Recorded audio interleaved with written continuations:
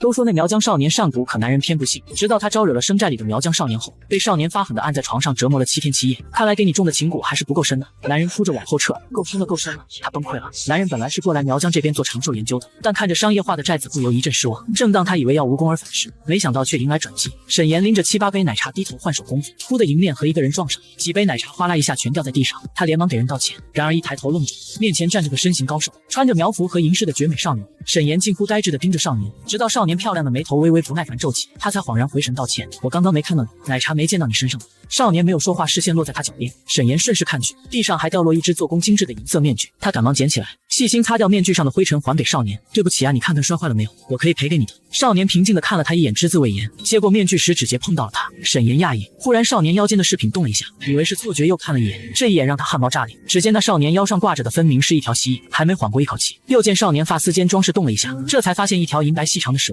吐着信子，瞪着圆圆的眼睛看着他。除此之外，少年肩上还趴着一只蜈蚣。沈岩的脸色一白，猛地收回手，倒退2步，逆着他胆怯的样子。少年指节微曲，点了赤红蜥蜴脑袋一下，蜥蜴像是收到了什么指令，和银蛇还有蜈蚣一起从少年身上爬下去。沈岩眼睁睁看着他们爬到草丛消失不见，瞬间更大了眼：“你让他走的，他们能听懂你的意思？”少年一言不发，拿回面具就想走。沈岩忙跑到他面前，叫他等一下，生怕少年拒绝。他跑回刚刚的奶茶店，点奶茶的同时问店员要了根笔，奶茶杯壁上写下自己的电话号码，快速小跑到少年身边，将奶茶塞到他手中，然后迎着太阳笑容灿烂：“这是我弄脏你衣服的赔礼，希望我们可以再见面。”然后冲他挥了挥手。季青木微微眯着眼，继而转身离去。沈岩回到队伍时，阿布已经回来，在他的带领下，沈岩一行人住进寨子里的旅店。旅店不大，位置却很好，推开窗就可以看见被群山环绕的苗寨。一行人奔波一天，早已累了，一一安排好其他队员，沈岩才回到自己房间休息。洗完澡，坐在窗边把玩着手机。天黑以后，寨子外便起雾了，窗台摆了一盆吊兰，雾在花瓣上凝聚成水珠。他用手去戳那摇摇欲坠的水中，倏地一只通体墨色的蝴蝶翩翩飞上窗沿，在吊兰上盘旋了一会儿，最后停在沈岩指尖上，缓慢扇动着翅膀。沈岩惊讶，这么晚寨子还有这么漂亮的蝴蝶。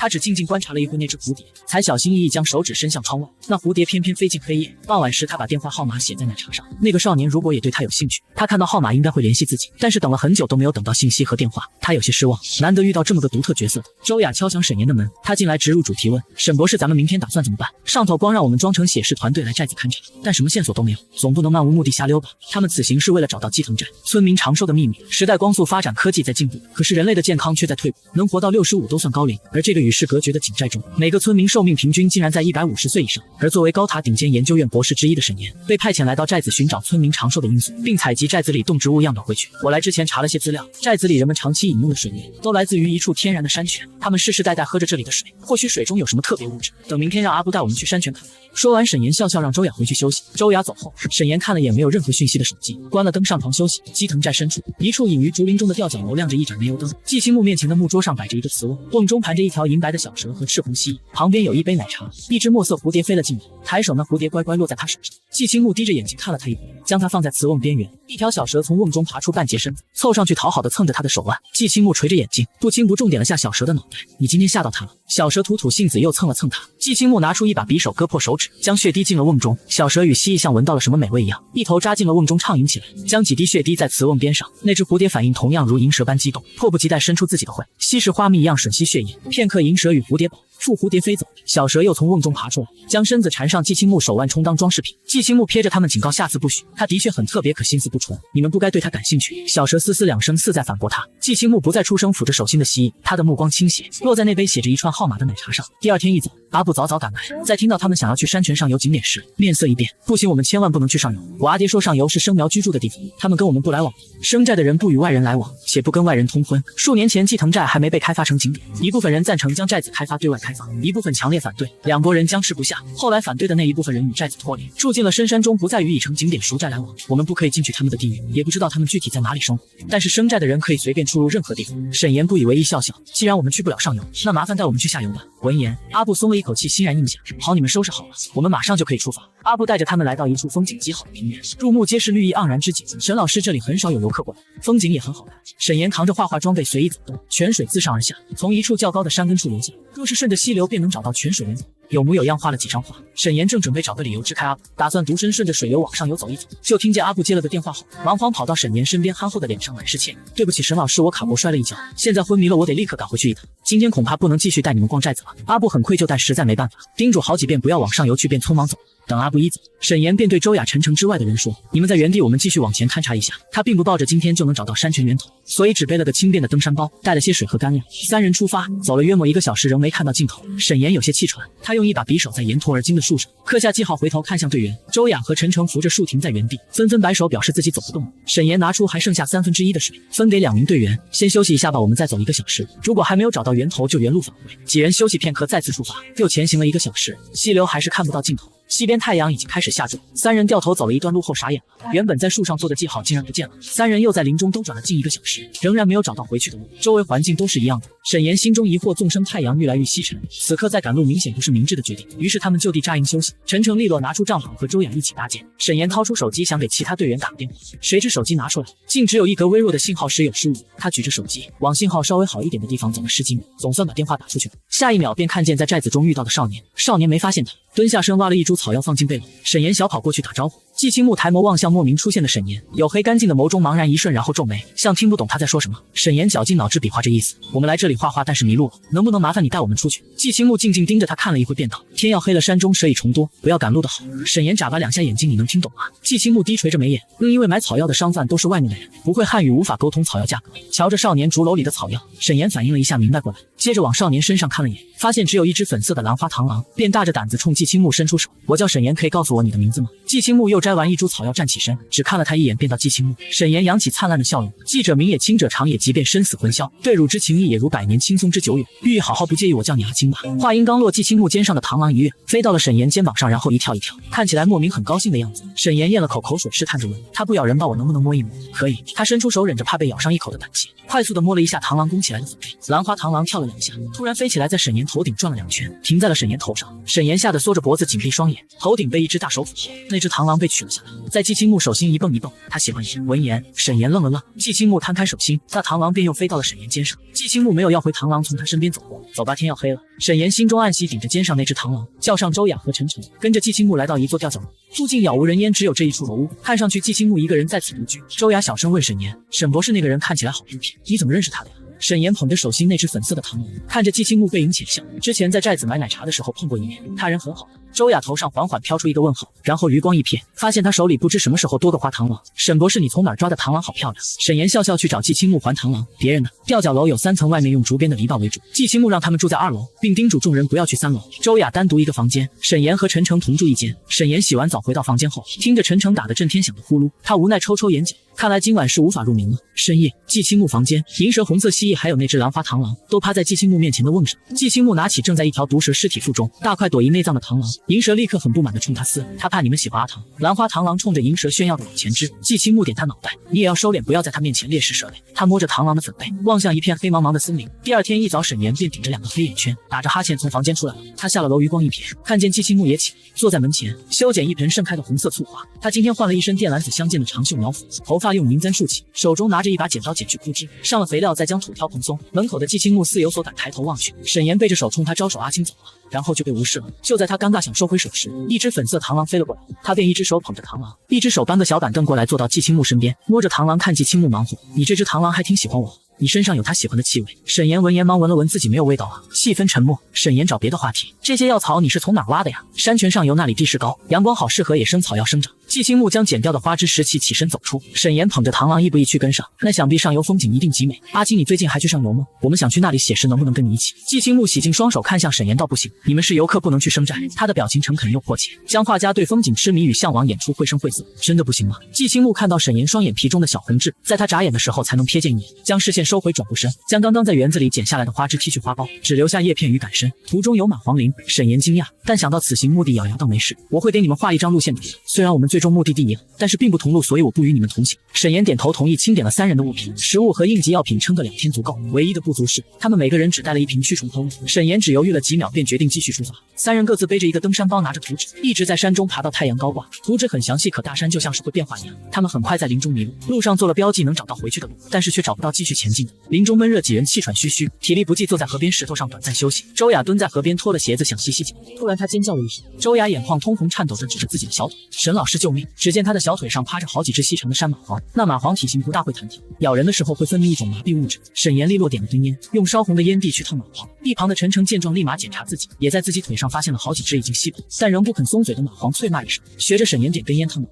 周雅都快哭了。他们刚刚经过一段沼泽林，那里的地面树叶草丛放眼望去，密密麻麻遍地都是山蚂蟥。沈岩让3人戴上帽子护好耳口鼻，将露在外面的皮肤都裹严实了，然后迅速通过那段沼泽地。沈岩抬头看着被乌云遮住的太阳，等云散去，温度升上来，他们估计会更活跃，快点走。3人皆是冒出冷汗，也不管是不是腿上有蚂蟥，只顾埋头通过沼泽林。过了蚂蟥林，接下来几人行走的路途连棵树都没有，大喇喇的太阳从3人头顶直射而下，地面温度如同一个巨大的蒸笼。沈岩眼前的视线有些摇晃，这是中暑的前兆，他正要叫他们找一块阴凉的地方休息，而周雅直接栽了下去。周雅脸蛋通红，嘴唇干裂，双眼紧紧闭着，流的汗过多导致她的身体已经没有多余的水分可以流失，竟是有些发冷的打颤。沈岩将水倒在手心，拍在周雅脸上和脖子，想帮她缓解一下中暑症状。检查了她一眼，皱眉，她不像是中暑。接着他蹲下，将周雅的手掌翻过来，手背向上，只见她虎口处赫然有一个不知是什么虫子咬伤的红点。沈岩只是看了一眼伤口，便说是属猪。陈诚心中一惊，忙从背包中翻出一毒药瓶给周雅注射上。还好他们带的药中有抑制属猪毒素的物质，注射完一毒剂，周雅昏睡过去。沈岩起身，太阳要下山了，原地扎营吧。安顿好队员，沈岩去寻找点火堆的木头，附近都是潮湿的，他便去了远一点的地方找，捡了一堆正要走，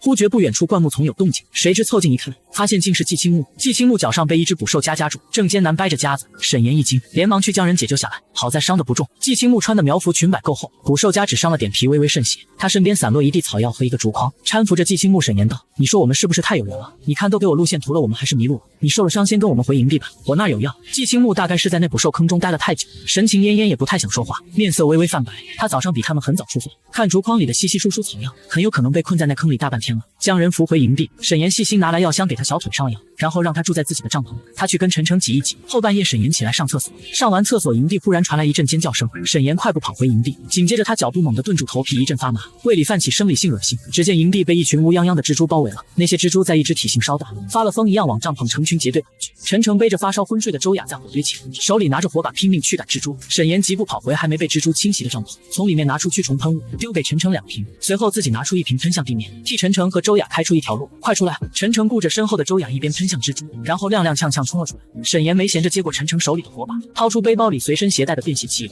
在脚下浇出一个圆形安全区域，随后立刻点燃汽油，火圈将他们安全围在里面。沈岩庆幸四周是没有任何植物的平原，不会对森林造成任何影响，且他们身侧就是一条河。那群蜘蛛畏惧着火光，虎视眈眈盯着火圈中的3人，在四周徘徊着，迟迟不肯离去。沈岩确定他们没受伤后松了口气，然后想到什么，立刻抓着陈诚问：“季青木呢？你看到他了吗？”陈诚吓得脸色有些苍白，说话都不太利索。他不会还在帐篷里睡觉吧？沈岩眉心一蹙，这么大动静都没醒，难不成伤口感染了，一直发烧昏睡，心脏再次悬到嗓子眼？沈岩抓起唯一剩余的喷雾，不断挥舞着火把驱赶蜘蛛往帐篷跑去。季青木果然还在营地，他站在火堆边，四周同样围了一群蜘蛛，但蜘蛛只是趴伏在地上，隔着火光。季青木安静地与沈岩四目相对，沈岩飞步到季青木身边，将最后1瓶喷雾塞到他手里，接着一把抓起季青木另一只手，拔腿就跑。沈岩单用1根火把开路，只见领头的那只赤红蜘蛛不惧火把，不惜被烧掉3条腿也要爬上沈岩手臂。沈岩只感觉脖梗一痛，本能的一巴掌拍上脖子，抓住那只蜘蛛用力往地上一掷，毒素很快蔓延，从一开始的刺痛变成大片大片的灼烧，一直分散到了肩膀，只是停顿了几秒，那蜘蛛群竟又追了上来。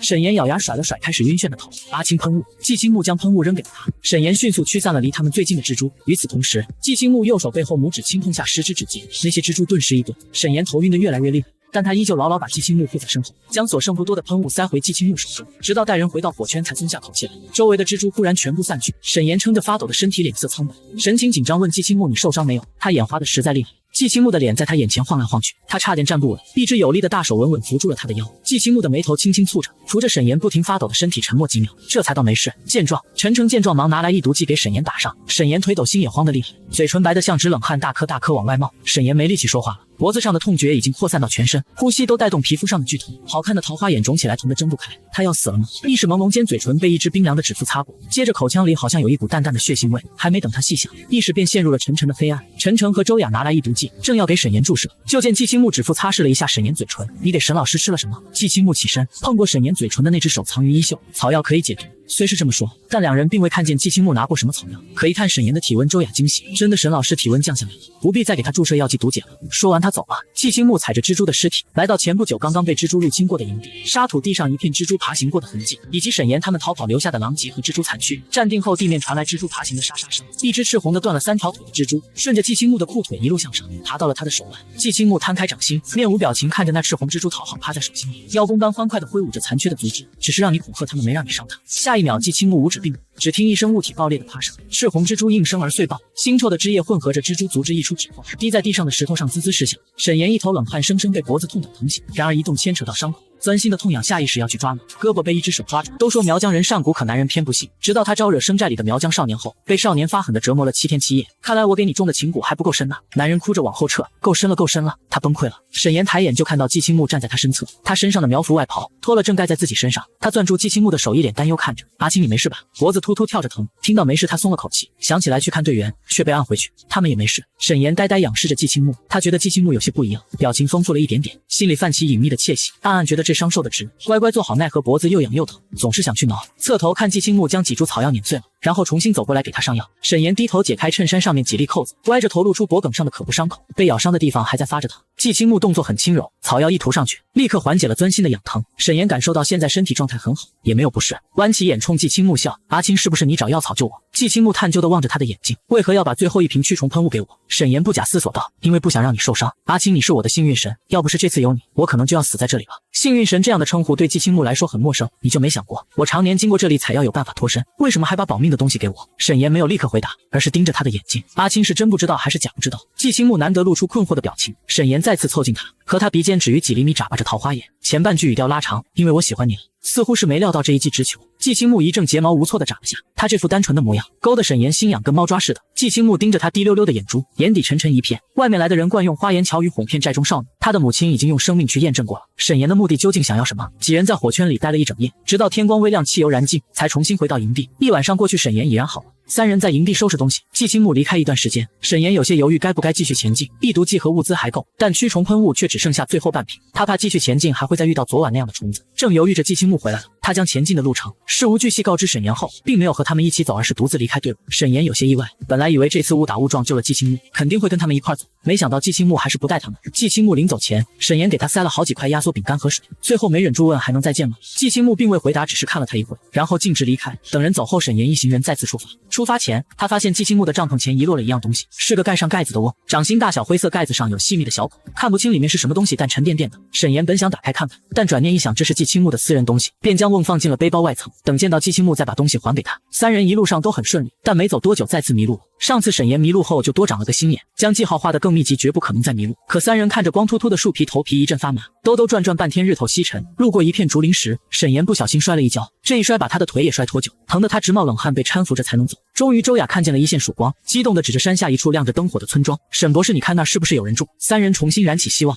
朝着不远处的灯火一路前行。等天彻底黑下来，3人总算到了火光的源头，那是一个很古老的村庄。这座村庄的门头有2根斑驳的木柱支撑，门头正中央悬挂着一个牛头，有种诡谲森冷，门头两侧挂着破旧的图文不凡。走吧，这里有可能就是生寨，我们去看看能不能找寨民借住一晚，实在不行我们再走。3人顺着石子铺成的小道往寨子深处走，一路上家家户户大门紧闭，好不容易遇到一个穿着苗服的中年妇女走过。沈岩还没开口表明来意，就见那寨民表情像见了鬼一样，连锄头都不要了，嘴里说了一句苗语便慌张跑了。沈岩脚疼，脸色白得不太好看，他们需要快点找到住宿的地方，可寨中门户紧闭，3人敲了好几家门都没人出来开。忽然身后响起不小的动静来，回头看竟是刚刚被吓跑的寨民，身边跟了一大群人，每个人手里都拿着火把，领头的是个头发花白的老者，手里拄着根样式特别的木杖。只见老者拐杖朝他们一指，身后那群人立刻冲上来将3人捆起来。沈岩企图和他们说明自己并不是坏人，奈何语言不通，被连拖带拽绑到寨子中心的石桩上。寨民们议论纷纷，好像在商量该怎么处置他们。老者身后走出来一个容貌靓丽的苗女，女孩头戴银饰，颈戴银环，辫子上的银铃铛叮叮作响，脚边跟着一只半人高、通体长毛雪白的夏斯犬。苗女用苗语和老者说着什么，老者点点头，接着走到3人面前，挨个打量着他们。夏斯犬也跟过来，挨个闻三人就像是挑食物一样。周雅怕狗哭着蹬腿喊滚开，白犬闻了周雅沉沉，最后停在沈岩身边，吐着舌头冲身后的女孩兴奋汪了2声。苗女一扬下巴，那犬得了允许，一口咬住沈岩的裤腿撕甩起来。沈岩心脏咚咚直跳，他用好的那只腿踹着那犬，但白犬生生撕碎了他的裤边，动作间背包外层掉出来一个瓮，滚到了众人眼前。下一秒，一条通体银白的小蛇顶开盖子爬出来，直起身子，冲那龇牙咧嘴的夏思犬嘶了一声。白犬立刻夹着尾巴跑回苗女身边，沈岩背后起了一层鸡皮疙瘩，他不知道那瓮中竟是季青木的银蛇。银蛇直着身子竖瞳冷漠注视众人，在场寨民皆是震惊，互相交头接耳说些什么。那老者对苗女说了2句话，苗女目光深长地看了沈岩一眼，便带着夏思犬转身走了。不一会儿，苗女带来了一个人，看见来人时，沈岩眼睛都亮了。领头的老者和苗女在季青木出现后，神情收敛了几分，站在他身侧。有个孩子手中的木球玩具不小心掉在地上，小男孩追着球撞到了季青木的腿上，仓皇追过来的妇人跪在地上，一把将孩子抓起来护在怀，脸色苍白，身体不自觉发抖。而季青木蹲下身，捡起地上的木球递给小男孩，小男孩想要伸手去接，却被妇人迅速抓回手。季青木便将球放在脚边，然后便朝沈岩他们走过去。他走到3人面前，神色微微诧异，很快归于平静。他用苗语问了老者几句话，老者愤怒叽里呱啦说了一大堆。沈岩虽听不懂，但能猜出是些指责他们闯入生寨的话。季青木语气恭敬却不卑亢，和老者说了好一会，苗女不高兴地反驳了季青木几嘴，被老者狠狠瞪了一眼后，才不情愿安静下来。说完便带着一众人离去。等寨民都走后，季青木才走过来解开3人身上的绳子。生寨排斥外人，你们不该来寨子。从刚刚的形势猜测，那个老者看上去有点像寨中长老，所以季青木跟他说话时态度很尊敬。沈岩很愧疚，对不起阿青，我们连累了你。地上那条银蛇看见季青木欢快爬行过来，被扫了一眼后不情不愿爬到远处。我跟长老说明认识你们，你们并无恶意，只是血石城中不幸迷路才误入了寨子。沈岩站起身，脚还扭着站不太稳，嘴唇因为1天未进水湿而干裂苍白。阿青，我们连累你还这么帮我们，我都不知道怎么感谢你，但是能再见到你我很高兴。季青木缄默2秒，跟我来吧，你们今晚可以在寨子中过夜。便带他们在寨子中走了一段路，来到一个有些破旧的吊脚楼。吊脚楼似乎许久未住人了，门口园子荒废，四周长了不少杂草。这是我母亲的旧居，很久没住人了，你们将就一下，有地方住就不错了。3人哪里还挑，道谢后跟着季青木进了吊脚楼。外面荒芜，里面却是被打扫过的。你的父母亲也不住这里吗？都说那苗疆少年善古，可男人偏不信，非要去招惹那个少年，直到后来被少年狠狠地折磨了7天7夜后，男人这才后悔崩溃，哭喊着往后撤，别中了蛊够深了，我没见过我的父亲母亲不在了。沈岩愣了好一会才理解这意思，愧疚道歉。季青木安置好他们便离开了。沈岩甚至没来得及问他去哪，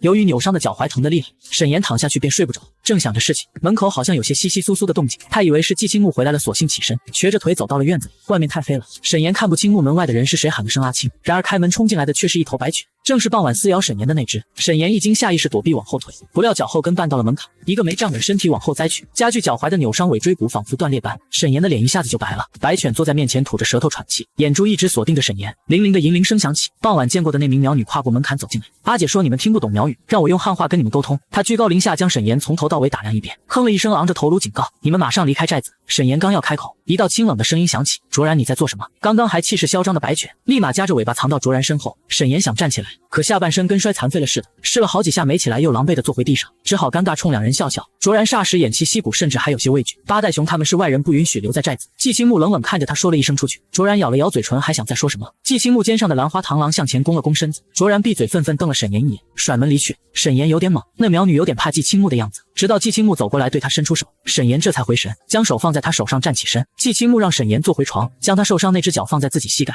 卷起裤管主动给他上药。沈岩受宠若惊，无措地喊了他一声。季青木停下动作，表情微微无措，问他疼吗？沈岩不知道怎么形容现在的心情。季青木这举动好像让2人的距离拉近了许多，他嘴角止不住上扬到不疼。季青木嗯了一声，又低着头专心帮他敷药。沈岩望着螳螂，试探地伸出手，没想到那螳螂便真的飞进他掌心。他惊喜地摸了螳螂一会儿，方才随口找个话题，我怎么觉着寨子里的人好像很怕你？季青木帮他敷好了药便道，生寨不可与外人通婚，我的父亲不是这里的人，我的血统不纯。他的声音很低，听着那么让人心疼。沈岩醍醐灌顶，在生寨人的思想里，血统不纯的孩子是晦气，带来灾厄的不幸，所以季青木才会一个人居住。失去父母庇护的季青木，一个人在这落后的寨子里长大该有多辛苦。他不知能说些什么，只好握住了季青木的手，沉默着。然而他的心疼和怜悯让季青木只觉陌生，但那附在他手背上的温度，似乎比毒性最烈的蛊毒还要迅速，让季青木迅速抽回手。卓然让你受伤，我会向长老说明情况，让你留下养好伤再离开。沈岩一愣，眨眨眼，有些沾沾自喜。长老也知道昨晚卓然来找过你，他同意你们暂时留下，也允许你们去上游写实，但不能流出拍摄地名和寨中任何事物。闻言，沈岩直接跳起来搂住季青木的脖子，季青木稳稳接住扑过来的沈岩，手掌扶住他细窄的腰身，将他从自己身上推开。沈岩松开手，脸颊微红，仰视他小声辩解：“那个我太高兴了。”季青木偏过头去，耳根隐隐泛红。见他如此纯情，沈岩心里痒得跟什么似的，但知道见好就收。季青木要走，他未留，只是眼巴巴不舍地望着那道背影。待季青木走后不久，沈岩便睡了个觉，醒来已是下午。掀开被子下床，发现床边多了根木做的拐杖，他愣了几秒，心中顿时欣喜不已，想见季青木的心达到了顶峰。而季青木则是在门口的园子修补风化的竹篱笆。沈岩心头一动，从背包中拿出随身带的纸笔，靠在门口画季青木的速写小巷。期间季青木看到沈岩，见他认真抱着本子低着头涂写着什么，便没有出声打扰，重新恢复手上动作。沈岩长舒了一口气，掸掸纸上的铅笔灰，迎着太阳举起来欣赏，满意的将画小心收起来，塞进背包里，这才拄着拐杖一瘸一拐朝园子走。他趴在栅栏上弯着眼睛笑：“阿青，谢谢你的拐杖。”季青木抬头看了他一眼，又继续编织：“你的队员让我告诉你，他们去上游写时让你留在寨子养伤。”沈岩怔了下，知道队员们取回样本后，他就没有理由留在季青木身边了。他想为自己说些什么，可碍于现在的关系，他什么也说不出来。生寨如此排斥他们，留下也是连累季青木，他情绪陡然低落下去，也没了继续跟季青木调笑的心情，便说了声自己腿疼就回屋了。他这副失落的模样被季青木看在眼里，又有些疑惑，拿到了想要的东西，为什么还不高兴？然他未能想明白，沈岩虽给他带来太多不可掌控的事，送他们离开寨子才是最该做的事，但他却犹豫了。傍晚时，周雅和陈诚扛着画才回来，周雅很开心，脸上洋溢着笑容，就是身上的衣服都是湿的。沈岩便问到衣服怎么弄的，从上游下来的时候遇到个掉在水里的小女孩，周雅跳河里救那小孩弄的，那河床对大人来说不深，对小孩来说却能致命，谁家的孩子？周雅摇摇头，她一路抱着孩子回来，刚进寨子就被一个女人接过孩子，并对她表示道谢，就是汉话不太标准，有点难懂。她四处张望，没见到季青木的身影，才抱着鼓囊囊的背包过来。沈博士，样本我们拿到了，而且上游还有很多稀有的药草，我也带了一部分回来。沈岩点点头，任务完成，他却并不高兴，在心里惋惜了一下午，他们最多还能在寨子待2-3天。沈岩想好好珍惜还能见到季青木时间，以后两人说不定就无缘再见了。任务完成，三人心头的石头消除，想着回家之前享受一下苗寨风土人情。沈老师，我们远远看看就行，以后都没机会再来了呢。老师，你不是跟季青木很熟吗？你让他跟他们的长老说说，让我们也去观赏一下吧。沈岩有些为难，正准备劝劝两个大孩子，他们这次已经给季青木添了太多麻烦时，季青木便回来。今晚是古藏节前的篝火会，你的队员救了长老的孙女，长老同意你们参加古藏节。古藏节是苗族最隆重的节日，每13年一次。古藏节前会连续举办3天的篝火晚会预热。周雅和陈诚等不及，先一步去寨子玩，留下沈岩跟季青木。沈岩试探着问他：“阿青，篝火会我们一起去？”季青木看着他点头答应。沈岩笑了，一瘸一拐到床边，拿起自己的背包，掏出今天画的画。虽能名正言顺留在寨子里，但沈岩没忘了自己的初衷，他们拿到样本就要及时回高塔复命，所以他打算等脚好些就离开寨子。但3天时间内想跟季青木关系再进一步，怕是有点困难。画是真心想送给他的。季青木接过画不发一言，沈岩思量着两人能再联系的方法，便从背包里掏出手机，太阳能充电宝充电器。虽然你们生寨这儿信号差得很，但你去熟寨卖草药就有信号了，我把手机留给你，里面有我的电话卡，回去了我们也好联系。你要是有一天想去城市了，就去熟寨打电话给我。手机是沈岩的私人备用机，里面没有任何工作内容。他舍不得季青木，自己还没追到这人，着实不甘心就此放弃。季青木眼皮半合，以为沈岩这是要走的意思，可下午明明想要留下。外面的人都是如此善变吗？还是只有沈岩善变？季青木抿着唇，眼神有点冷，他并未接沈岩给他的手机，声音也冷了下来。我不需要，篝火要开始了。说完便自顾自离去，留下沈岩呆呆望着他的背影，眨巴2下眼睛，心口闷闷的，最终叹了口气，拄着拐杖跟了上去。一路上季青木都没再跟他说过话，步伐也快。沈岩跟得吃力，有点懊恼。季青木确实不是一般难追，若他有足够的时间留下，他一定把人全心全意拿下。他实在不甘心。快到寨子中心，在路过一处人家时，便看到了坐在轮椅上掩嘴咳嗽重病模样的长老，他身边跟着个苗庄的女人，女人腹部高高隆起，手中牵个小女孩，旁边还站着个男人。那男人脊背微弓，眼神空茫茫的，乍一看有点畏畏缩缩。长老家门口插了一根竹竿，竹竿上头绑了一个用稻草打的结，结类似数字9。旁边门口都没有插杆，只有长老家门口插着，而门内正是卓然，他正跺着脚，不满地用苗话抱怨着什么。沈岩觉着奇怪，怎么看着卓然明明急得很，却一步步踏出门槛。他犯错了，被禁足门口是禁足节。闻言，沈岩听得一头雾水。就在这时，周雅朝沈岩跑过来：“你终于来了，前面可好玩了？”长老身边抱孩子的女人走过来，对周雅弯了弯腰，用生涩的汉话感谢。女人容貌年轻，宛若少女，完全不像生过孩子。周雅连连摆手：“不客气，不客气，你都跟我说过很多遍谢谢了。”女人叫卓一，是长老的大女儿，卓然是小女儿。卓一看了一眼季青木，卓然收回视线，又对沈岩欠了欠身：“我阿妹不懂事，抱歉冒犯阿哥。”长老剧烈咳嗽，卓一歉疚地低了低头，抱着孩子快速回到长老身边。沈岩小声问季青木：“他们怎么都会说汉话？”季青木目光所指，卓一的丈夫是汉人。闻言，沈岩看向一直弓着背站在一侧的男人，那男人约莫30多岁，穿着苗族男士苗服，戴着头巾，表情浑浑噩噩地看着奇怪。想到什么，沈岩又问：“可是生苗不是不能与外人通婚吗？还有那个孩子，卓一又为何会跟一个汉人结婚，还和汉人生下孩子？如果外人愿意放弃外面的生活，永远留在寨子则可以和生苗通婚，孩子是卓一与亡故的前夫所生。那个男人甘愿留在寨子，是卓一的第二任丈夫。沈岩一时失语，让一个人甘愿舍弃一切，一辈子留在苗寨，除了刻骨铭心的真爱以外，他想不到能如此牺牲的理由。别人不知道，但若换做他，就算再喜欢一个人，也绝对做不到一辈子留在深山。有了祭司的允许，三人也可以参加篝火晚会。沈岩跟着季青木来到寨子中心，和队员说了几句话后，季青木就不见了。沈岩扫了一圈都没看到他的人。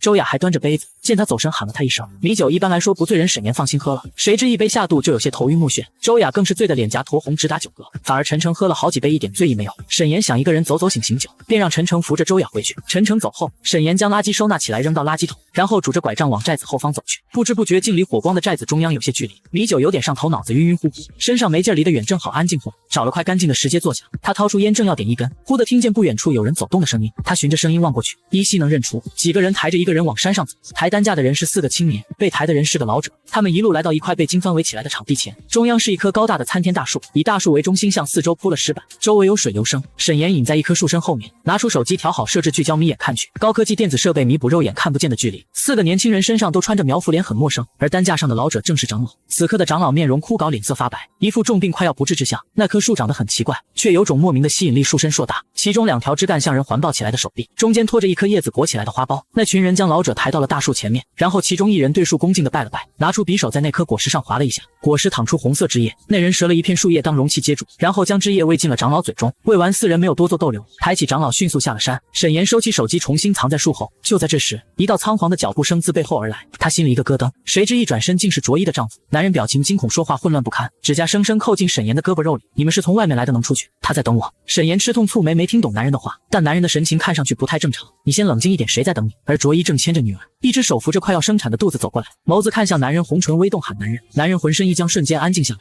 眼神又变成之前的痴呆状。他拉着脚慢吞吞回过头，弓着腰一步一步朝卓一身边走去。卓一用苗语对女儿说：阿瑶带阿爸先回去，我跟叔叔有话要说。小女孩拉住志文的手，欢快走远。明明是一副美好的一家3口，但沈岩说不上来哪里怪怪的。卓一望着女儿和男人离去的方向，眼底慢慢流露出无奈和悲伤。他说志文曾经是个地质学家，像他一样带着一支队伍来到寨子勘察自然环境，不幸迷路流落寨子，被卓一所救。2人相处间很快相爱。志文为了卓一放弃了外面的一切，留在寨子与卓一结了婚。可婚后不久，志文在一次采药的过程中不幸跌落山崖，摔到头成了傻子。卓一眼底隐隐泛起泪光，他擦了下眼角，一笑置之。这无异于是个悲伤的爱情故事。阿哥怎么会来这里？这里是祭祀禁地，平时不能随便进入。沈岩想问，但怕会显得不礼貌，只好道米酒太好喝，贪杯，有点上头，就随便走到这儿了。在沈岩走后，卓一眼底的笑意慢慢冷了下来。他回头看了那棵大树，然后意味深长盯着他离去的方向。下了山，沈岩头晕得更厉害，没想到一碗米酒的后劲这么大，生生让他吃不消。好在只是让他头晕，意识还算清醒。突然一道清冽的声音自背后响起：你在这里做什么？沈岩惊喜回头，眼前赫然便是季青木的身影。他脸颊绯红，眼神迷离，冲着季青木傻笑，然后踉踉跄跄扑过来，抱住季青木的腰。阿青，我在找你。季青木蹙眉接住他，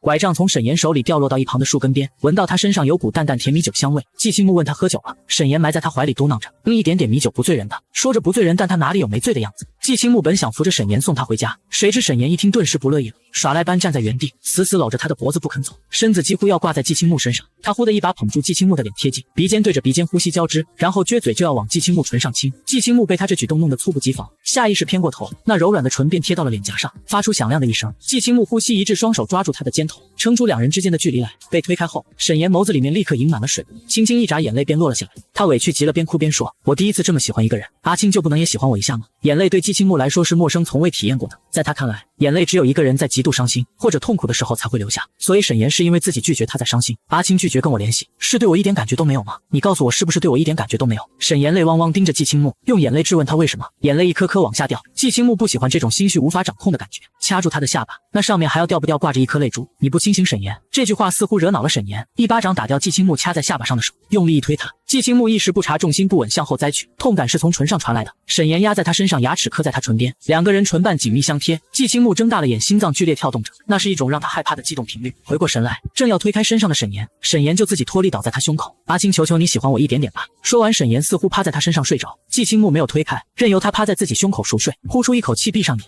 感受着心脏处传来失控陌生的搏动。沈岩醒来时已经在吊脚楼的床上，窗外阳光明媚，已是第2日清晨。他还记得自己是被季青木一路抱回来的，借着3分醉，他昨晚故意耍了酒疯，然后又故意装睡。总体来说，自己还是高兴的。得知季青木对自己也有感觉，他回味地摸了摸嘴唇，要不是为了装醉，才不会狠狠磕那么一下。也不知道季青木嘴唇被他磕破了没有。正想发笑，门被推开，季青木手上拿着草药来给他换药。沈岩扶着头：阿青，我头好疼，你们寨子的米酒劲儿也太大了，昨晚是你送我回来的吗？我记得我好像在后山散步，后面就不记得。抬眼便看见了季青木唇角破了点皮，他故作惊讶：“阿青，你嘴怎么了？”季青木抿唇，不知想到了什么，结语忽的颤了颤，耳根也变成了粉色。沈岩心里窃笑，面上却是一本正经的茫然：“是你自己吃东西咬着了，还是被什么磕到了？”眼看着季青木的耳朵越来越红，睫毛抖得越来越厉害，他打住继续逗弄季青木的心思，关切道：“那你这2天不要吃上火的东西，嘴上的伤很容易发炎的。”季青木应了声，低下头给他换药，莫名有些手忙脚乱。沈岩撑着下巴想事情，季青木在给他的脚踝换药，两人各怀心思，谁都没有再开口说话，直到周雅急匆匆跑过来，气喘吁吁对沈岩道：“阿布找来，现在被捆在广场中心。”沈岩差点以为自己听错了，想起寨民们刚开始对待他们的态度，他慌张穿上鞋子，拐杖也忘了拄，匆忙跟周雅往广场赶。季青木盯着那根被遗落的拐杖，目光幽深。寨子中央，阿布被卓然指挥着捆在石柱上，他身边那条夏斯犬跃跃欲试，吐着舌头。沈岩赶来时，阿布像看见了救星，涕泗横流，喊道：“呜呜，沈老师，你没事太好了，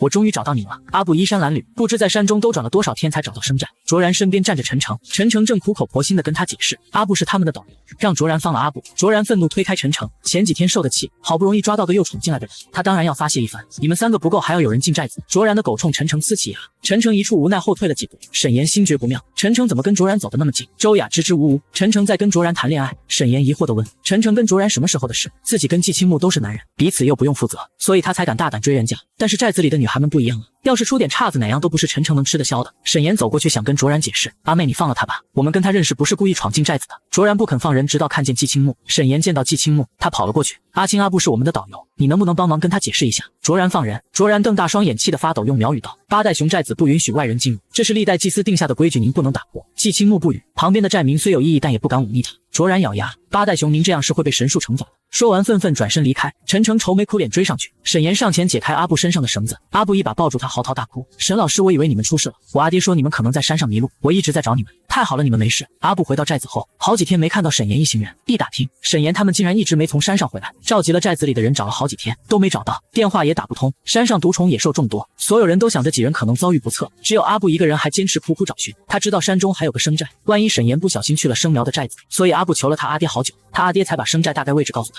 谁知阿布还是误打误撞进来，这么大的男生抱着自己痛哭流涕，沈岩有点不太适应，尴尬的拍了拍阿布的背安慰。季青木眸子微沉，看着他们拥抱在一起，眼神晦暗冰冷。腕上的银蛇似有所感，抬起舌头，吐着信子瞟了一眼主人，又瞧了一眼抱在一起的两人。他从季青木腰上下来，快速游行到阿布脚边。沈岩余光闪过一条白影，下意识看去，推开阿布后退，银蛇摇矗立在两人之间，丝丝吐着猩红的蛇信子。阿布也被吓了一跳，迅速和沈岩拉开距离，离那蛇1-2米远。沈岩一看，那正是季青木的蛇宠，往季青木的方向望过去，而季青木垂着眸子看向银蛇，说了声抱歉。那银蛇爬上了他乌发上，凝视间缠绕着，充当蛇形发簪。沈岩已经很久没离这么近看到过那条银蛇，乍一看仍是头皮发麻。阿布则是被震惊的说不出话，他下意识拉住沈岩，把他拉离季青木远几步。沈老师，他身上有蛇，离他远点。季青木眼神落在两人拉着的手上，什么也没说，转身离去。看着少年离开的背影，沈岩下意识想去追，奈何胳膊被阿布抓住。阿布很是担忧的询问他，沈老师，你是怎么来到这个寨子的？他们没怎么对你吧？我们不能留在这。沈岩摇摇头，这里人都很好，我是因为脚受了伤，山里没信号才没能及时回去。阿布还是满脸迷惑，指着季青木背影问那是谁。沈岩心里不安的厉害，想起季青木刚刚的眼神太令人寻味，好不容易试出季青木对他也是有感觉，可不能因为刚刚阿布的亲密举动让季青木误会，然后对阿布解释，一路多亏了季青木才能平安，但没打消阿布对这里的畏惧，拉着沈岩想让他赶紧下山，但沈岩还不想那么走，至少再等2天，便推脱自己的脚还没好。阿布想也不想自己可以背他的。阿布的心思沈岩不是没看出，但他很遗憾给不了什么回应。2-3天路程，我难道让你一直背我？你没接触过这的人对他们有些误解，他们是挺排斥外人，但也没外面说的那么夸张。阿青一直在帮我们，是个很好的生苗。阿布留下了，但没有和沈岩他们住在一起。沈岩有点好奇，季青木将阿布安置到哪里，于是便问正在煮药材的季青木，阿青，你把阿布安置在哪家了？季青木揭开药果盖子看了眼，又往里面添了几味草药，说到长老家。沈岩一愣，那岂不就是绑了阿布的卓然家？卓然不是特别讨厌外人吗？怎么把阿布？季青木搅拌着草药，突兀的说了句你很在意他。沈岩一时没反应过来，阿布是因为他们才误入的寨子，跟卓然有点不对付，是长老要求的，长老有些话要同他说，不必担心他不会有事。沈岩眨眨眼，虽然心里有诸多疑虑，但想着阿布是熟苗，误打误撞进了生寨，长老估计也是借道他不要外传生寨位置。他偷偷瞟季青木的侧脸，这个人连头发丝都像是上帝的艺术品，余光逆见他嘴角处的磕伤，回味起刚刚那句你很在意他，他品出来几分不对劲。季青木这是吃醋了，虽然很可能是他自作多情，但还是高兴的不行，想凑到季青木耳边问他是不是吃醋，但碍于他手腕上的银蛇不敢靠近，只好离他一段距离，笑着解释，阿布是我的导游，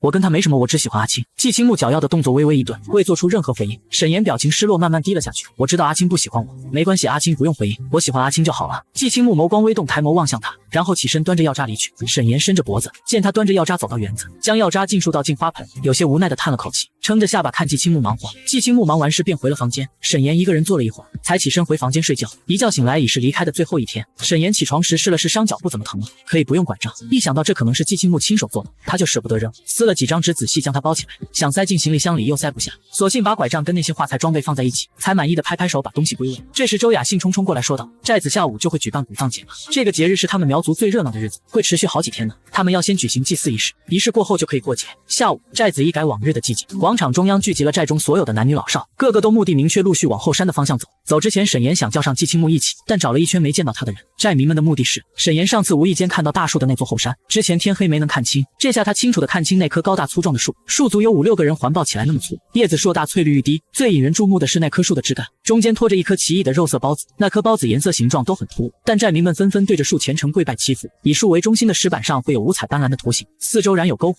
此时庄重的鼓点声响起，身穿黑袍戴着面具的青年自场外而入，身后4名穿黑色苗服的寨老手持芦笙，抬着一块莫约1人高的木，紧随青年身后，场面震撼又透着神秘。寨老身后头戴月牙银冠的少女双手举起，并排走入场内，面具遮住了青年的脸，身形和气质却让沈岩莫名熟悉，他的视线一直跟随着领头那名青女。周雅看得激动，着一说这场祭祀是祭祀他们的祖先，有古藏头也就是苗家的大祭司带领，等祭完古就可以跳芦笙讨花带了。讨花带是指苗家的少男少女一边跳芦笙，一边寻找自己心仪的对象。阿妹若是看中阿哥，就把自己身上的银项圈套到阿哥绑着红花带的芦笙上。沈岩观赏了一场视觉盛宴，领头那名青年随着鼓声跳着请鼓，到了最后的送鼓阶段，在一片篝火烟雾中，只见青年双手做了个起的动作，寨民跪地祈拜。那块蝴蝶风筝原木被绳子高高吊起，沈岩眯着眼盯着青年脸上的面具，面具遮住了青年的半张脸，只露出轮廓分明的下颚和薄唇，面具耳侧的银穗随着青年的动作发出清脆的铃铃响声。忽的沈岩脑子里闪过一个画面，那正是第一次见季青木时不小心碰掉的面具，他有些不可置信。祭祀结束，青年退场，跳芦笙讨花带开始，场地一时热闹非凡。沈岩的目光一直追寻在大祭司身上，想知道那人到底是不是季青木。他尾随着大祭司的身影来到神树后面的树林，藏在树后的沈岩本想等那人露出脸，可那人在即将脱下脸上的面具时，目光朝着他的方向投射过来，冷声问谁。沈岩迟疑3秒走出来，那人也摘下了面具。沈岩一脸震惊，真是季青木。他望着一地的祭司符问，你是祭司？季青木将面具放在换下来的祭司衣服上，一件一件仔细叠好的。不是，我阿妈是上一任祭司，祭司历代单传，母亲去世后我因为只有一半纯正血统，所以寨子里有一半是支持我继承祭司，还有一半则是反对，我并不想当祭司。那你怎么又回来？沈岩想说他既然不愿意当祭司，为何又回来主持古葬节？母亲死后，除了我以外没有新祭司，长老年迈，古葬节是苗家13年一次的节日，很重要。沈岩听明白了，感情是用不着季青木时，寨子里的人就把人赶得远远的，用着了就把人叫回来。古葬节过后，又把他孤零零一个人赶出去。沈岩听着就替他愤愤不平，你是人又不是块砖，凭什么把你搬来搬去的？还想说什么？不远处的树林中隐约传来男女声音，仔细一听，男生可不就是陈诚吗？季青木顺着他的目光看过去，沈岩心头有个不好的念头，朝声源处走了几步，看到2人后差点两眼一黑。陈诚和一个苗家女孩手拉手抱在一起，他连话都来不及说，整个人愣住。只见他的侧方，卓然和白色的夏思犬正站在陈诚右手边，目光幽深地看着陈诚和那个苗女。陈诚发现沈岩慌了一下，忙推开那苗女，沈老师你怎么在？话未说完，余光一瞥看见了卓然，苗女显然有些害怕，缩在陈诚怀里不敢看卓然。陈诚虽心虚，但他理直气壮与卓然对视，卓然掉头就走。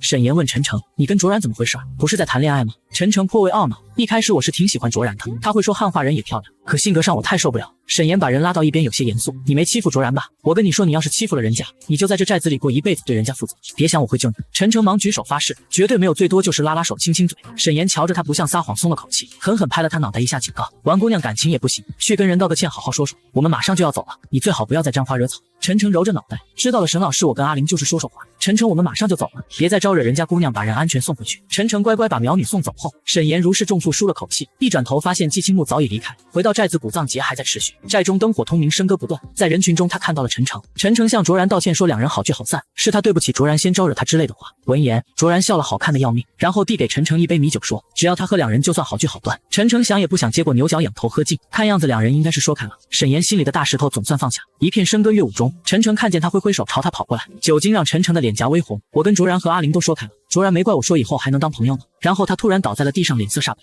捂着肚子痛苦翻滚。沈岩一惊，陈诚你怎么了？陈诚浑身发抖，身上不停冒冷汗，肚子疼。说着陈诚竟呕出了一口秽物。沈岩被陈诚喷了一身的呕吐，满目的污秽让他胆战心惊。与此同时，人群中还有一道惊呼和呕吐的声音。循声望去，那名前不久与陈诚抱在一起的苗女，同样捂着腹部倒在地上呕吐不停。寨民们聚集在一起议论纷纷，赶来的周雅被这场面吓得说不出话，她捂住嘴问陈诚怎么。后一步赶来的阿布挤进人群，顿时脸色苍白到他们中毒。沈岩身为高塔研究员，根本不信古神鬼怪之说，他只当是阿布被吓傻了，没空理会阿布扶起陈诚，把人带回房间，回到吊脚楼门口围了很多苗民，那名苗女也被父母带来季青木母亲的住处。沈岩快速翻找急救药，然后冷静替陈诚注射上。陈诚已经陷入了昏迷，脸色苍白，冷汗还在不停往外冒。他抽空递给周雅一支新的，你拿去给外面的女孩打上。周雅点头拿了药出去，药有镇痛效果。10分钟过去，陈诚紧皱的眉头得到缓解，但仍昏迷不醒。沈岩潜意识觉得季青木一定有办法，目光环视一圈，除了外面围着的苗民，并不见季青木。他冷静思考陈诚的症状，突然呕吐，光凭肉眼也无法判断病因，但是陈诚的反应看起来更像中毒。脑中忽然闪过卓然递给陈诚的米酒，他有个恐怖的猜测，但不敢相信。抬头朝人群中看去，果然看到了抱胸看热闹的卓然，他心里一个咯噔。苗女的母亲满脸泪冲进来，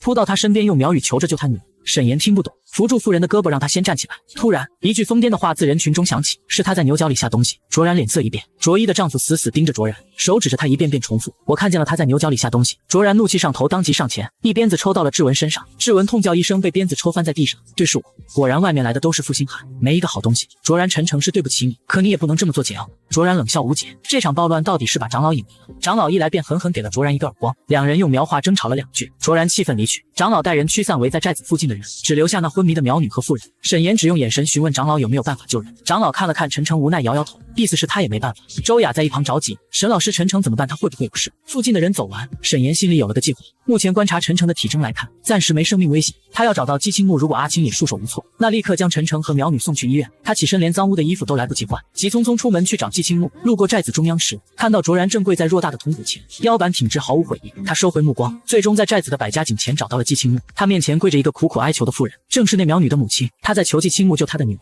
沈岩再一次感受到季青木的不容易，有求于他时，他便是对寨子最重要的大祭司后人；无求时，他就是不祥，何其讽刺。季青木扶起妇人，说了几句话后，妇人连连道谢离开了。妇人走后，沈岩走过去喊了他一声。季青木看着他，寨子发生的事我都知道，他是来求你救他女儿的吗？见季青木点头应是，沈岩沉默片刻，问他：你真的有办法救他们？季青木跟着沈岩回去看了一眼，然后离开一会才回来，手中多了几片用碟子装起来的树叶。沈岩一眼便认出那树叶正是神树上的叶子。只见季青木让人将昏迷的2人平躺放在地面，手中的碟子中有半碗红色液体，叶片被他捣碎，与碟中液体混在一起，过滤出来的汁水倒进2个碗中。液体被滤出来时，空气中猝然弥漫起一股香气，再加上某种花粉融合在一起的味道，闻起来莫名让人有些头晕目眩。沈岩蹙着眉微微屏气，季青木将汁液喂进2人口中，片刻2人脸色得到缓解，体温也在下降。他收拾起地上的杂物，嘱咐道：把他们抬回床上，半个小时后会再呕吐一次，找人照看着。沈岩跟着他走出吊脚楼，喊了声阿青，看着季青木手中端着的碟子，便问道：你刚刚用的树叶是后山上的那棵树？季青木盯着他的眼睛大失，幽深的瞳孔似乎有一种被看穿心思错觉。那棵树是什么很珍贵的药材吗？还能解毒？季青木将捣碎的树叶虔诚郑重地埋进土里，动作间，沈岩望见他食指上多了道新鲜的小口子。神树是大地赐予我们的庇佑，它的叶片和花粉能消百病，神树在寨民们便能百无禁忌。这话在沈岩听来有些过于神话了。作为高塔长大的先进人类，他自是不信一棵树能庇护整个村子，不过这毕竟是别人的信仰，还是得尊重。他从口袋掏出随身携带的创口贴，拉过季青木受伤的那只手，将创口贴贴在他食指伤口上。他有些疑惑，既然神树的叶子能解毒，那为什么苗女的母亲还要来求季青木？自己去摘一片不就行了？转念一想，季青木再回来时，手里端的碟子中还有半盏红色液体，大概是季青木配的草药水吧。晚上，陈诚除了身体虚弱，似乎都好了。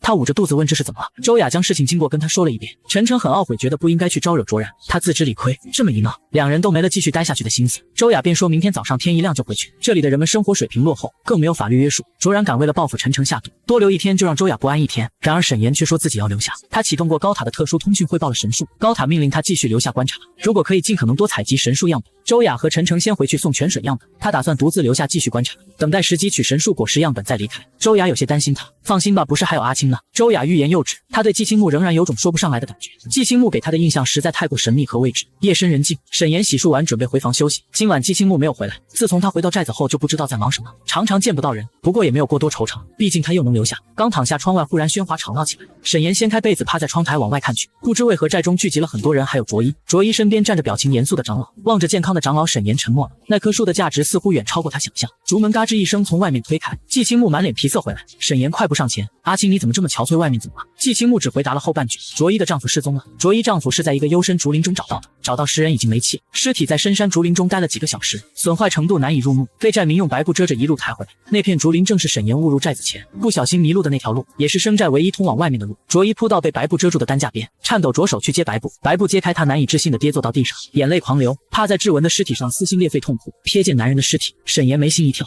除去被野兽撕咬惨不忍睹的伤外，从男人大张着的口中竟有虫子在蠕动。视线往下，男人的喉咙咙、胸腔都有微微的蠕动感。季青木平静吩咐拉开他。两名青年拉开悲痛的卓一，在所有人都对死状惨烈的志文退避三舍时，沈岩上前正要去触摸志文的腹腔，手臂却被季青木攥住，微蹙眉心道让他不用过去。沈岩愣了愣，季青木的手依旧温凉牵着很舒服，他笑笑随便扯了个谎，说是有个朋友学法医的，有一些了解。季青木扫了一眼志文的尸体，确定并无危险才放手。沈岩摸了下志文腹部，手下虫子蠕动感强烈，掀开他身上破烂的苗腹，顿时露出一个被咬出的窟窿，里面竟全是疯狂蠕动的虫子。饶是接触过无数的人和动物，他还是被这一幕恶心到了，皱眉放下衣服，快步退开。越来越多的苗民聚集过来，陈诚捂着周雅的眼睛不让他看。阿布不久前才见到陈诚和苗女中毒，如今又看到了这种画面，灯池胃酸上涌哇的一声吐了出来，表情怪异，竟与浑浑噩噩的志文有些相似，惨白着脸，神神叨叨大喊：他被蛊吃了，我不要留在这里，我要离开。说着疯了一样跌跌撞撞跑远。沈岩喊了他好几声都没理。周雅白着脸问他，沈老师，阿布说蛊吃了志文。沈岩蹙着眉让陈诚赶紧追上去，哪有什么蛊，别听阿布胡说，他吓傻了，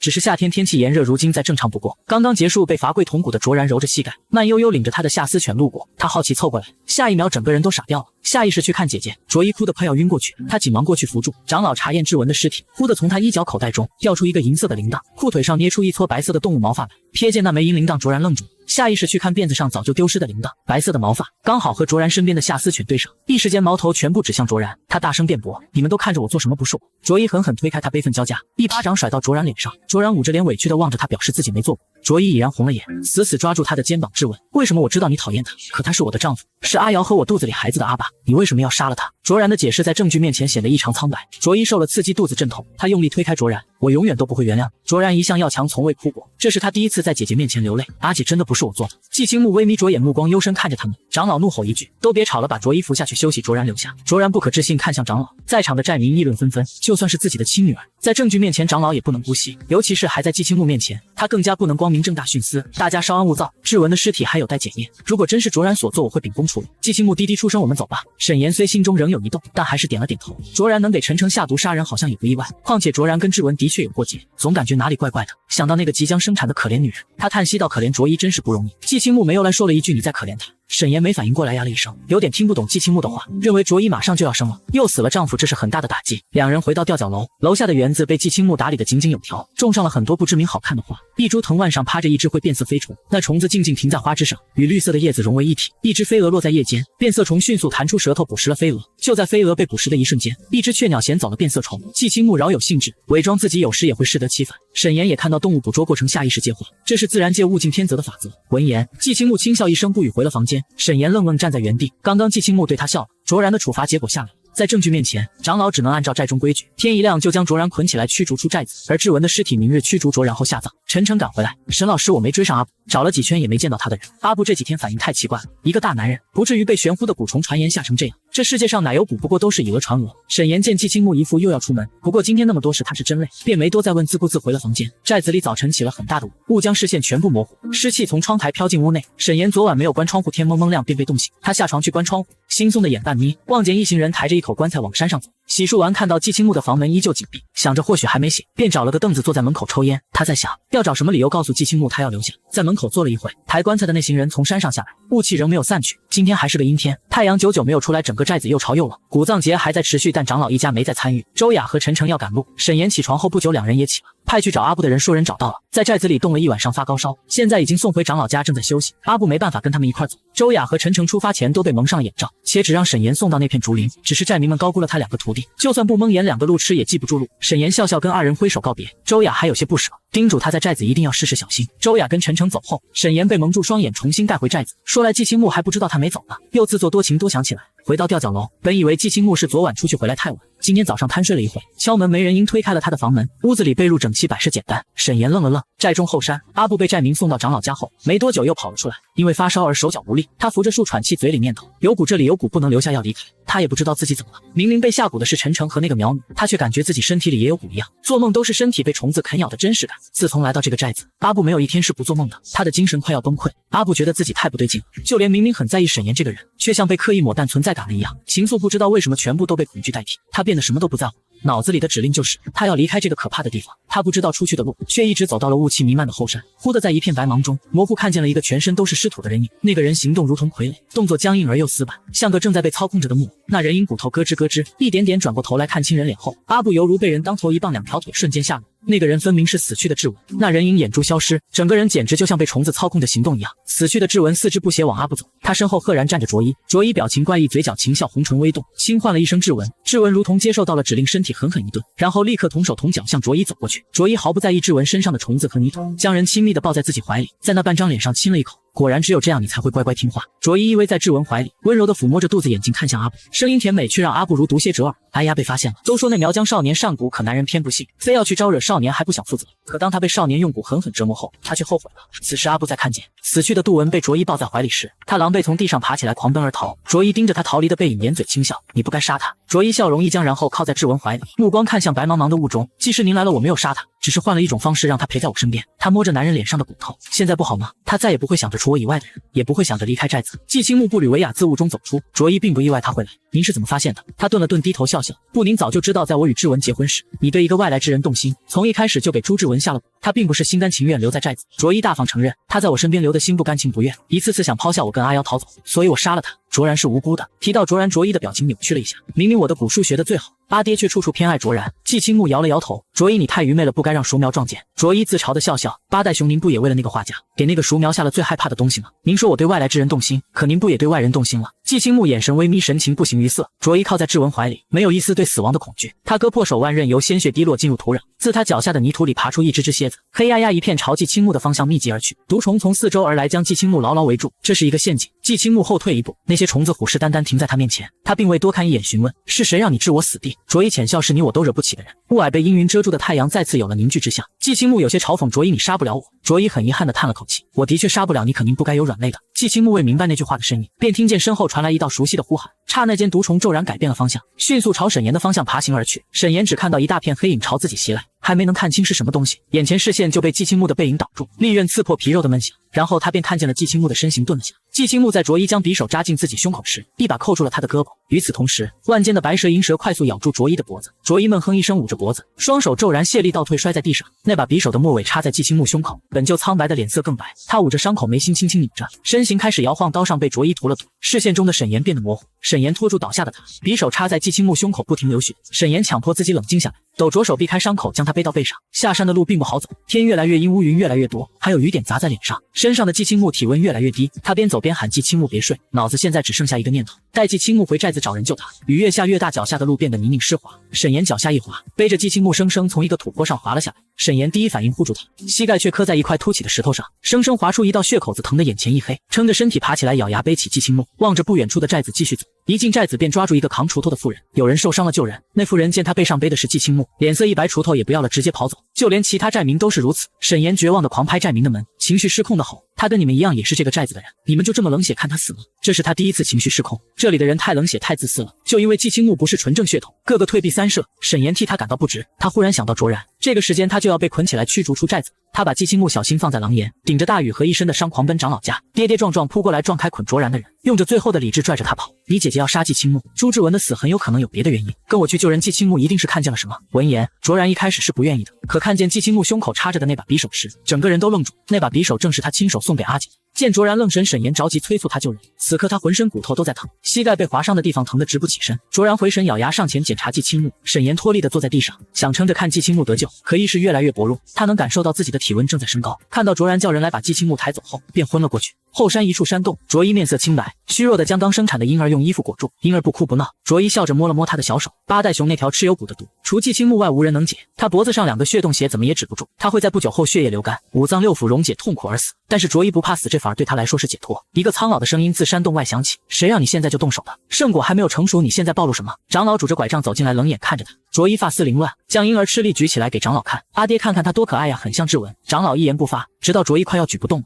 才将那小婴儿接过。季青木跟那个熟苗都看见你做的事了，我保不了，你好自为之吧。说罢，单手抱着婴儿转身欲走。卓一脱力的垂下手臂，苦笑：“阿爹，你果然只偏爱阿妹。你表面说驱逐他，可却在另一个寨子里替他打点好了一切。”卓长老脚步微微一顿，头也没转走。卓一是笑着的，眼泪却不停往下掉。长老走后不久，一个戴着斗笠的黑衣男人出现在山洞中。男人声音中年，戴着斗笠，看不清脸。他走到卓一身边蹲下，拿出蛊虫放在卓一沾有季青木血液的手上。那虫子大口吮吸着残留的血液，直到腹部鼓起，他才意犹未尽停下，爬回了男人手中的瓮中。为了一个不爱你的男人，连命都不要。何其愚蠢！男人走后，卓一躺在一片血泊之中，左手手中紧攥志文送给他的一对耳环，右手则是握着一把插在脖颈间的短刃。沈岩在醒来时躺在竹床上，他正着身子坐起身，想掀开被子下床，奈何腿上的疼生生把他刺得又栽了回去。往自己腿上一看，膝盖上缠了厚厚一层纱布，手臂、小腿上皆有密密麻麻虱子的划伤。他忍着腿上的疼下床开门，刚好和一只半人高的白犬视线对上。白犬哈着舌头，身后站着卓然。阿青呢？他怎么样了？那天的景象还历历在目。季青木浑身是血的样子依旧让他胆战心惊。他没事，已经醒了。沈岩面上一洗到了生血，便不顾自己的伤，匆忙去看季青木。季青木在他自己房间，木门虚掩着，沈岩直接推开。季青木靠在床上，上半身裸着，自肩膀到胸口处裹了一圈圈纱布，靠近心脏的纱布位置还隐隐沁着一点红色。而沈岩则是愣愣看着他铺满后背蝴蝶刺青，那只蝴蝶的翅膀随着呼吸的动作微微起伏，远远望去有种真要活过来的诡谲。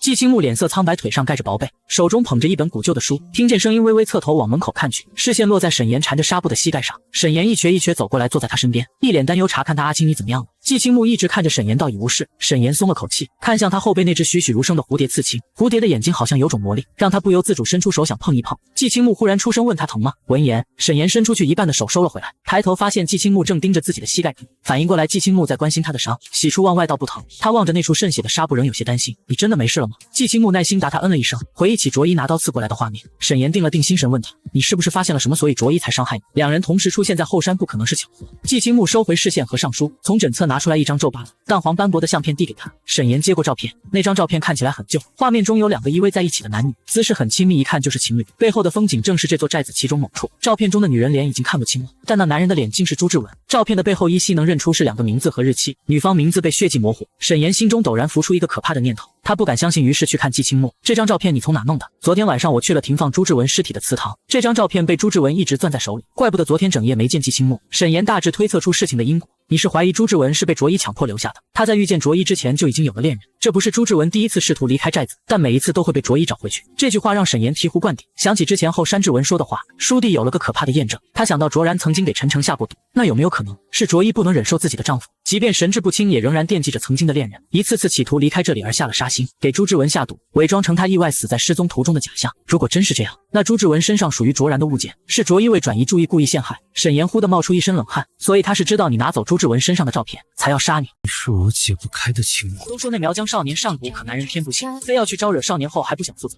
可当他被少年用蛊狠狠折磨后，他是后悔了。看到季青木沉默便是最好的默认。寨中有个习俗，死去的亲人下葬1个星期后要重新挖出来，做一番悼念仪式再重新下葬。卓一一定是想起了朱志文身上的照片，想去把照片拿走，就挖了坟，结果没找到照片，才知道照片已经被季青木拿走。与此同时，外面长老带着人过来要对卓然执行驱逐。卓然不愿白犬狂吠护主，被长老关至门外。沈岩拿着那张照片叫停了这场捆绑，说到眼下最好的解决办法是找到卓一。长老眼神变了变，吩咐人去找。卓然有些不可置信，直到卓一的尸体被抬回来，从姿势来看他是疑似自杀。卓然哭着跑到卓一尸体身边喊阿姐。沈岩注意到卓一本该隆起的肚子瘪了下去，看来已经是生产了。若是孩子遗落山中不被发现，怕是凶多吉少。卓然突然爬起来拽住一个人的衣领，阿姐的孩子呢？怎么只有阿姐一个人回来了？那人摇头说没看见。几名寨民再次上山，不一会儿就把朱志文的尸体抬了回来，那虫子竟都不见了。长老拿出一根银针，轻轻扎进早已停止跳动的动脉处，片刻银针拔出，针尖赫然变黑。卓然见到那毒的颜色，脸已经白了，他失神地坐在地上，一时无法接受真的是自己的亲姐姐陷害了他。长老收起银针，让人将2具尸体都抬下去，表情沉重而又哀伤地宣布了最终结果。本该加施在卓一身上的驱逐惩罚，由于卓一畏罪自杀，便改为名字不入族谱，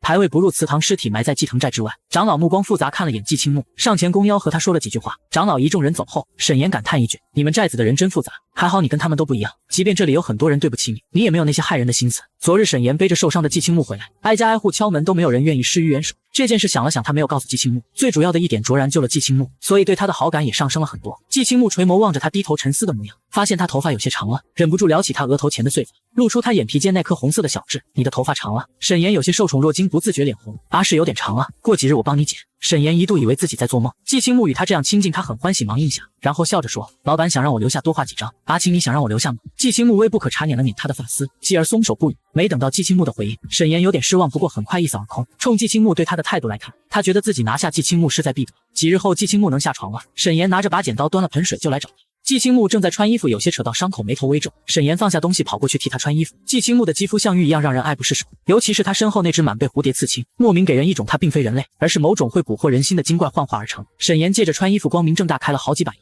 苗服的穿法复杂，他穿了好几次都没穿好。季青木有些抖的手忽地按住他要自己来，沈岩当然察觉他的异样，装作不知道，左右还剩几个扣子扣不好便放了手，眼神下瞥瞅着季青木的伤犹豫，要不头发我自己剪吧，你还伤着呢。不过季青木没同意，最后还是给他剪了。微凉的指尖穿过沈岩额前的碎发，剪刀发出咔嚓的清脆声音，一缕缕黑发掉在地上，还有几根被风吹到季青木衣服上。沈岩伸手捏起开玩笑，阿青啊，你是不是也有一点喜欢我了？季青木并没回答，只专注帮他剪头发。沈岩照着镜子欣赏他的手艺，夸赞厉害。季青木轻轻嗯了一声，算是回应。沈岩通过镜子看到他将手中刚刚剪掉的一撮稍长的头发放在了一旁的木桌上，随后用扫帚扫去地上的碎发，没自作多情到认为季青木会收藏他的头发，只当是季青木随手放的，准备等会儿跟簸箕里的碎发一起扔掉。又过了几日，似乎没人在意沈岩在不在寨中留下，也没人来驱赶他，索性安然留下。阿布在着衣一事不久后被人找到时受了摔伤，伤是小事，就是人有些应激，精神状态也不太好，暂时安置在长老家。沈岩打算阿布状态好一点，把人送回赎寨去。这天下午，沈岩趁着季青木午睡，悄悄溜去后山。上山的路上偶遇好几口被抬上后山的棺材，他心中疑惑，这座寨子里的人们看着都很健康，怎么这几天每日接连有丧事？那棵高大的神树毅然矗立在祭祀场地最中央。沈岩本该很早就来到这里采集样本，但是古葬节一直没结束，后山时刻都有苗民，完全没机会。他正要上前，忽地碰见了抱着襁褓婴儿的卓然，手中拎着一篮祭奠的纸钱用品。瞧见沈岩来便皱眉问，你来这干什么？之前卓一不能埋葬在本寨，是卓然跪了1天1夜才求来将其埋在后山。沈岩笑着说随便走走，然后看向他怀中的婴儿疑惑，这婴儿是？卓然神情憔悴，整个人消瘦了好几圈，待他也没了一开始的恶意，便说道是他阿姐的孩子。沈岩点点头，看那小婴儿俊秀的眉眼，的确跟卓一很像。你要去祭拜你阿姐吗？长老是明令禁止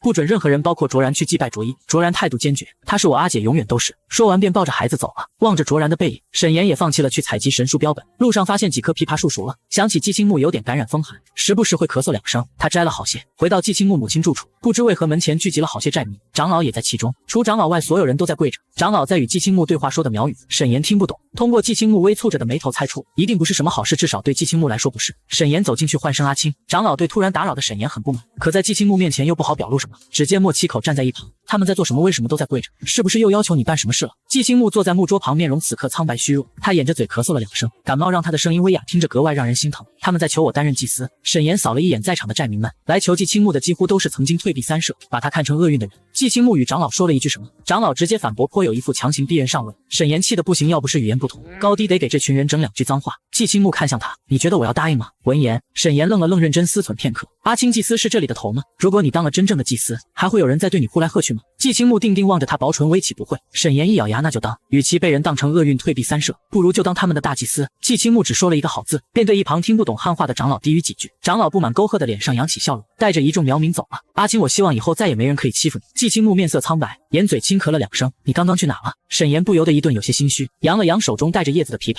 我在寨子里发现了几棵枇杷树，这个熬水喝止咳的。阿青懂那么多草药，不会不知道吧？季青木望向他眼角弯起的弧度，轻声道谢。沈岩眼珠子一转，故意忽地凑上前。季青木用袖子掩住口鼻，像是怕传染他，但沈岩不管，一把扯掉季青木遮住口鼻的手，挨他更近。不出意料，听见了季青木错乱的呼吸，和他因为慌乱紧张而忽上忽甚的结语。阿青真的想谢我的话，不如也喜欢我呗，或者亲我一口。季青木呼吸不畅，侧头咳嗽起来，他的耳朵泛着红。不等季青木给出回应，沈岩拍拍他的背，顺气，然后退开。怎么样，阿青，好好考虑一下吧，我去给你煮止咳水。沈岩走后，季青木咳嗽止住，他复又推开窗子，看沈岩埋头正琢磨着用吊炉煮枇杷水，盯着忙碌的背影，眼底不由浮现一抹浅淡的笑意，意识到自己刚刚的心血。季青木陡然烦躁，笑意随之消失，目光渐冷幽深的重新逆向沈岩。在没有得到确定的结果之前，他都不会给沈岩任何回应。沈岩的枇杷水很有作用，连续2天都给季青木熬新鲜摘来的枇杷水，季青木的咳嗽好了很多，阿布状态也恢复得不错。沈岩和季青木提了将阿布送出寨子，阿布被蒙着眼睛送出了生寨，临走前连句招呼都没跟沈岩打，沈岩也不甚在意，自己蒙住眼睛被寨民带着回了生寨。他们走过的地方，沈岩脚下印下一点白色粉末，那粉末接触到空气很快变成无色，那是高塔研究出来的特殊标记粉末。回到寨子后，眼罩被摘下来，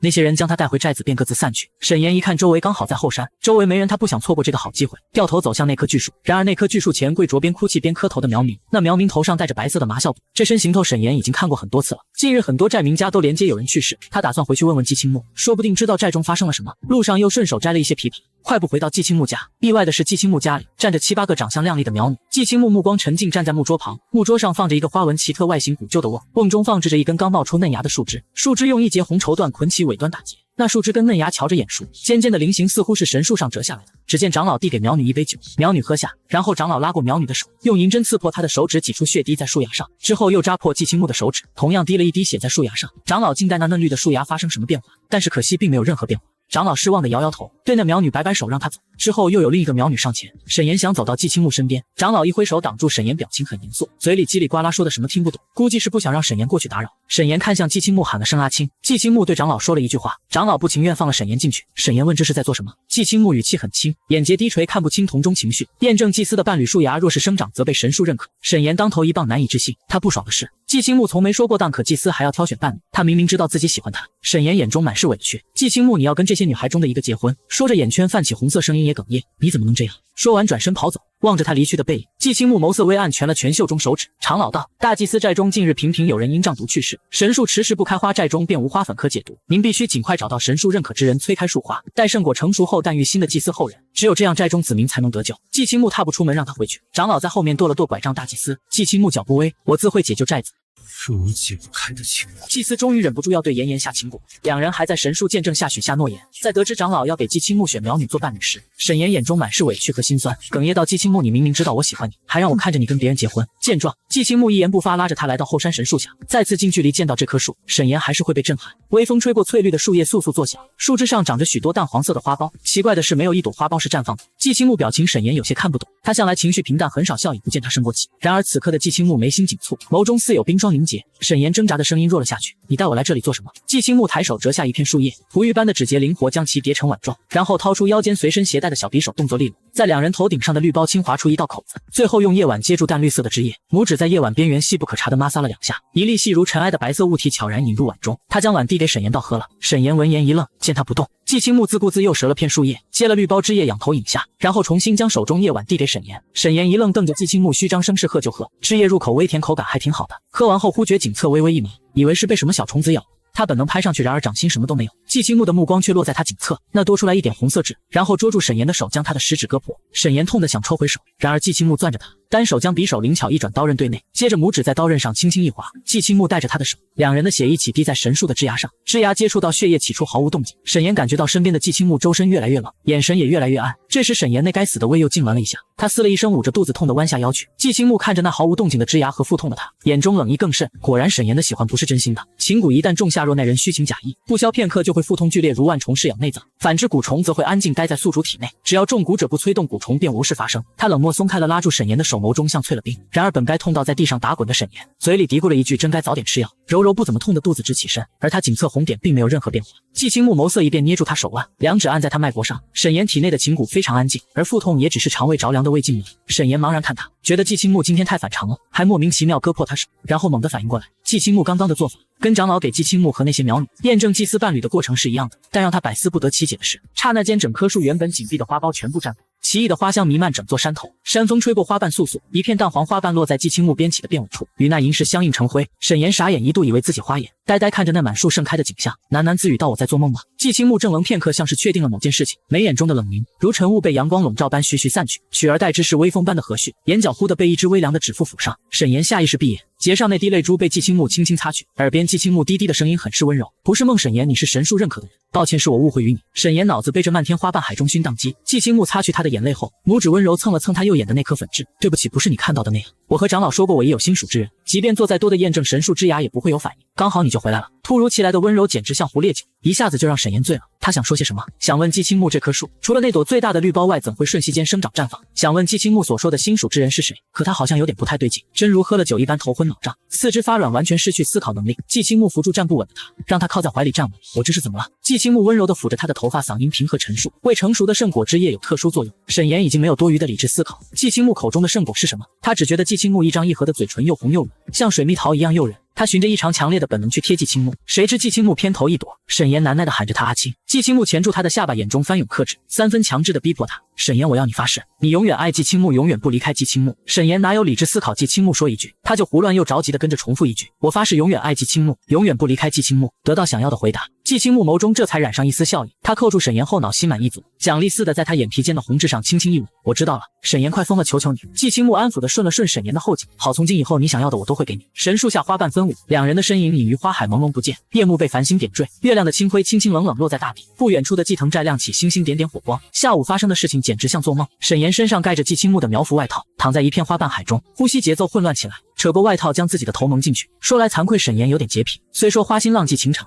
但只跟人玩感情没来过真的。他追季青木那么久，一直以为是单相思，可季青木对他竟然也是欢喜的。他成功追到季青木，还多亏了这棵树。至于为何滴血树芽会发生变化，沈岩只要离开这里时，带上样本回到高塔研究，便能知晓缘由。季青木的声音忽地将他思绪拉回，他心头猛地一跳，脑中不受控回忆起某些不可描述的画面，脸疼的一下红了。季青木拿着树叶折成的碗，碗中有小半清水，衣着整齐朝他走过来。沈岩做鹌鹑状，用季青木的外袍将自己盖了个严严实实。季青木自是知道他已经醒了，见迟迟不回应，眼中含着笑意。既然你没醒，我便独自回了。外袍里的沈岩竖着耳朵听，还真听见脚步声，着急的掀开外袍，就见季青木眼中含笑，依旧站在他身前1-2步距离。少年眉目俊朗，衣裾飘飘，青丝被山风轻轻掠起。他挑了下眉，沈岩红着脸，头发乱糟糟的。反观季青木，除了将身上的外袍脱给了他，周身穿戴整齐。沈岩表情颇为委屈，你怎么能把我一个人丢在这里？季青木走过来捏了捏他的耳垂，将碗中泉水递给他。沈岩抿了抿干燥的嘴唇，有些犹豫，因为喝生水很有感染寄生虫的风险。季青木看出他的顾虑，耐心解释道：烧开了。沈岩往一旁看了看，果然有生火的痕迹。他接过泉水，咕嘟一口气喝完，泉水清冽入口绵柔，倒是比他喝过的瓶装矿泉水还要好喝。季青木拢了拢他身上的长外袍，天黑了下山吧。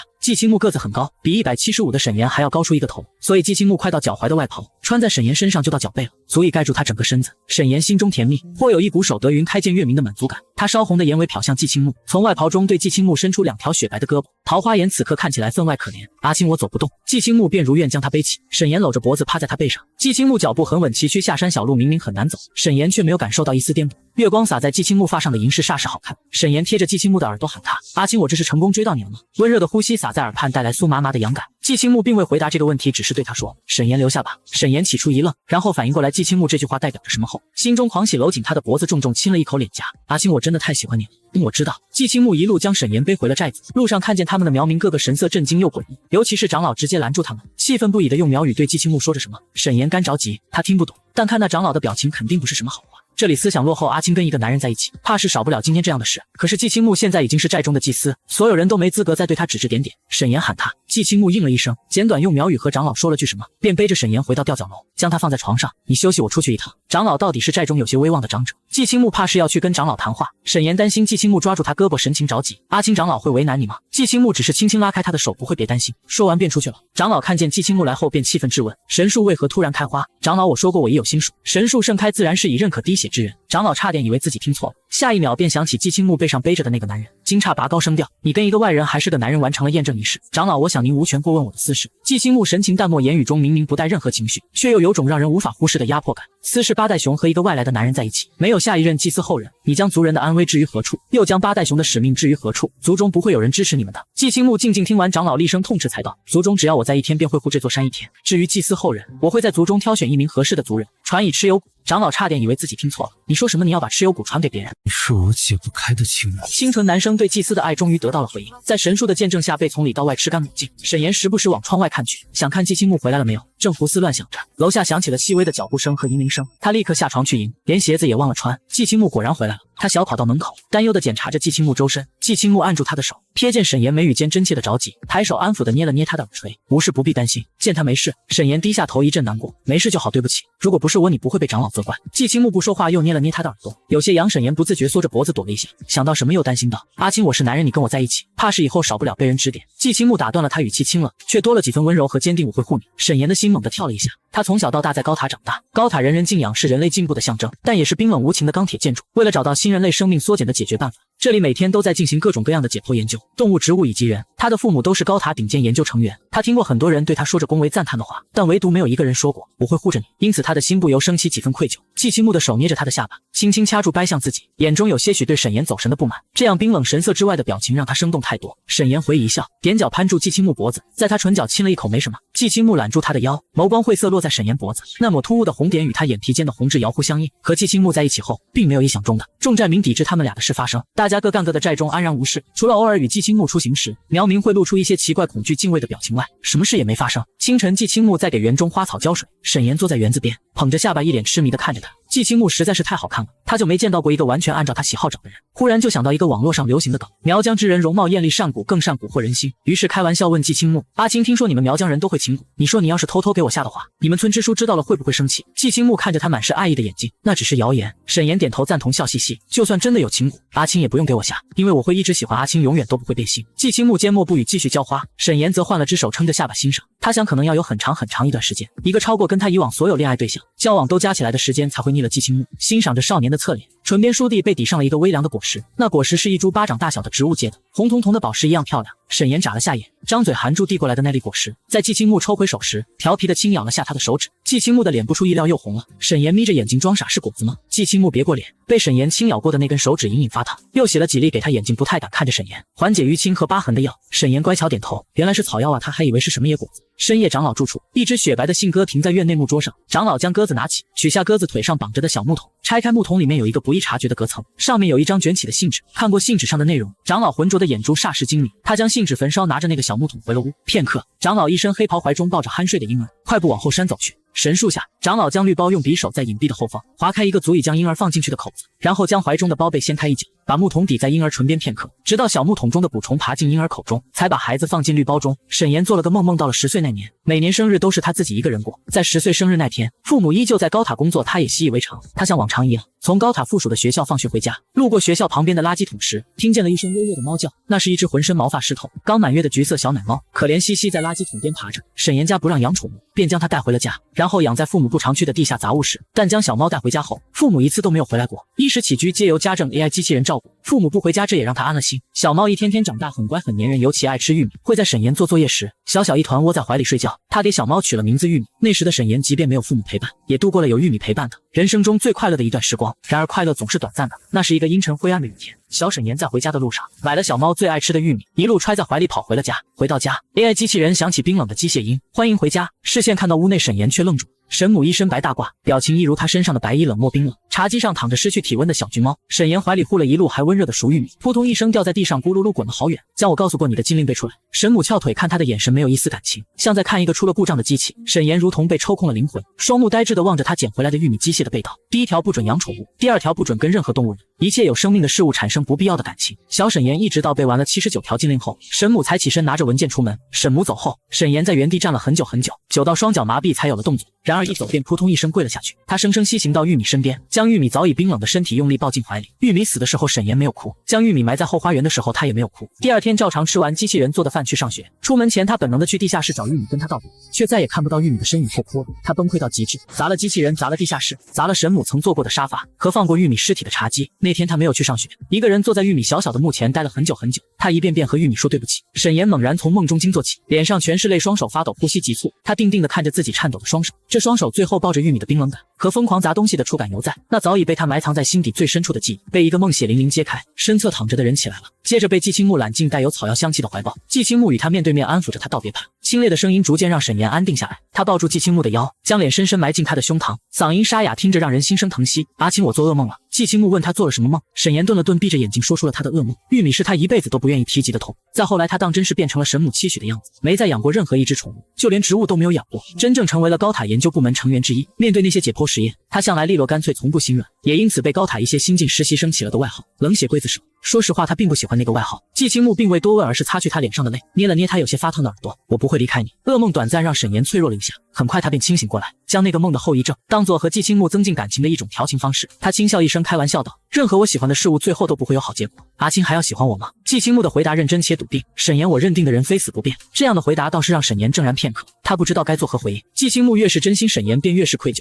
他的本意是追到季青木，和少年来一段难忘的恋爱经历，等他完成任务就会好聚好散。季青木瞧着他又走神了，掐住他下巴，丹凤眼微眯，阿绝可是不信我。沈岩忙在他唇上亲了口，没有我当然信阿青。沈岩悠悠转醒，身边已没了季青木的身影，他将手放在季青木躺过的枕头上，闭着眼睛醒身。那场梦做过，沈岩便重新将他埋回心底了。这么多年过去，他早已学会如何处理自己的情绪。躺了几分钟，意识清醒差不多时，一直堆放在一旁的背包中忽然震动起来。沈岩心头一颤，山中信号极差，他是知道的，一般来说不可能有电话打进来，那唯一的可能就是高塔启动的特殊通讯频道。沈岩拿出仍有10%电的手机，果然特殊的来电显示界面是高塔专用频道，沈敏博士来电。沈岩握紧手机点了接听，沈母声音一如之前冰冷，他用对待下属的语气言简意赅：你说的神秘果实样本采集进度如何？沈岩公事公办回：近期寨中发生了一些事，每日都会有寨民去后山，我还没有机会接近那棵树。闻言，对面不由得多了几分责问的意思。若你没有能力取到那棵树的样本，将卫星定位装置打开，至于寨中隐秘之处，我可以派另外的人过去。他来之前是按要求带了一个小型的定位装置，但是需要手动启动，高塔那边才会收到信号。生寨隐于人世，如果将这里的位置暴露，可想而知会打破这里的宁静，甚至高塔还会驱赶这里的寨民，封锁寨子进行研究。沈岩不想这一片宁静被打破，想开口劝说些什么，然而那边却打断了他要说出口的话，只让他1个星期之内要拿到那棵树的果实样本。电话被挂断了，通知栏信号再次显示为无。下了床，沈岩站在窗口向外看去，今日的寨子格外平静和煦，也不见再有抬棺的人往后山走。鼻尖钻进来一股饭菜的香气，沈岩循着味儿来到1楼厨房，季青木正在煮面煎蛋的味道很香，手中筷子搅动着锅里的面条，以防坨在一起。沈岩自背后搂住季青木的腰，亲昵地喊道：“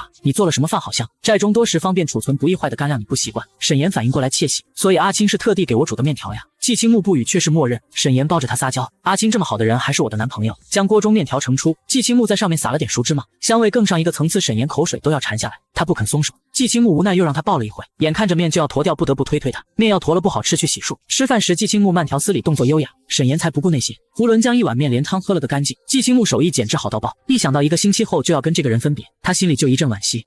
是我解不开的情缘。祭司对清纯男生的爱轰轰烈烈，两人终于结为了伴侣。吃完饭后，季青木要出门，沈岩问他去哪儿，季青木并未说明，只说下午才回来。望着他离去的背影，沈岩目光渐渐暗淡下去，转身来到行李前，从中拿出工具，折叠成手掌，来到了后山。后山花瓣飘零，整座山头都飘满淡黄色花瓣，美极了。四周没有寨民，沈岩顺利来到神树下，掏出样本存储箱，拿出工具，利落干脆地切下一小部分绿苞、神树枝叶、叶子等一系列样本。样本保存完毕，他回到寨子，回到吊脚楼时已过了下午1点。季青木还没回来，又等了一会才听见门口有脚步声。季青木回来了，手中却拿着一套做工精致隆重的参子苗服。他心中疑惑，问季青木：“阿青，这身衣服是谁的？你的婚服？”闻言，沈岩一脸震惊：“这是寨中的阿喜婆婆做的。寨中每对新人结亲都要去阿喜婆婆那里定制一套苗婚服。阿喜婆婆是神谷赐福过的人，经她手的苗婚服被新人穿上，会一辈子和和睦睦相守到老。你与我已在神树验证，你是我的伴侣，我们应当结亲。”沈岩抚摸着那件华丽的苗婚服，苗服的对襟处是苗族特色的手工刺绣，如此重工的衣服，非1-2天就能做出来的。阿青，你怎会突然要与我结婚？他心里打鼓。神母给了1周的期限，他是一定要走的，怎么能留在寨子跟季青木结婚？而且季藤寨的习俗，外人若想跟生寨的人通婚，就必须放弃外面的一切，一辈子留在这座大山。他的情绪变化都被季青木收入眼底，见他一直盯着苗婚服，解释道：“阿喜婆婆眼睛不好，我的那件没有让她绣。”沈岩有点不知所措：“阿青，我们就这么结婚，是不是进度有点太快了？被神树认可过，自然是要与祭司结亲，今日只是让你试一试衣服，你可是有所顾虑，与我结亲后必须一直留在寨子。”沈岩一阵下意识辩驳：“不是我自然是愿意的，我是担心你就这么跟我在寨子里结婚，会不会被人反对？”季青木垂眸看他：“阿言不要撒谎。”沈岩忽然咬住嘴唇不说话，与他无声对视着。季青木动作温柔，带着安抚意味的捏了捏他耳朵：“只要你的心意不变，你可以回到你的世界，不论你去的地方多远多久，我都会等你回来。”沈岩心头猛地一跳，他没想到季青木竟会同他说这番话。人心都是肉长的，这样真心他不可能不触动。季青木让他试了那件华丽的苗婚服，衣服很重，穿在沈岩身上却完美合身。季青木不知从哪儿拿出一顶银饰头冠，慢慢戴在了沈岩头上，垂下的流苏挡住面庞。季青木又拿来一条血红的水滴挂坠，离得既能闻见若有似无的香味，迎着光线似乎还能看见里面流动的湖光。沈岩惊讶地低着头看胸前挂坠，季青木眸光深邃地望着他，手指碰了碰他的耳朵，低下头结语半垂着：“我阿妈的东西辟邪消灾，会护你毒虫不近身。”沈岩捏着来来回回看了好几遍，颜色和形状的确独特，还有香味，是个很不错的挂件。至于辟邪避虫听听就行了。这条挂坠对季青木来说应该很重要，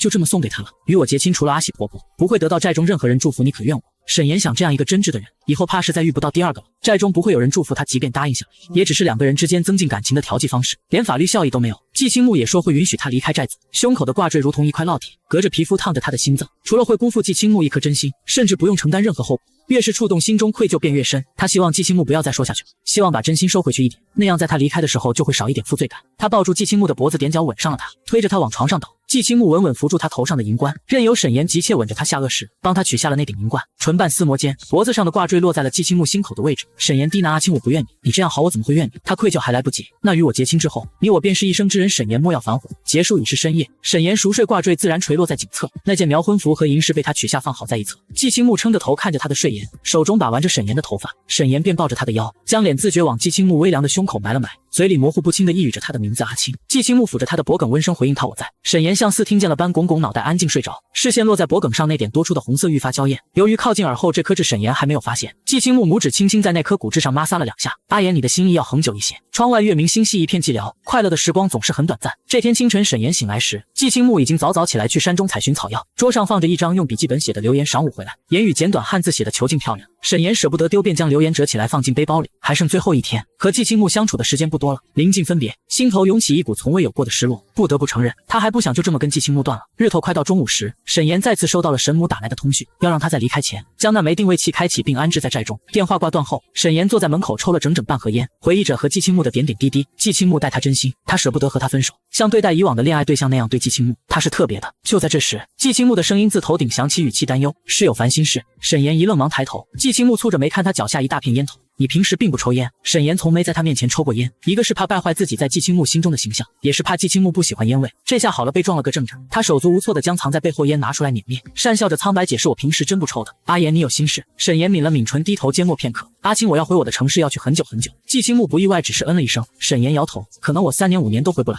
那太久了。阿青，我舍不得你，你愿意跟我一起走吗？你跟我去我的城市，衣食住行都不用担心，我全部会帮你安排好。季青木看着他急切的眼睛，缓缓摇头。阿言，我是祭司，祭司的职责便是一生守着这座山，我不能离开，你可以回去，不必顾虑。沈岩苦恼的皱眉，季青木怎么不明白，就是再好的感情，搓磨个5年10年还剩下什么？想让季青木跟自己一起去城市，可他拒绝，这里的人待你都不好，你又和一个男人在一起了，我离开以后你一个人要怎么办？为什么不愿意跟我走呢？季青木沉默了好久，久到沈岩心虚的以为他是不是听见了他的电话。阿青，你能保证你现在愿意等我？假如我工作很忙，7、8年都没空再回来，你能等我7、8年吗？你看那感情都会随着时间变淡的，没有谁会空头等谁7、8年，说不定都不记得你叫什么了。季青木漆黑的双眸如一潭深不见底的湖，他终于开口，却是让沈岩心头一颤。我若不跟你走，你就忘了我吗？沈岩怔住，迟疑似乎成了默认。季青木不再看他，转身离去。被戳破心虚的沈岩在原地傻站了1分钟，才反应过来拔腿去追。然而1分钟的时间，季青木早已不见人，直到晚上季青木都没有出现。沈岩想了一下午，才忍痛做出决定。季青木不愿意走，那他也没办法。他对季青木已经足够特殊，足够耐心，甚至想着让他跟自己一起去城市。他是喜欢季青木不假，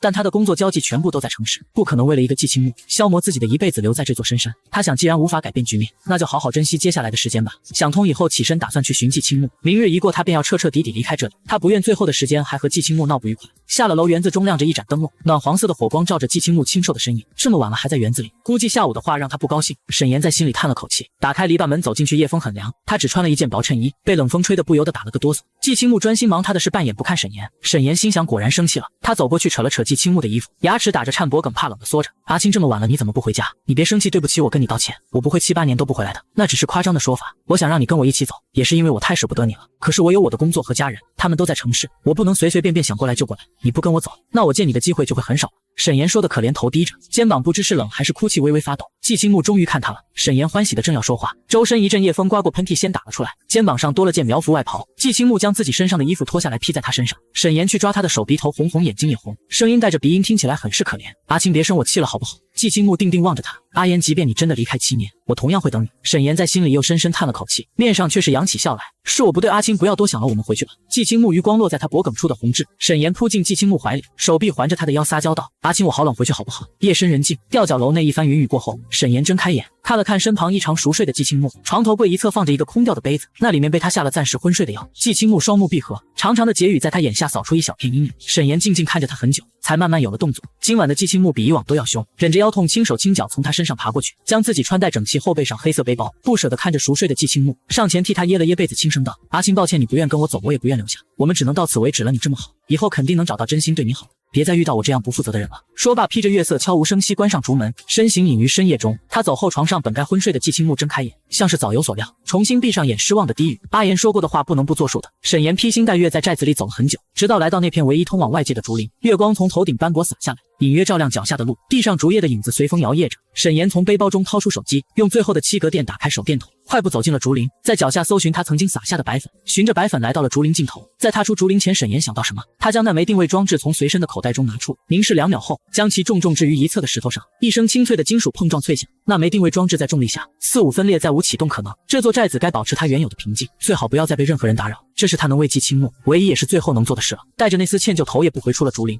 是我解不开的情缘。清纯男生被祭司吃干抹净后想要逃离，结果却被祭司狠狠地惩罚了一番。沈岩只带了能走出祭藤寨的水和食物，可那水早就喝光了。他在大榕树下就地而坐，仰头将水瓶最后一滴水倒进嘴里，擦了擦干到起皮的嘴唇。周围没有水源，也不敢点火，怕被祭藤寨苗民们发现。歇脚的功夫让他昏睡了过去，醒来后吓出一身冷汗，慌忙检查有无毒虫。然而下一秒，头顶的树干垂下一条蛇，吓得沈岩汗毛炸立，白着脸快速后退。待他定睛一看，发现这蛇似乎是季青木的银蛇，银蛇吐出猩红杏子，直勾勾盯着他，确定这就是季青木的蛇宠无疑。沈岩被他盯得心里发毛，想起他能听懂季青木的话，连忙说道：“蛇大哥，你让路，我也没得罪过，快去你主人身边吧。”银蛇嘶嘶2声，半步不让。沈岩咽了口唾沫，悄悄蹲下身，捡起身后的一根树枝，打算强行走。然而话音刚落，不远处忽的有脚踩到枯叶的沙沙声。沈岩大惊失色往四周看去，不知何时竟有很多火把的光慢慢趋近，他一颗心沉到谷底，也不顾那条银蛇会不会攻击，抓起地上的背包拔腿就跑。银蛇并未去追，只是调转蛇头，静静凝视着他跑走的背影。林中缓步走出一个人，那人身上的银铃声叮叮当当，与他脚下踩中枯叶的沙沙声遥不相应。季青木停在沈岩刚坐过的树下，银蛇从树枝上下来缠上他手腕。季青木垂着眸子看不清眼中翻涌的情绪。沈岩跑得满头大汗，心脏擂鼓一般咚咚作响，好像要跳出胸膛。他被寨民层层包围，每个寨民面无表情憎恶地瞪着他。人群忽地自外而内向一旁退开。季青木一步步从人群外走了进来，眼神浸满一层冰霜，与沈岩遥遥对视。沈岩心里咯噔一声，呼吸猛地一滞，回忆起虽亲眼看着季青木喝下了那杯水，可他后来出去了一想，想来是将水吐了出来。他是不是早就知道水里有东西？季青木看他的眼神中没有一丝感情，没由来让沈岩心口刺痛一瞬，便有寨民上前抢走装着神树样本的背包。他虽拼命护着，还是被抢走，但庆幸的是背包并没有被现场打开。然而还没等他这口气舒顺，便见季青木招了招手，几个青年寨民手拿绳子将他捆了起来。沈岩慌乱地叫着阿青，但季青木半个眼神都未给他，转身离去。他被人架着重新押回吊脚楼，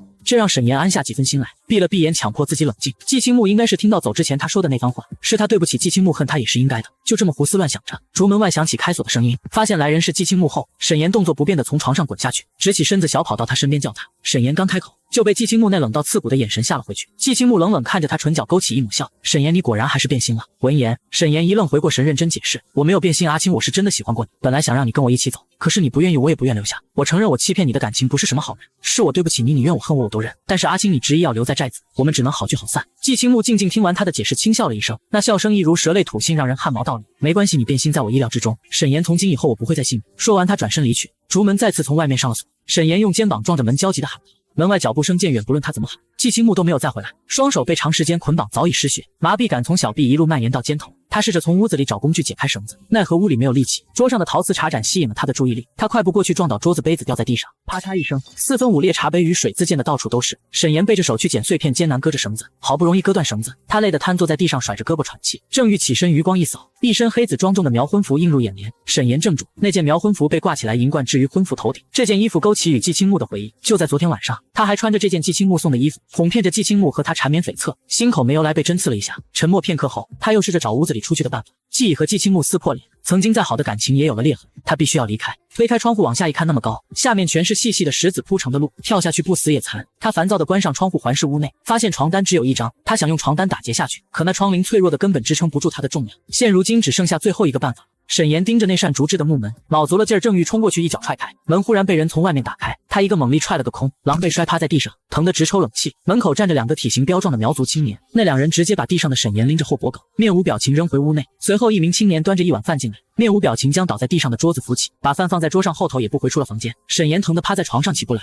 竹门再次被锁上。沈岩不敢置信，季青木竟让人限制了他的自由，这下彻底出不去了。他烦躁地在屋子里一遍遍踱步，他期望季青木能来，可整整5天过去，除了给他送水送饭的苗族大汉，季青木一次都没回来过。沈岩所有情绪最终到达濒临崩溃的临界点，他大门锁妇又打开，他重新燃起希望，看向门口，发现还是那个每天给他送饭的苗族大汉后，他红着眼冲到门口想逃跑，却被大汉拦腰抱住一把扛起来。大汉的肩膀坚硬，刚好硌到他的胃，一股强烈的呕吐感直冲脑门，酸水上涌。沈岩哇的一声吐了大汉一杯，大汉眉心皱了一下，一言不发，将沈岩撂回床上，又回到门口守在外面。沈岩嘴边是自己吐的污秽物，他翻过身捂着胃，脸色苍白，呼吸都不敢太大动作，缓了很久，胃还是一抽一抽拧着痛，他疼出了一头冷汗，连手指都抬不起来。沈岩闭上眼睛，忍着一阵阵的绞痛，嘎吱一声，竹门自外而开，他也没睁眼，捂着胃躺在床上，像具死尸。季青木注意到他捂着胃的手，半天没再听见动静，这才察觉不对劲，睁开眼，映入眼中却是季青木，如同被凭空注入一股力量。沈岩捂着肚子艰难爬下床，弯着腰站在季青木面前，扯住他的袖子，声音微哑，阿青，你不能关我，这是违法的。样本我想你们也看到了，我可以不带走，你放我走吧，我保证不会对外面说寨子一个字。季青木冷冷看着他，温和的声线却说出让人骨头发冷的话，阿言不可能。沈岩崩溃了，不顾胃痛，重重推开季青木。多日来的密闭关押早已经让他的精神摇摇欲坠，声嘶力竭道，我都说了样本我不拿走，你凭什么还关着我？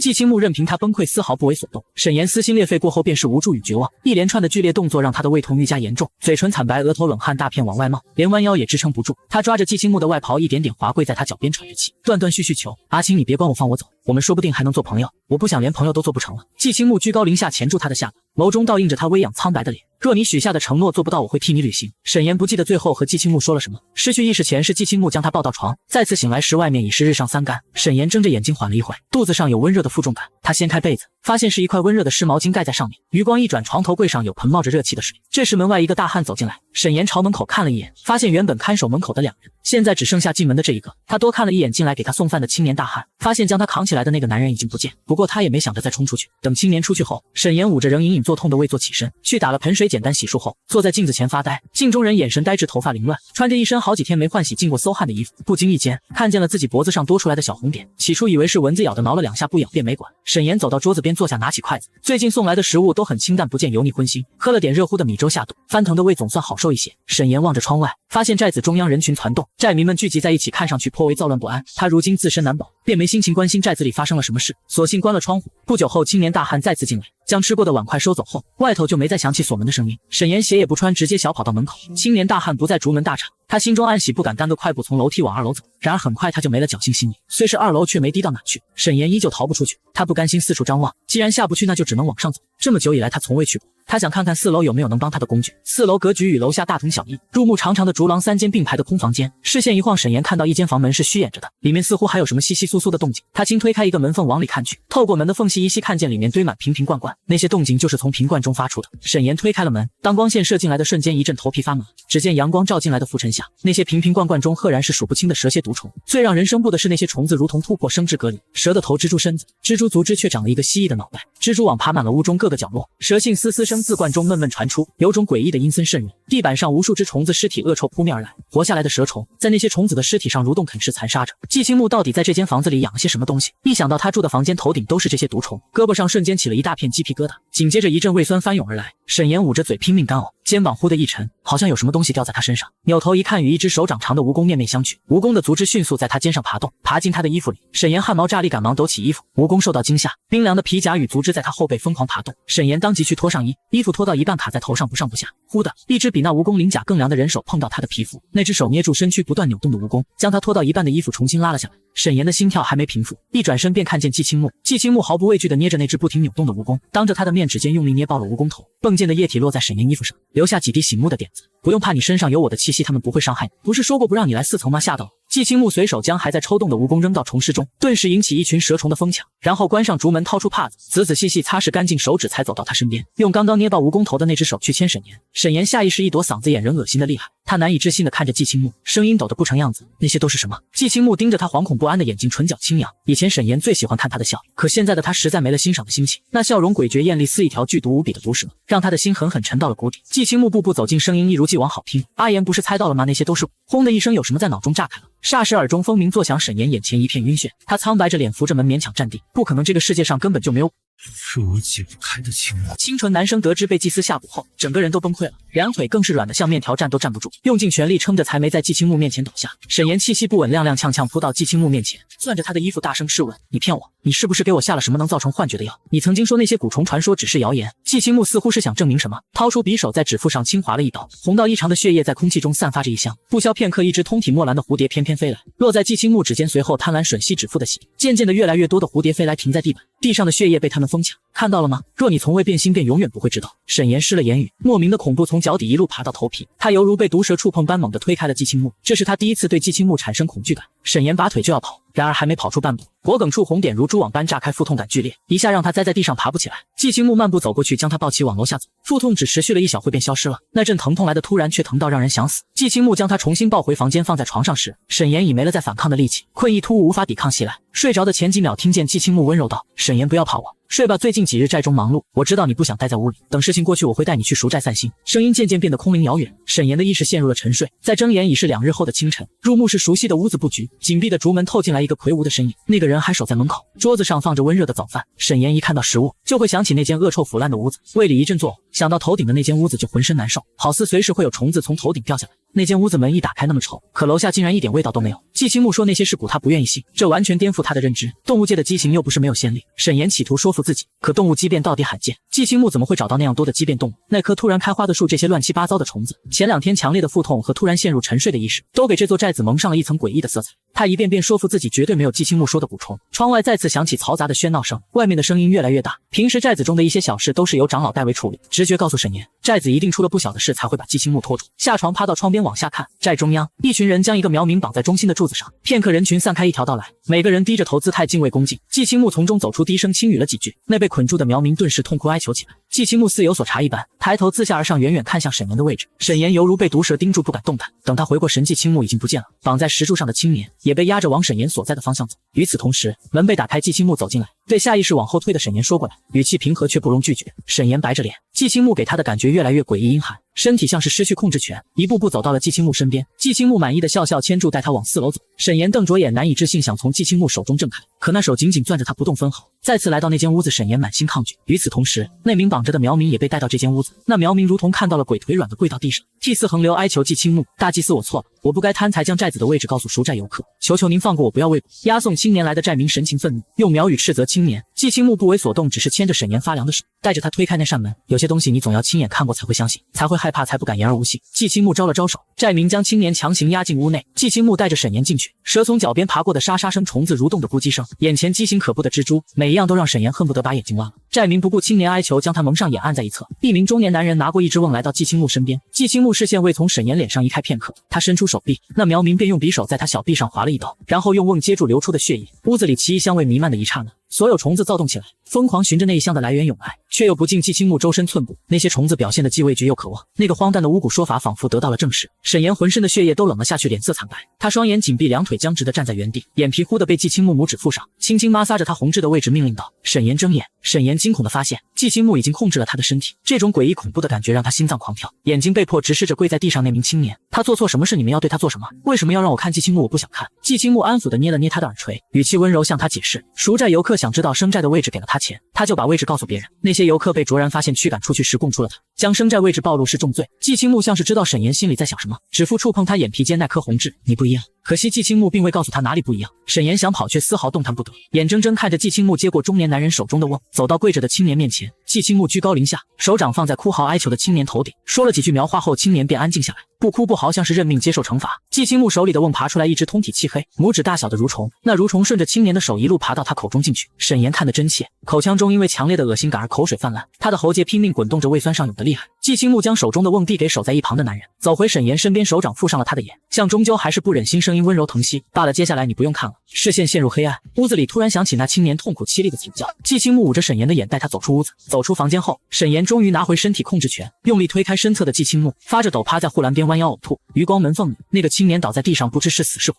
他脸色煞白，抬头看向季青木，不知怎么回事，像幻觉又像梦境。季青木的脸他看不清，变成了一团漆黑可怖的黑雾。吊脚楼3楼，沈岩房间，卓然守在他身边，用湿毛巾一遍遍擦拭他额头上的冷汗。因为发烧和噩梦，沈岩睡得极其不安稳，眉头紧皱，嘴里呓语着听不清的梦话。季青木推门而入，卓然看向他道：他还在发烧，一直没醒，食物灌进去没多久就会吐出来。自2天前让沈岩亲眼看见了鬼，他回来后便再也吃不下饭，整个人发起高烧，昏睡不醒。卓然不懂，季青木明明带这个外人去神术验证，为何还要让他亲眼看到执行惩罚的现场？这个外人看起来很害怕。补充，季青木走到沈岩身边，伸手在汗湿的额头上抚了抚，他脖颈一侧的红点颜色深了深。片刻，沈岩紧皱的眉头逐渐舒缓，卓然因此发现了沈岩脖颈上的红点，震愕看向季青木：您给他，你看着他，我去给他准备些安神退烧的药。卓然闭嘴了，大祭司的事他没资格过问。季青木让他过来照顾沈岩，他就乖乖听话。给沈岩灌下去1碗汤药后，他便清醒过来。昏睡这几天似乎像是过去了1个世纪，梦里4楼那间房发生的画面一遍遍在脑里回放。他下床走到窗边，往窗外向下看去，是一个青年神智如幼童般拿着风筝在寨子中央跑，身后跟着一个身形佝偻的妇人。他认出那青年是被季青木惩罚背叛寨子的青年，这个青年变成一个傻子了。沈岩重新闭上眼睛，回想那天季青木让他丧失了身体的控制权，又怎么解释？这时门嘎吱一声开了，耳畔响起一道女声：你醒了。沈岩机械地转动眼珠，看见卓然端着粥走进来，顺着他的视线看下去，卓然惋惜道：阿里是为了给他的母亲治病才收了外人的钱，可是阿里将生债的位置说出去，是违反寨子规矩，他必须被惩罚。因为4楼那件事，沈岩现在对这个寨子所有人都本能畏惧。卓然看出他眼里的惊惶之色，将粥放在桌上，坐到他身边，不屑道：你别怕我，你是大祭司的人，我可不敢对你怎么样。本来阿里是要被处死的，但是虫子只吃掉了一半他的。卓然想想觉得不太适合告诉现在的沈岩。总之大祭司没有杀掉阿里。提到季青木，沈岩的脸又白了一个度。吃掉什么会让一个人从正常人变成傻子？不言而喻。他忍下胃里的不适，嗓音干涩问：季青木究竟是你们的什么人？卓然愣了愣，有些意外。2人在一起，季青木竟没将身份告诉他吗？他是我们的8代熊。见他不说话，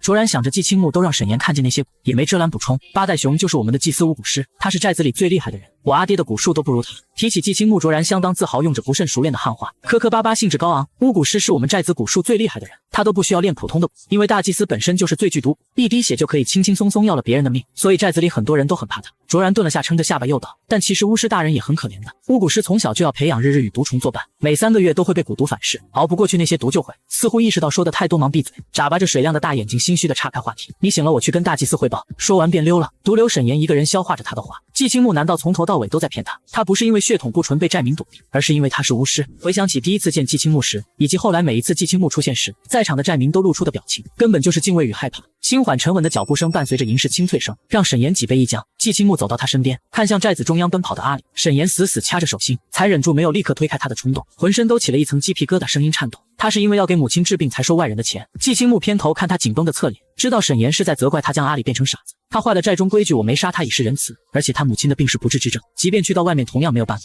季青木不愿两人相处的时间里还要提起别人，转身端着放在桌上的粥走过来。你2天没吃东西了，坐过来喝点粥。窗边也有个小台桌，季青木将粥放在他面前。沈岩低下头看着那碗白米粥，煮烂的白米好像变成了无数只白色肉虫。沈岩不知道自己为什么会这么想，一股呕吐感涌上喉咙，一直压抑的神经突然爆发。他一把扫掉那碗白米粥，碗咔嚓一声4分5裂，白米粥溅得到处都是。我不吃你的东西，谁知道你有没有在里面放什么虫子？他双拳紧握，身体发抖，嘴唇干裂，脸色苍白。你从一开始就在骗我，对不对？你一直都是寨子里的祭司，你故意引导我们迷路，骗我可怜你，故意让我喜欢上你。多日未进食加上过多的刺激，沈岩感觉脑子好像要炸了，生平所学全部被推翻，对季青木恐惧又愤怒。季青木盯着他，沈岩是你先追求我，一遍遍对我说绝不会变心，不会离开，是你骗了我。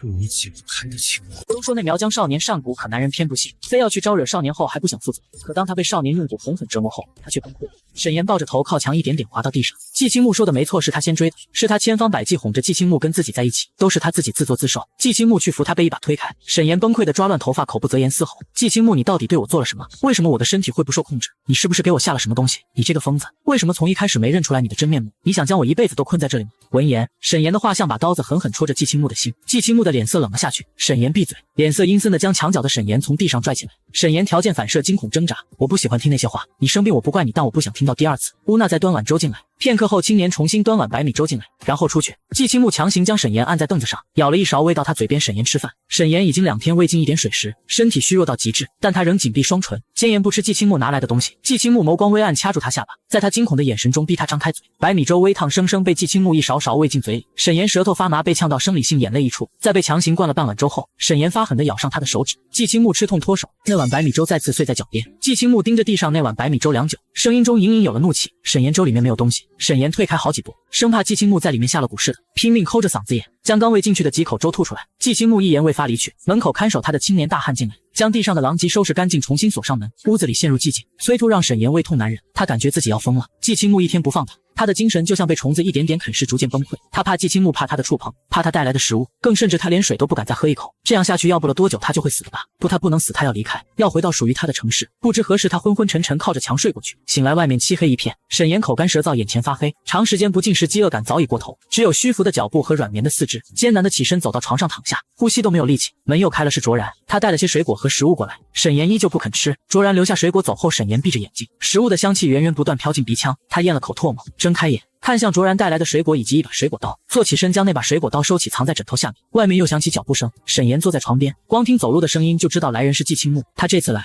带了一根手工编织刺绣漂亮的同心结。进屋后，季青木扫了眼桌上一口未动的食物，脸上笑容敛去。沈岩，你要把自己饿死，就那么怕我在里面下蛊？沈岩不说话，视线一直落在他手中红色的同心结上。季青木察觉气不由得消了几分，这是阿喜婆婆送我们的。沈岩，食物中没有蛊，别再折腾自己。说着将同心结放在沈岩手边，然后端起已凉的食物出去。片刻后，端着热好的食物重新回来。进屋后，季青木的眼神顿时一冷，只见沈岩脚边那条漂亮的同心结被他扯成了碎片，手中的碗因为过于用力发出咔嚓一声裂响。季青木眼底幽暗，声音冰冷，沈岩，你在做什么？沈岩讥笑一声，季青木，你可不可笑？我们都这样了，你还送我同心结？季青木眼底阴沉一片，然后朝他走近。沈岩从枕头下面拿出来一把水果刀，刀刃抖着指向季青木。阿青，放我离开。季青木只是脚步微顿了一下，继续往前。沈岩举着刀，我让你别过来。他不知道还有什么办法能离开，每天都被关在这间屋里。他不是真的想伤害季青木，只是想威胁季青木放他离开。阿岩想杀我。刀尖抵到季青木胸口，还在向前，视线落在地上沾了灰的同心结，弯下腰捡起。沈岩看不懂他刀不敢放下，拔高声调，季青木，我说放我走。季青木轻轻擦去了同心结上的灰，他终于开口了，声线很平，却让人心间发颤。阿岩，你离不开的。说着起身，面无表情握住指着他的刀，刀刃锋利，季青木握得很紧，鲜血顺着他的掌心滴在地上。沈岩瞪大了眼，下意识松手，那把水果刀便被季青木轻松夺去。想起卓然说过的话，季青木一滴血就能要了别人的命，脚边季青木的血还在往下滴。沈岩倒吸一口气，匆忙后退，他的表情与那些害怕的寨民一模一样。季青木眼底闪过一丝受伤，表情更冷了，不顾受伤流血的手，望进沈岩惊惧的眼睛，低声道：“阿言，你觉得我会伤害你？”沈岩胸口起伏剧烈，血液的香气熏得他头脑发晕，身体升起一股难以言喻的感觉。一个恐怖的念头忽地在脑子里炸开，他攥着胸口衣服，呼吸越来越疼。你这个疯子是不是给我下了什么？季青木走到快要站不住的沈岩面前，居高临下，流血的手掐住沈岩下巴，迫使他抬起头来。散发奇异香气的血液猝然往沈岩鼻子里钻，他扑通一声跪到地上，喉头滚动，强烈的干渴让他想去喝季青木的血。他死死咬住嘴唇，忍住嗜血的冲动，想离季青木远一点，可身体却违抗本意，渴求着季青木的触碰，嘴唇都被他咬出血。季青木拇指摩挲着他的唇瓣，两指用力巧劲掐着沈岩两颊，捏开紧咬的唇，血液顺着掌心淌进沈岩嘴里。沈岩仰着脖颈，被迫咽下带着异香的血，被呛得咳嗽不止。季青木放开他半垂眼眸，嗓音让人听不出喜怒。阿言，激怒我对你没有好处。视线模糊，大脑失去控制。沈岩本能以为是中了季青木血里的毒，他不想死，眼泪淌了一脸。强烈求生下意识混乱，朝季青木伸出手。阿青救我！季青木居高临下，漠然望着他，一副怕死极了的惊恐模样，自嘲地笑了声。沈岩，我的血对你没有毒。沈岩什么话都听不见，只感觉自己就要死掉，每一寸皮肤如同被人扔在火海里炙烤着，疯了一样抓着自己。季青木一直冷眼相观，直到他快要被折磨崩溃才有了动作。月明星稀，吊脚楼外虫鸣阵阵，屋内季青木披散着长发，身着单薄里衣，将被子里的沈岩捞出来。他双目紧闭，嘴唇苍白。季青木去抱他，抱歉，是我过分了，抱你去洗澡。在季青木弯腰连被子将他一起抱起来时，沈岩用尽全部力气甩了他一巴掌，巴掌没什么力气，听着响，实际打在脸上并不疼。但季青木偏着头，半天没说话，气氛诡异的安静。见他一直不说话，沈岩原本恨恨的眼中多了一丝恐惧，他怕激怒季青木，然后生气又折磨他。但季青木并没动怒，只是将他抱起带去泉边。后来沈岩也没有再挣扎，索性闭着眼睛，任由季青木帮他洗漱干净，重新抱回吊脚楼。两人全程一句话都没说。回来后，季青木给他煮了一碗面，沈岩盯着那碗热腾腾的面，迟疑1秒便狼吞虎咽吃下去。他要活下去，回到城市，前提是在那之前他没有把自己饿死。季青木见他肯吃东西，神情略微松动，提醒：吃慢点，你的胃一下承受不了。沈岩当听不见也不理他，自顾自吃面。第二日清晨，季青木叫醒沈岩时，沈岩很不耐烦，翻了个身让他别吵。阿言，起来，我们去赎寨。寨中的事忙完了，之前说过带你去赎寨散心。阿言还想去吗？沈岩坐起身，四肢百骸一阵酸疼，咬着牙恨恨瞪了季青木一眼，没好气道去。季青木履行诺言，带了沈岩去赎寨。他在赎寨订了一家旅店，打算和沈岩一起在赎寨小住2日。快到旅游旺季，赎寨的游客逐渐变多，比沈岩一开始来时热闹不少。两人路过一家奶茶店，季青木脚步停下，阿言在这里等我。沈岩抬头，见他往一家排着长队的奶茶店走去。那家奶茶店招牌很眼熟，沈岩认出正是自己刚来时买的那家。队伍那么长，季青木还要去买。在季青木后，陆续还有游客接在他身后排。沈岩看到几个现代装打扮的姑娘围在季青木身边，眉飞色舞，拿着手机跟他说些什么，这模样跟他第一次见季青木时一样，被美色迷了心窍。隔着人群，季青木的视线远远望过来与他对视，沈岩默默错开视线，季青木也没继续盯着他，好像只是为了确定他还是否在原地。他继续排队，沈岩悄悄离开几步，随手拍了拍低头玩手机的男人，你好，打扰一下，能不能借你的手机打个电话？男人转身皱起的眉头，再看到沈岩的脸后变了副表情。沈岩今天出门穿的是季青木给他准备的苗服，与季青木的无形中相配，一眼望去让人移不开目光。男人的目光将沈岩从头到尾打量了一遍，略胖的脸上堆起笑容，将手机递给他。沈岩道了一声谢谢，立马拨通身在高塔的神母电话。在他打电话期间，男人一直盯着他看。沈岩在心里争分夺秒念叨快点接，一边用余光瞥向奶茶店队伍快排到季青木，依然没人接听，他心凉了半截。他没有记号码的习惯，除了神母和他自己的，别人一个也没记得。他拼命回想还有没有能想起的号码时，余光忽然看见季青木已经买完奶茶，正挤着人群往他这边来。沈岩匆忙把手机还给男人，正要走手腕忽地被男人抓住。沈岩不解回头，就见男人笑着问：你也是那个吧？你是林？沈岩皱眉，余光里的季青木越来越近，他心里暗骂一声傻逼，不耐烦挣开男人，我不是你放开。男人不放，你长得很漂亮，是我喜欢的类型，我们加个联系方式，以后可以约了。约什么？季青木冰冷的嗓音在沈岩耳畔响起。沈岩周身一僵，下一秒咔吧一声，季青木生生扭断了男人的手腕，男人疼得捂着手腕痛叫，引来不少游客好奇的目光。季青木一言不发拉住沈岩，快步离开。回到旅店后，沈岩手腕已经被掐红一圈。卫生间洗手台边，季青木眼微眯，盯着沈岩被那男人拉过的手腕，洗干净。沈岩揉着隐隐作痛的手腕，白了他一眼就要走。季青木，你有病吧？季青木一把钳住他的胳膊，将人重新拽回洗手池，打开水龙头，拿过肥皂涂在他手腕，用力搓洗着。沈岩挣不开，季青木手上有一层薄茧，没一会儿沈岩白皙的皮肤就被磨红了大片，疼死了！季青木，你放开我！沈岩眼泪都疼出来了。季青木才关上水龙头，拿过干毛巾擦干他的手腕，皮肤火辣辣的干毛巾一碰像针刺一样疼。季青木终于停下对他手腕的摧残，灰暗警告沈岩不要让别人随便碰你。沈岩一把挣回自己的手，眼眶疼得红了一圈，你真是有病，明明是他抓的我。笃定季青木没看见他打电话才敢这么理直气壮。季青木盯着沈岩，眼皮间随着眨眼若隐若现的红痣，心生后悔带他出来。沈岩的桃花眼生得太过漂亮，下垂时总是给人心头发软的无辜可怜感，上扬又显得妩媚惑人，谁看他一眼就能被勾去心魄。季青木伸手指腹蹭着沈岩微微下垂的眼尾，眼底是沈岩从未见过的可不占有欲。沈岩再去招别人，我就将你一辈子关在吊脚笼。沈岩同人阵战，后背一阵发凉，他牙齿打颤，声音发抖，疯子，只有恐惧才会让沈岩听话。有时季青木不得不用些言语来恐吓，让他不敢再生逃跑之意，垂下手改为牵住他。沈岩又被季青木带出去，只不过去的是赎寨战民们居住的地段，那里游客稀少，环境也安静。沈岩任由季青木牵着，默默跟在身后，低着头一言不发。好不容易出了季藤寨，他不想再回去，可是季青木寸步不离跟着他，还有机会逃吗？是你解不开的情网。清纯男生招惹了苗疆少年后，他对少年强制的爱感到了崩溃，想要逃离少年身边的心达到了顶峰。这时路过一家叫古旧的吊脚笼，1楼大门常隐约听见里面有人争执的声音。阿爹，沈老师还在那个地方，我们不能不管。另一个苍老的声音严肃道：不行，你难道忘了你当初是怎么被送回来的？阿布，你虽不是我亲生，但我视你如己出，我不可能眼睁睁看着你再去送死。赎寨大多都说汉话，乍一听那声音有点耳熟。沈岩刚想往里面看一眼，那人便气冲冲出来，碰面时两人皆一愣。阿布不可置信看着沈岩，沈老师你怎么？他的话在看到季青木时戛然而止，取而代之满眼惊愕。季青木表情看不出喜怒，拉过沈岩的手走。沈岩回头看了阿布一眼，阿布如同被扼住喉咙发不出声音，眼睁睁看着他被拉走。他努力平稳呼吸。阿爹告诉他季青木是巫蛊师，他们惹不起让他不要去招惹，可他从未招惹过季青木，是季青木一开始就盯上了沈岩。生寨的人偏执疯狂又会蛊术，若是看上一个人，绝不允许他身旁再有他人觊觎，哪怕多看一眼都不可以。不管你愿不愿意，只要下了情蛊，便永远逃不出那人的手掌心。难道季青木给沈老师下了情蛊？想到此，阿布脸色白了一瞬，紧紧攥着拳头盯着两人离去的背影，心中暗暗下定决心，他要拯救沈老师。赎寨深处，明明季青木订了旅店，可最后却没有跟沈岩入住进去，而是带他去了离赎寨不远处的森林吊脚笼。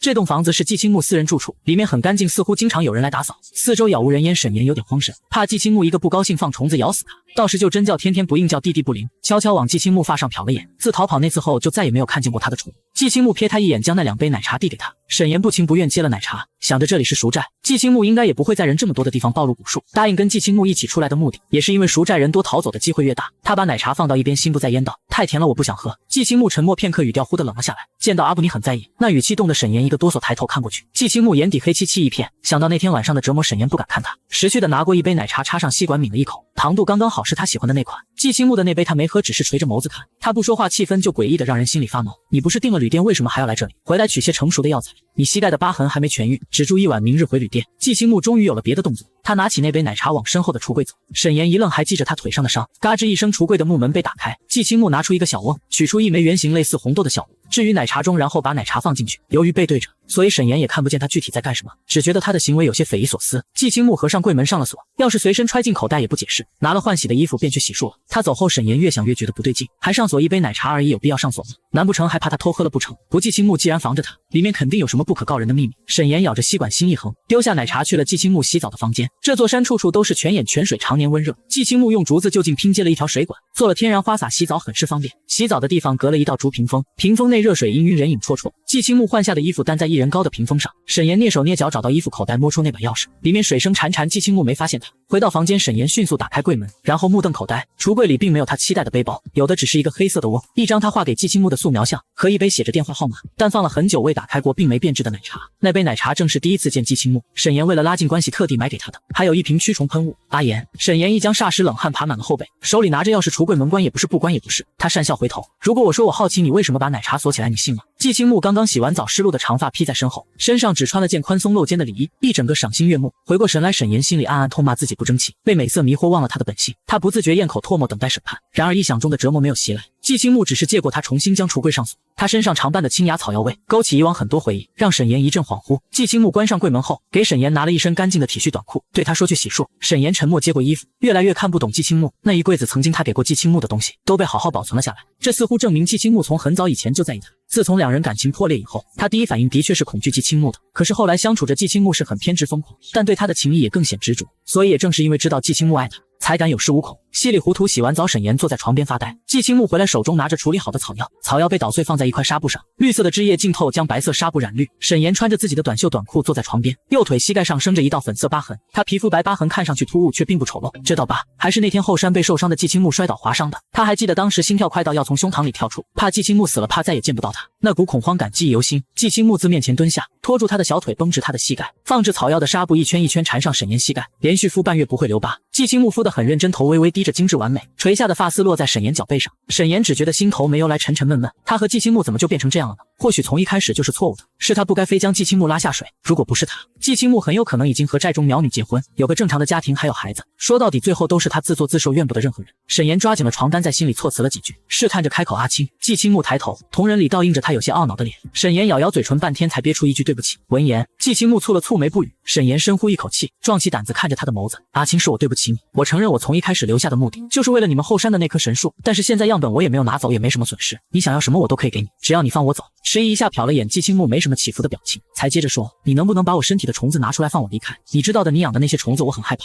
不可能再像以前一样跟你相处。我不知道什么时候你一个不高兴，就会又在我的饭菜里放几个骨。阿青，你放我走吧，我们以后还能继续做朋友的。”听他说完，季青木看着他很久很久，久到沈岩开始心慌才开口：“沈岩，你的心是石头做的吗？”所以武不热说变就变，两人对视皆是沉默。他给过沈岩无数次机会，是沈岩一遍遍追着缠着他，求季青木也喜欢他一些。那天在神树下，他若不是用情蛊确定过沈岩的心意，又怎会接受他的情意？可现在他却说要自己放过他。他不懂沈岩发过的是认证过的真心，为何会变得那样快？气氛太沉默了，季青木眼底的情绪沈岩看不懂，眸子里隐含了太多东西，仿佛下一秒就要冲破堤坝喧嚣而出。可季青木只是闭了闭眼，再睁开已是静无波澜。沈岩誓言不能违背，说完起身往外走。沈岩正了正反应过来，他说了半天还是不肯放他走，恼怒地冲着季青木的背影喊：“季青木，你这样就没意思了。”季青木并未理他，沈岩气得一脚踢开床边凳子，凳子哐啷一声被踹出后。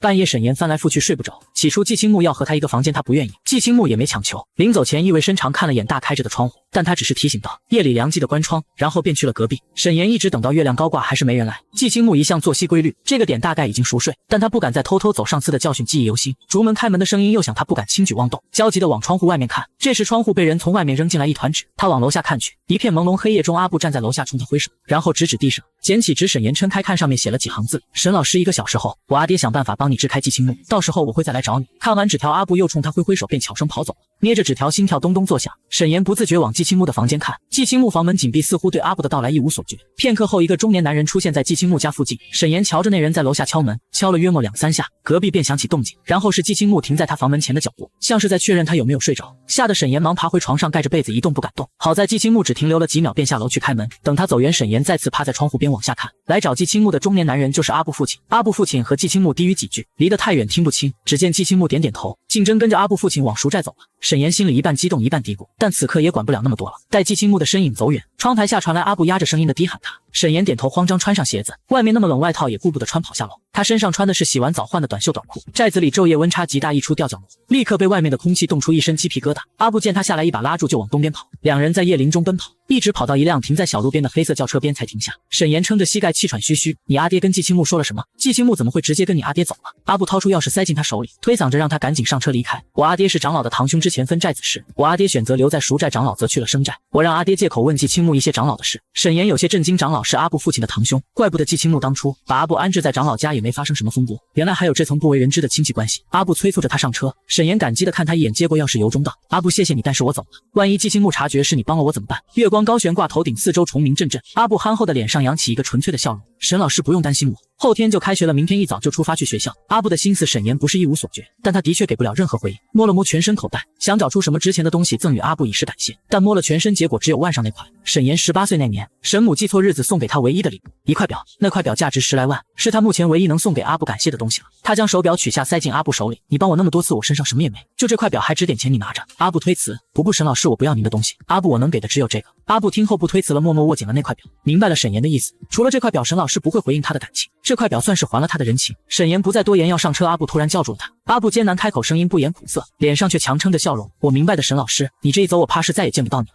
沈老师，我能不能抱你一下？”沈岩迟疑几秒，然后与行西方的拥抱里一样，短暂又绅士地抱了阿布一下。阿布想抬手抱住他的背，犹豫再三，还是没能伸出手，直到沈岩短暂礼貌的拥抱推开，再没了机会。阿布攥紧了沈岩送他的那块手表，将所有情绪掩藏与沈岩道别。沈岩拉开车门，刚要上车，一道冷得刺骨的声音自身后传来：“如解不开的情缘。”都说那苗疆少年善蛊，可男人偏不信，非要去招惹少年后还不想负责。可当他被少年用蛊狠狠折磨后，他却崩溃的想要逃离。在沈岩即将上车那一刻，身后传来了季青木的声音：“阿言，我告诉过你不要再招别人，否则我会将你一辈子关在吊脚楼。”沈岩浑身的汗毛都炸起来了，僵硬的转过头去，心脏跳动频率似乎挤压到嗓子眼。季青木一身黑紫苗服，眼里满是失望。沈岩抓着车把的手不自觉发抖，被情蛊操纵的记忆骤然袭来。要是被季青木抓回去，不知道会怎么样。他不要一辈子被关在吊脚楼里。阿布看到季青木脸色煞白，但他抄起地上的木棍挡在沈岩面前。沈老师，你快点走，我拖住他，你快走。季青木嗓音很低，却像刀子一样凌迟着沈岩。阿岩，这是你最后一次机会留下。沈岩心间一阵发颤，最后一次机会，如果不走，以后就再也别想逃离他的手掌心了。他死死咬着牙，目眦欲裂，做梦。转头一把打掉阿布手里的木棍，拉开车门，将阿布推进去，关上门，一气呵成。季青木就这么静静地看着他，没有任何动作，神情与周围漆黑的夜融为一体。这是他们对视的最后一眼，他不敢单个咬牙坐上驾驶座，启动汽车绝尘而去。他就不信两条腿能跑过4个轮子。汽车在黑夜中很快消失，留下一道尾气。季青木依旧站在原地，睫羽微微下垂。阿岩，最后一次机会，你也不珍惜吗？摇摇头，失望道：“这是你自己选的，莫要再怨我。”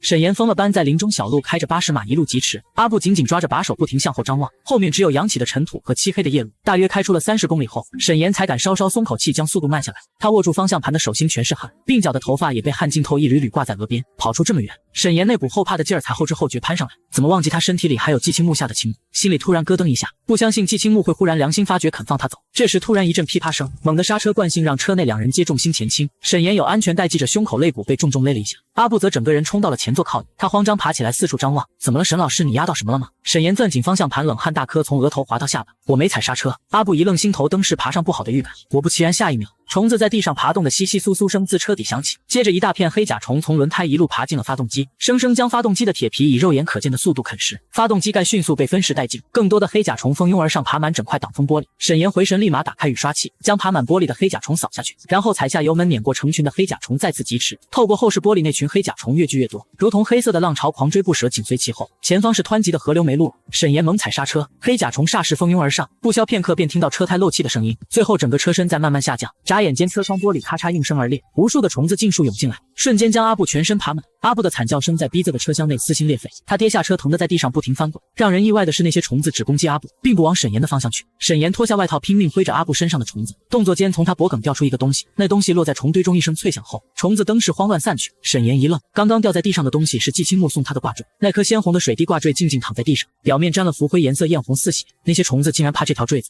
黑甲虫仍虎视眈眈离他们几米远的位置，来不及多想，捡起挂坠，他赶紧去扶阿布，还好阿布只受了些轻伤。沈岩拽着他弃车而逃，两人一路往右边手的森林中狂奔。阿布受了伤跑不动，他停下，顶着满脸铁甲虫咬出的伤道：“沈老师，你别管我了，我找个地方藏起来，你快跑。”不行，你救我那么多次，我怎么能不管你？沈岩是薄情，但不是忘恩负义。作为朋友，阿布不计回报帮他那么多回，他不能丢着人家不管。沈老师，我腿受了伤，跑不快的，你带着我更跑不掉，前面就是赎债的公路，你到了那里就能拦到去城市的大巴。我阿爹是长老的堂兄，季青木不会对我怎么样。思虑片刻，沈岩咬牙将坠子给了他，这是季青木给我的东西，你拿着。那些虫子不敢靠近你。阿布，谢谢你对我的恩，我不会忘了。然后不再耽搁，拔腿往公路方向跑。他走后，阿布找了块隐秘的石头坐下。季青木的确不会杀他，之前在生寨也只是给他下了烟蛊，让他不停做噩梦，精神恍惚到不能再顾及沈岩而已。但这次他帮了沈岩逃跑，季青木应该不会轻易放过他。清脆的银铃声徐徐靠近，季青木缓步走到阿布面前，眼中无半点波澜。我不会杀你，因为沈岩不会走出这座大山，你阿爹和你一起串通，我知道。他向阿布伸出手，阿布怔愣片刻，回过神，脸色瞬间白成了纸。跟我阿爹没关系，他不知情，是我让他这么做的。季青木重复东西，阿布迟疑片刻，最终惨白着脸，将沈岩给他的坠子递了过去。季青木接过坠子，垂眸看了看掌心中绳结断裂的坠子，清冷的嗓音在开口：“还有。”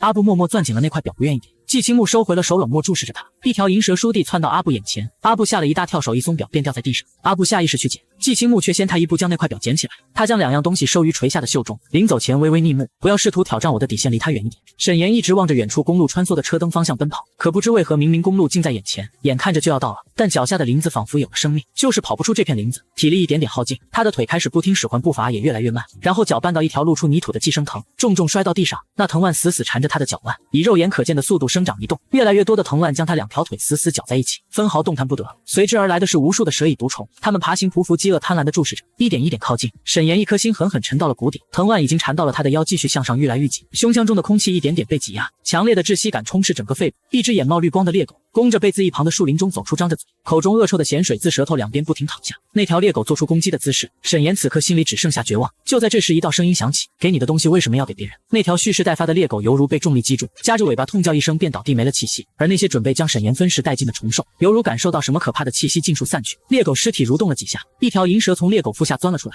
爬到季青木身边的树上，然后从他肩膀一路爬回手腕。季青木踩在藤蔓根茎，所过之处藤蔓尖锐鸣叫，抽动两下后再无生机，余下的藤蔓疯狂摆动着从沈岩身上抽离，一路缩回至一棵枫树上一动不动。沈岩脸色惨白，如同被人抽去了三魂七魄，整个人呆滞地看着季青木，只有心跳异常的跳动着。季青木冷艳的脸上没什么表情，只是将那条挂坠重新挂回他脖子上。挂坠的冰凉霎时让沈岩回神，他剧烈喘息着。季青木替他顺了顺背，动作是温柔的，说出的话让人不寒而栗。如果你带着这条坠子还有机会走出这里，但你将它给了别人。季青木，你见过阿布了？季青木的眼神刹那冰冷。阿言，你为什么总是学不乖？沈岩咬牙红了眼，正要继续说些什么，忽觉身体一阵熟悉的异样，那被蛊虫操纵的感觉又来了。他蜷在地上，浑身犹如蚂蚁在爬，又像被人放在油锅上煎。沈岩煎熬的蜷缩在地上翻滚，承受不住向季青木伸出颤抖的手。阿青，不要这样对我。季青木站起身，冷眼相看，没有一丝施与援手的打算。阿言，这是你一次次欺骗我的惩罚。再后来，沈岩已经没有记忆了，不记得是如何被季青木带走的，也不记得后来被季青木用蛊折腾了多久。等他醒来，精神恍惚，睁开眼，便又回到了那座阴冷潮湿的吊脚楼。门被人看着他半步踏不出去。之后的每一天，季青木都会过来，只要他一来，沈岩就变得不是自己。季青木的怀抱成了他唯一的解药，他恨不得将自己刨开，把那条折磨他的蛊虫拿出来。那天，季青木的银蛇爬到屋内，绞住了他的脖子，用季青木的声音一遍遍质问他为什么要变心。沈岩分辨不出自己是在做梦还是真实发生的事，他分不清，只有漫天彻地的恐惧和绝望包围他，精神上的折磨远比身体痛苦100倍。他终于不堪折磨，双手合十向着虚空磕头，声音带着哭腔：季青木，阿青对不起，我不该骗你偷走圣果样本，求求你，求你不要再用虫子折磨我。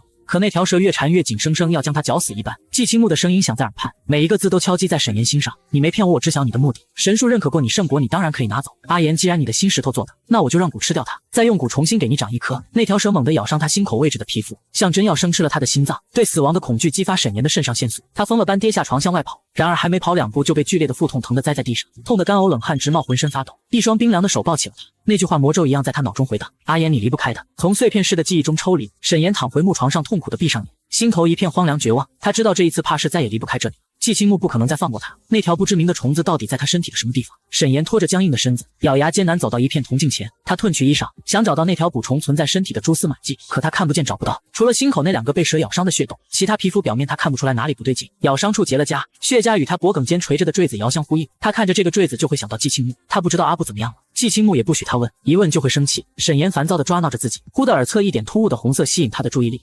是你解不开的情网。清纯男生逃跑失败后，被祭司关起来，狠狠地惩罚了一番。既然你的心是石头做的，那我就让蛊吃掉它，再用蛊重新给你长一颗。季青木的声音听起来有些悲伤。阿言，我们本不该这样。沈岩索性捂耳闭眼，以此来抗拒。这时寂静的吊脚楼外忽然吵闹，有个熟悉的中年男生在楼下用汉话大声呼喊着季青木的名字，随后便是寨民用苗语议论的窃窃私语声，两人间安静的气氛被打断。季青木起身放下往我出去看看。沈岩蜷着自己，目光低垂，窝在原地。一开始他并没有在意，直到听到中年男人悲痛质问阿布的名字，他终于察觉不对劲，掀开被子，撑着虚浮的脚步趴在窗边往下看。这一看便如同被人当头一棒。那个中年男人是阿布的父亲，而阿布用一块白布盖着躺在地上的担架中。中年男人一脸痛色，指责季青木杀了他儿子。季青木默然站在一侧，淡淡瞥了一眼没了气息的阿布，与我无关。沈岩脑子里嗡嗡作响，等他反应过来，已经跌跌撞撞跑到了楼下。见状，苗民对他投去复杂的目光。季青木蹙眉，并不想让他看到这种画面。这几日他本就胃口不好，看了又该吃不下饭了。中年男人掀开盖在阿布身上的白布，露出阿布脖颈上被蛇咬出的2个血洞，以及溃烂的全身。中年男人从阿布身上拿出半截银白蛇腿，蛇皮与季青木那条堪称一模一样，银白色的蛇腿可并不常见，这无异于是最有力的证据，证明阿布的死跟季青木很有可能有联系。长老闻讯匆匆赶来，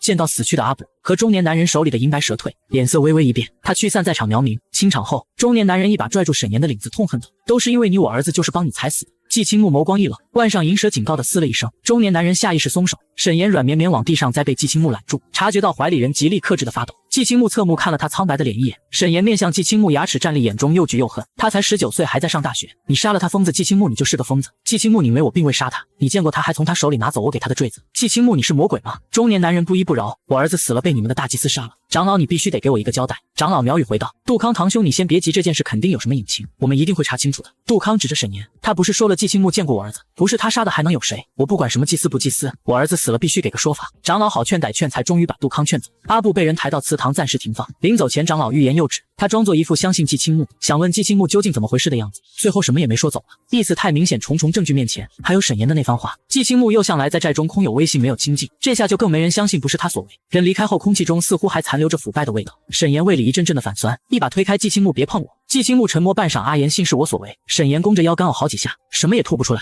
不是你还有谁？阿布的死，还有那成了傻子的寨民，都给季青木贴上一个个冷血无情的标签。后来的沈岩开始无声做着与他的抵抗，不吃不喝，放任自己慢慢枯槁下去。季青木换着花样给他做饭，沈岩都不吃，他不吃，季青木只能硬灌，灌下去几口总归是能吊着沈岩的命。沈岩躺在床上冲他露出一个病态虚弱的笑。阿言，你用这种办法逼我吗？你不放我走，那就只能看着我死，或者你也可以给我一个痛快。米酒汤圆上面飘着几朵金黄的新鲜桂花，那是季青木赶在太阳出来前去后山采摘的，沾着晨露最新鲜的桂花，可勾人口舌的香气弥漫在难堪的气氛中变得苦涩。季青木不喜欢这样的沈岩，他想要从前那个缠在他身边，小尾巴一样跟着他甜腻腻喊阿青。沈岩远比他想象中的还绝情狠心，他笃定自己不会看着他死，还在利用自己对他的感情。阿青，你不放过我就杀了我吧。同时沈岩也注意到季青木端着碗的手指用力到泛起青白，他笑了声，怎么我又惹你生气了？你又要用情蛊折磨我吗？我突然想到一个问题，他努力直起身子，苍白的脸上扬着破碎的笑意，问季青木，你是什么时候给我下的情蛊？是我迷路的时候还是更早？他近乎恶意的揣测着，可能是我第一次见你时就给我下了吧，要不然我为什么会对你那么着迷，跟被灌了迷魂汤一样追求你？原来是你给我下了情蛊啊！闻言，季青木正愕一瞬，随即眼底结起一层霜冰。沈岩最是知道什么话扎人最疼，他隐忍地攥住沈岩的手腕，眼底微光闪烁。沈岩不是。沈岩轻飘飘瞥他一眼，不是什么？季青木深深看进他绝情的眼里，一字一句，第一次见面我没有给你下蛊，这对沈岩来说不重要，他只是想发泄一下这么多天来的痛苦，故意那么说季青木的。想想也是，季青木起初对他反应淡淡，也不太像是刚见面就给他下情蛊的人，可是这也改变不了季青木给他下过蛊的事实，那又如何呢？季青木固执地重申，沈岩，你对我的心意一开始并非假意，也真不到哪里去，你不是都知道了吗？我留下不是因为你，是因为要拿到后山神树的样本。阿青再自欺欺人下去就没意思了。沈岩话说多了，有些喘不上气，他咳嗽两声，缓了缓，笑笑接着说，当然你要是愿意放我走，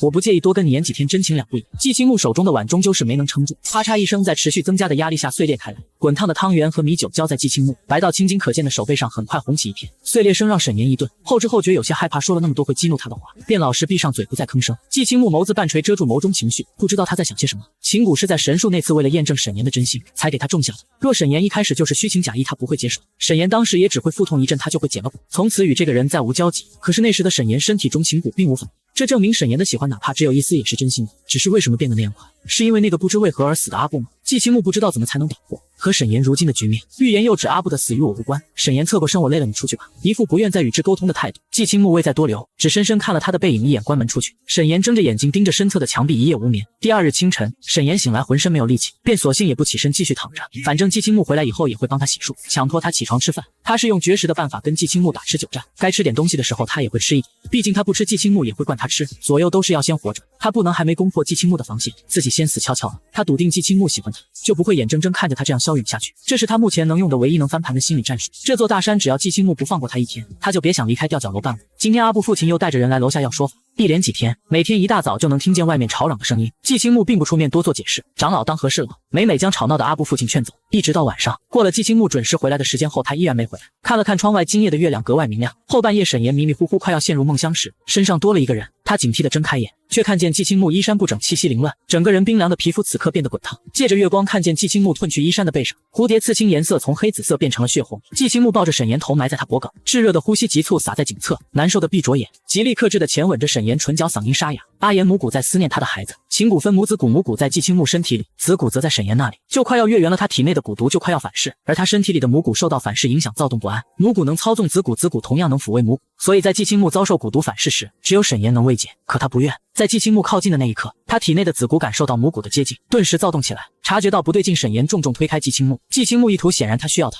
沈岩死死咬着嘴唇，压制着不适，竭力拒绝他的亲近。季青木翻涌的眼底闪过一丝受伤，他像是恢复了一丝理智，沉沉呼出几口气，闭了闭眼，替沈岩将被子盖到肩膀，嗓音低沉沙哑，你不愿我不强迫你。沈岩仍是警惕地盯着他，黑夜中季青木的身躯隐隐颤抖，他极力克制着，不论听到什么动静别去4楼。说完便步履微亮出了房门。沈岩听到上楼的声音，头顶那间古屋响起开门复又关门的声音，随后是季青木压抑又痛苦的闷哼。沈岩砰砰跳的心脏慢慢平复，他攥了攥被子捂住耳朵，为自己都这种情形还想着季青木怎么而懊恼。楼上的动静很克制，像是怕吵到他，再后来声音越来越微弱，直到没了声音。沈岩翻来覆去，强迫自己不要去想，季青木那么能耐，还能出什么事不成？是我解不开的情蛊。阿言，你的心真是石头做的冷冰冰。听到楼上没了动静，沈岩的心无论如何也静不下来，烦躁的一把掀开被子，将对季青木的记挂全归于下的情蛊。再次来到4楼那间古屋，沈岩站在门前心生胆怯，犹豫半天，最终心一横推开。屋里很暗，目光环视一圈，在角落里看到了季青木，他头低着，上身赤裸，身上爬满了头皮发麻的毒虫，那些虫子在季青木身上咬出无数伤口，贪婪吮吸着他的血液。沈岩浑身的鸡皮疙瘩暴起，颤抖着声音试探地喊了一声季青木。黑暗中的季青木动了动，微微抬起头看向他，向来黑而顺的长发凌乱被汗与血浸透，粘在他苍白的脸上。他动的同时，身上那些虫子慢慢散去。沈岩看到他身上的伤口以肉眼可见的速度渐渐愈合，画面诡异又血腥，让人极度生理不适。季青木扶着墙站起身，朝沈岩一步一步走过来。沈岩下意识想跑，可腿失去控制，站在原地一动不动。不是说不让你来吗？季青木声音听起来从未有过的虚弱，走到沈岩面前便失去力气往他身上栽去。沈岩本能扶住他，季青木倒在沈岩怀里，皮肤恢复了冰凉，背上的蝴蝶刺青在月光下，如同一只真的活过来的墨蓝蝴蝶。沈岩僵硬地搀住他，你这是怎么了？季青木虚虚地轻笑了声，阿言在关心我吗？沈岩矢口否认，要不是因为你给我下的情蛊，我才不会在意你的死活。季青木缄默几秒，靠着他，无奈的语气中带了一丝错觉般的哀求。阿言，不要说这些让我伤心的话。沈岩再次闭嘴，将人扶回3楼房间便不管。季青木睡了大概1个小时后就醒了，身上盖着沈岩盖过的被子。沈岩没有将他随手扔在地上，而是将他安置在床榻。季青木低着头，唇角难以抑制的微微上扬，看向坐在窗边望着寨子出神的沈岩，解释：每3个月月圆那天，我体内百毒失衡，会被蛊毒反噬3日。沈岩闻言微微一愣，随即你没看向心情不错的他，你告诉我干嘛？不怕我在你最虚弱时给你补一刀，然后逃之夭夭？季青木抿唇，眸子定定望着他，那里是信任。你如果真的想害我，昨夜便不会来看我。沈岩依旧把一切都归功于秦蛊，没有蛊他肯定不会在意季青木的死活。这么想着，他扭过头继续望着窗外。不是说了，是因为你的情蛊我才会被迫关心你。季青木低声喃喃，不是蛊。沈岩没听清什么。季青木没再说话。情蛊并无外界传的那样，一旦种下就会对下蛊人情根深重，他需要下蛊者的操纵才会言听计从。昨天晚上沈岩是自己决定去的4楼，与情蛊无关，但是这些他没有与沈岩解释。昨夜是蛊毒反噬的第1日，阿布之事还未了结，阿布父亲仍然每日来讨要说法。沈岩望着楼下吵嚷聚集起来的寨民讥讽，你确定不给寨子里的人一个说法？季青木眸光微垂，阿言，我没有杀他。楼下吵得越来越厉害，沈岩关上窗子，我不信，除非你能找到真正杀死阿布的凶手，否则我还认定是你杀了他。阿布不止一次激怒过季青木，还帮他逃跑。季青木那天晚上又见过阿布，如果不是他，沈岩想不到第2个人，总不能是阿布父亲自己杀了自己的儿子吧？我会找到他，那我等你好消息。你休息好了就走，我不想跟你共处一室。阿布的死成了他心头一根刺，以至于他更不想看见季青木。季青木未再说什么，只是深深看了眼他的背影，下了床穿好衣服离去。季青木离开后，便有人在门口看守。沈岩把屋子里翻了个底朝天，仍没有找到他的背包。长时间营养不良，头晕眼花，他又懊恼又烦躁，坐在凳子上拼命往肚子里灌茶。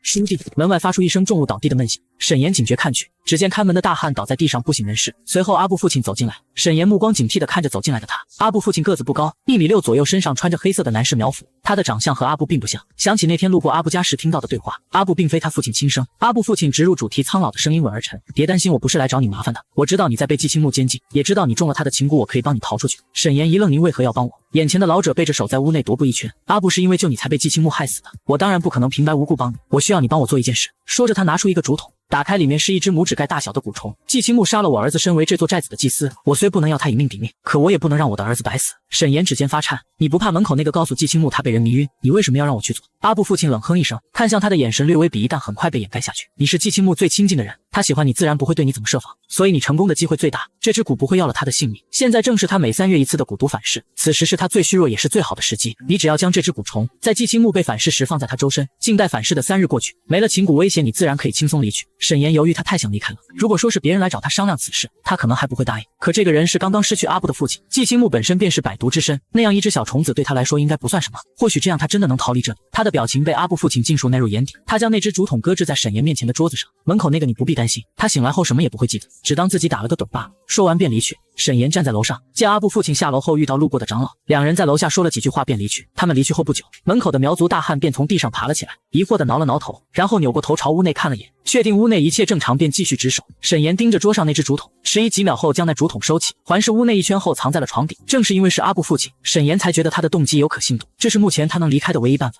季青木说过蛊毒反噬有3日，昨天是季青木的第1日，今晚和明晚就是他的机会。决定了这个念头，期待同时也坐立不安。外面的天慢慢落下黑幕，虫鸣裹挟着潮雾从窗外飘进来，沈岩被冻得起了一层鸡皮疙瘩，抬头看月亮被层层云霭遮挡，没有一丝月光，没有月亮他会被反噬吗？正胡思乱想着，楼下传来窸窸窣窣的动静，接着是有人上楼的声音。季青木手中端着食物，站在窗边，大半个身子暴露在月光之下，眼角含笑，心情看起来很愉悦。他低声说：“阿言过来。”话音刚落，浑身一怔，笑容僵硬，皮肤一瞬间犹如无数只蚂蚁在爬。他抬头望了眼拂开云翳，洒下来的月光，眉心紧皱，体内蛊毒在月光照下出现后失衡，万毒穿心的感觉一瞬便席卷了全身，食物尽数掉在地上。他似乎也没想到月亮会这么快出来，攥住心口，衣领呼吸变得急促，红色与外面浓稠的黑夜几乎融为一体。沈岩被他怪异的反应吓了一跳，季青木微微弯下腰，喘了几口气，额头上大颗大颗汗珠泉涌似的往下掉。他抬头看向沈岩，眼里全是让沈岩心惊的欲望。他心头一跳，登时如应激的猫，竖起浑身的毛，双目警惕，在季青木幽暗的注视下一步步后退，直到肩膀抖着退到墙角，再无可退。季青木没有做出任何过分的举动，只是深深看了他一眼，手被过度隐忍而青筋暴起，连句话都没来及说，便踉跄走出了房间往4楼去。4楼传来重物倒地跌撞的声响，还有季青木痛苦又隐忍的闷哼。季青木一走松口气的同时，下一意识往床底看去，他一直站在挡住床底的位置。月亮出来了，不出意外，季青木又该被蛊毒反噬。他坐立难安，在屋子里待了好一会，直到楼上再没有动静，才从床底掏出那个竹筒，藏在怀里，向4楼走去。4楼那间古房的门虚掩着，里面很安静。沈岩走到门口，借着朦胧的光线向里面看去。季青木这次比昨天严重，走到门口便闻见从屋内传来浓郁又散发异香的血腥味。里面的季青木倒在虫堆中，各种让人头皮发麻的蛇虫在他身边爬来爬去。季青木上衣被他自己褪去，背上的蝴蝶刺青红的仿佛在滴血。沈岩握紧了那只竹筒，心中天人交战，最终推开门，想着季青木说过他身上有他的气息，这些虫子不会伤害他，强忍浑身鸡皮疙瘩，闭着眼走了进去。先是试探的碰了碰垂着头的季青木，接着又小声的喊他一声，同样没有回应。确定季青木只是晕过去后，沈岩从怀中拿出阿布父亲给他的东西，犹豫几秒就拆开竹筒上的封布，将那蛊虫放在了季青木伤口还没愈合的手边。那虫子起初蔫巴巴的，可一闻到季青木的血，当时蠕动着细长的身子往他那爬了过去。他钻入季青木的伤口，爬进了血脉，在皮肤下蠕动着爬行不见。季青木眉头只是轻轻蹙了蹙，那点虫子带来的痛跟白骨失衡带来的痛苦相比，根本不足一提。沈岩一颗心咚咚狂跳，将竹筒收进怀里，看着季青木倒在地上，身上的伤口逐渐愈合，迟疑片刻，忍着头皮发麻，将季青木从虫子堆里扶了起来，让他靠着墙而坐。他要走手腕却被徐徐抓住，沈岩心里咯噔一下，忙慌神朝他看去。季青木没有醒，脸色白得像纸，眉心不安紧蹙，身上的血与汗黏腻混在一起，乍一看触目惊心，手只是潜意识虚虚的抓了沈岩一下，便无力的垂下。沈岩一颗心咚咚狂跳，还好季青木没有发现他的行为，最后看一眼便匆匆离去。这间屋子让他头皮发麻，一刻不愿多待。楼上一直安静着，沈岩彻夜未眠，精神高度紧绷让他的神经突突狂跳，双眼因熬夜酸涩难忍布满血丝。楼上直到早上才有些许窸窸窣窣的动静，接着便是季青木下楼的声音。沈岩忙将自己藏进被子里装睡。季青木走到门口，轻轻推开了门，见他还没醒，便又重新带上门出去。沈岩原本打算藏一会，没想到一时放松，竟直接睡着了。醒来时已是中午，估算着时间，大概11点左右。季青木居然没有叫醒他，一阵心慌。恰好此时听到楼下有动静，听到熟悉的吟诗声，沈岩才确定回来的人是季青木。但是除了季青木，还有别人来了。他已经无形中对季青木形成本能的恐惧反应，心跳开始加快。季青木的脚步声越来越近，开了门，手中拽着一个被堵住嘴的年轻苗民。那男孩身量不高，大约17、18岁的模样，被捆住手脚跪在地上，嘴里呜呜的哀求着。沈岩被季青木这副动静吓了一跳，看向他，只见季青木抿了抿唇，皱着眉，像在组织语言解释。是我解不开的情缘。男人被祭司关起来后，整日想着逃离，更甚至不惜给祭司下蛊。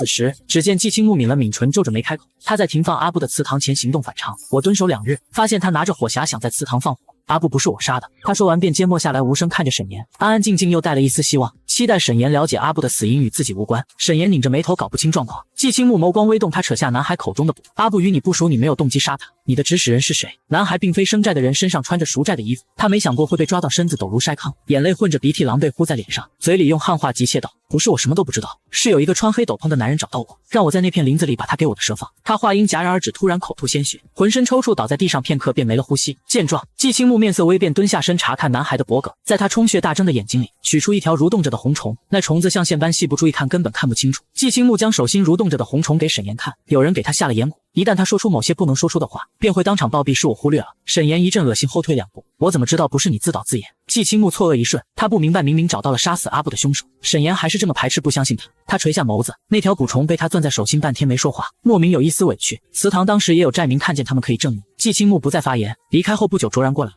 他来时拿了很多东西，一双深紫色与那件苗婚服相配的刺绣鞋，一把剪刀，还有很多杂七杂八的东西。不由分说让沈岩坐下去打了一盆水，表情不太情愿，但又无可奈何。你坐过来，头低着，我给你洗头，然后剪发。沈岩疑惑看着他，卓然反而奇怪，明日就是你和大祭司的婚礼，大祭司没告诉你吗？闻言，沈岩傻了，但想到季青木送给他婚服那天说过他要与自己结亲的事，当时想着没有人祝福，也没有法律效应，所以他压根没把这事当回事。于是他顺从地坐下，任由卓然替他洗头剪发。卓然解释，寨中每个即将要结婚的姑娘都要在前一天剪发，他是男人也要遵循规矩。沈岩心不在焉，有些敷衍，让他剪就是了。卓然大概是觉得他无趣，所以他利索给沈岩洗头剪了发便走。说是剪头，其实只是稍微剪短打理一下，遮住眉毛的额发被剪去，露出沈岩秀气的眉眼。卓然剪得不是很走心，大体看得过去，细节就不行，与季青木的手艺相比差太多。想到季青木，他微微一愣，昨夜那只蛊真的只是会给他带来些副作用吗？他看向窗外，天黑了。沈岩尽量平稳着呼吸，在心里暗示自己不要紧张。听见季青木的脚步声，朝窗边走近，在床沿停下。沈岩攥紧了在被子里的手，表面仍是一副安睡之相，枕边好像被季青木放了什么东西。他放下东西后便轻声离开。等人走后，沈岩睁开眼看向枕头边一愣，枕边是他当初气急败坏扯坏的同心结，现在那枚同心结被缝好，上面还缝了2只刺绣蝴蝶遮挡，蝴蝶一大一小贴在一起，像最亲密的伴侣。同心结上面有很多针眼，是反复拆开又缝上才会留下的痕迹，看得出修补之人花了很大心思和耐心缝制。沈岩捏着那枚同心结，心口一阵顿闷，旋即他狠狠甩了甩头，将心里那点动摇甩出脑子，把同心结放回原位，掀开被子下床。如果杜康给他的那枚虫子起了作用，那今晚就是他离开的机会。他下床打算出去看看情况，刚打开门，与站在门口的季青木撞了个正着。沈岩本就心虚，冷不丁撞到，整个人顿时愣在原地。季青木只是微微诧异他醒来，然后便神色如常的拉起他，醒了便跟我去个地方见个人。沈岩脑中一片空白，手心全是汗。季青木察觉他不太对劲，停下脚步，你手心出了很多汗，不舒服。沈岩脸上写满了惊恐，低着头不说话。见状，季青木无奈的轻轻叹口气，阿言，我不会伤害你，别那么怕我。明日秋历五谷丰收，寨民安乐，是寨中最吉祥之日，我们婚期在明天，今晚是去见阿喜婆婆，她想看看你。沈岩迟疑着开口，你的毒素。季青木好像是有些意外，沈岩听到结婚没什么太大的反应，转念一想，大概是卓然跟他说过了。他看出来，其实今晚沈岩反应有些怪异，但明日就是2人的婚礼，他不愿意破坏掉来之不易的宁静。他知道沈岩无时无刻不在想着离开这里，但他不会让沈岩离开，所以可以包容他负隅顽抗的一切行为。只要沈岩不离开，那些小闹对他来说总归是不痛不痒的。他守着这个人就够了。沈岩做不到的承诺，他可以替他做到。季青木抬头看了眼皎洁的月亮，温声解释：第3日的反噬是在月亮消失之后。闻言，沈岩抬头看着夜幕，繁星闪闪，月圆而亮，四周没有一片云翳。走吧，阿喜婆婆该等着急了。季青木牵着沈岩加快了些许脚步。沈岩脑子里一团乱麻，但更多的是沙漠般荒芜的绝望，机械的被季青木牵着带到一座矮矮的吊脚楼。吊脚楼与路过的不同，挂了红色的灯幕，楼四周开垦了花圃，里面种满了各色各样的花。推开竹篱笆，一位头发半花白、身材瘦小的老人忙放下扫把，拄着拐杖迎接过来。阿喜婆婆布满岁月痕迹，脸上堆起和蔼的笑，皱纹给她更添几分慈祥。阿青啊，你来了。阿喜婆婆说的是苗语，沈岩听不懂。她第一次看到季青木对自己之外的人露出笑，那笑容很浅，却是发自真心。季青木尊敬地喊了她一声阿婆。阿喜婆婆欢喜朝沈岩看，拉起她的手让她进屋。好俊的娃娃，阿婆好喜欢你。沈岩手足无措，一是因为听不懂，二是他脑子里心里都乱得不行，分不出其他心神来顾及他人。阿喜婆婆盯着脸色不太好的沈岩看了看，关心地说了一大堆。季青木温声打断她，阿婆她听不懂苗语。阿喜婆婆顿悟，转问季青木：“你们结婚这娃娃咋不高兴嘞？”知道沈岩是不舒服后，她长哦了一声，让季青木好好照顾。然后她有些顾虑地看了眼不属于这个寨子的沈岩一眼，欲言又止，最终化作慈祥的笑祝福：“阿青喜欢阿婆就喜欢。”说着，她从口袋里掏出一个镯子塞给沈岩：“这是阿婆的见面礼，乖娃儿，要跟我们阿青好好的。她遇见个喜欢的人不容易。”沈岩一脸茫然，他根本不知道阿喜婆婆塞给他个镯子是什么意思。季青木握住沈岩的手，将镯子套在他腕上：“这是阿喜婆婆送你的见面礼，阿婆说喜欢你，希望你跟我好好的。”闻言，沈岩从头凉到脚，一句话都不想多说。腕上的镯子又沉又重，像道枷锁被季青木亲手套上。他能看出来季青木对阿喜婆婆态度不一般，但他没有心思去想2人是什么关系。他只知道以后的每一天都要生活在今天这种绝望里。不知何时，一片云飘到了月亮附近，正一点一点遮住月光。他的反应终于让季青木重视起来，蹙了蹙眉问：“你怎么了？”沈岩崩溃了：“季青木，是不是就算我死了，剩下个骨灰你都不肯放过我？”他狂躁地抓乱头发，又绝望又不甘心，可他又一点办法都没有。阿喜婆婆被他吓了一跳，着急地用描画询问季青木他怎么了。云彻底遮住了月亮，月光骤然消散。季青木只来的握住沈岩用力抓攥头发的手，凝着眉话未说出一口血先喷了出来，随即他痛苦地攥着心口，半跪在地上，看向沈岩的眼里满是难以置信，接着唇上血色一点点退了个干净。阿喜婆婆惊慌去扶他，季青木张了张口，似乎是想说些什么，但一出声又是一口血呛出。沈岩仓皇后退2步，事情发生的太突然了。原来季青木说的月亮消失是指月光消失，他吐血了，是那只虫子让季青木吐的血，可杜康明明说那只虫子不会要了季青木的命。阿喜婆婆哭着跑出去找人，沈岩如同被抽去了灵魂，眼睁睁看着季青木倒在地上，两脚灌了铅，僵硬站在原地。季青木双目闭合，气息虚弱，躺在花圃中，那簇盛开的绣球被季青木压在发侧，鲜血阴湿他领口的紫色苗服和银饰，散发着异香的血液引来很多蝴蝶，它们停在季青木身上，贪婪地吮吸着，画面竟有种说不上来的诡异美感。熙攘的人声渐近过来，那群蝴蝶受惊纷纷飞走，来了很多人，嘈杂吵嚷的声音仿佛成了背景。沈岩什么都没听进去，只觉天旋地转，然后两腿一软跪在了地上，颤抖着手，不敢呼吸，哆嗦去探季青木的动脉，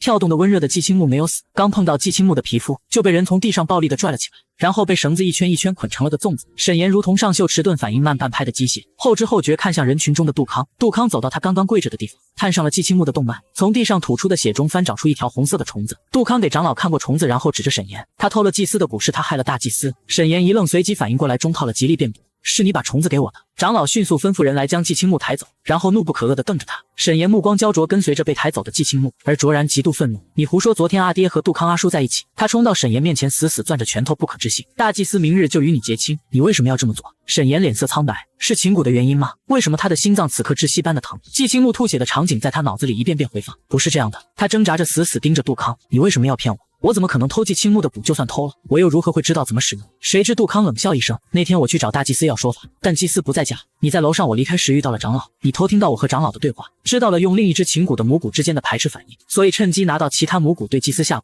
沈岩脑子里嗡嗡作响，他不懂杜康为何要栽赃于他，但那天杜康的确来找过他，离开时也的确遇到长老说了好一会儿话。那天路过的寨民站出来作证，更加坐实了是他偷拿骨害了季青木。在场所有人都这么认为。一时间沈岩处于风口浪尖，长老下令，架住沈岩的青年们闻言压着他往后山走。沈岩被压到了一个巨大的窟洞里，那坑窟足有5、6米深，他是被用绳子捆着活生生掉下去的，摔到地面后绳子便被割断了。四周伸手不见五指，洞内又潮又冷，他的手脚还被捆着，连挣扎起身都无比困难。洞外脚步声渐远，他放弃了呼救，艰难坐直身子，累出满头大汗，强迫自己冷静下来。季青木还有脉搏卓然一定会想办法救他，但杜康的目的是什么？他为什么要借自己的手重伤季青木？是你解不开的情况。当祭司想靠近男生时，却发现连男生的衣角都已触摸不到。沈岩强撑着疼痛站起身，由于天太黑，他看不清这个窟洞，只能试图摸四周，想找到可以割断绳子的锋利石头。然而他的手刚伸出去，就摸到一个冰凉黏腻软乎的组织物体，那团软塌塌的物体顿时像受了惊似的，从洞壁上掉下来，发出啪的一声闷响。一只不知是什么物体的虫子睁开了6双在黑暗中荧光一样的复眼，如同开启了连锁反应，洞壁上陆续睁开无数只绿色的眼睛，那些冒着光的小眼睛齐齐地盯向角落中的沈岩，他顿时起了一身的鸡皮疙瘩。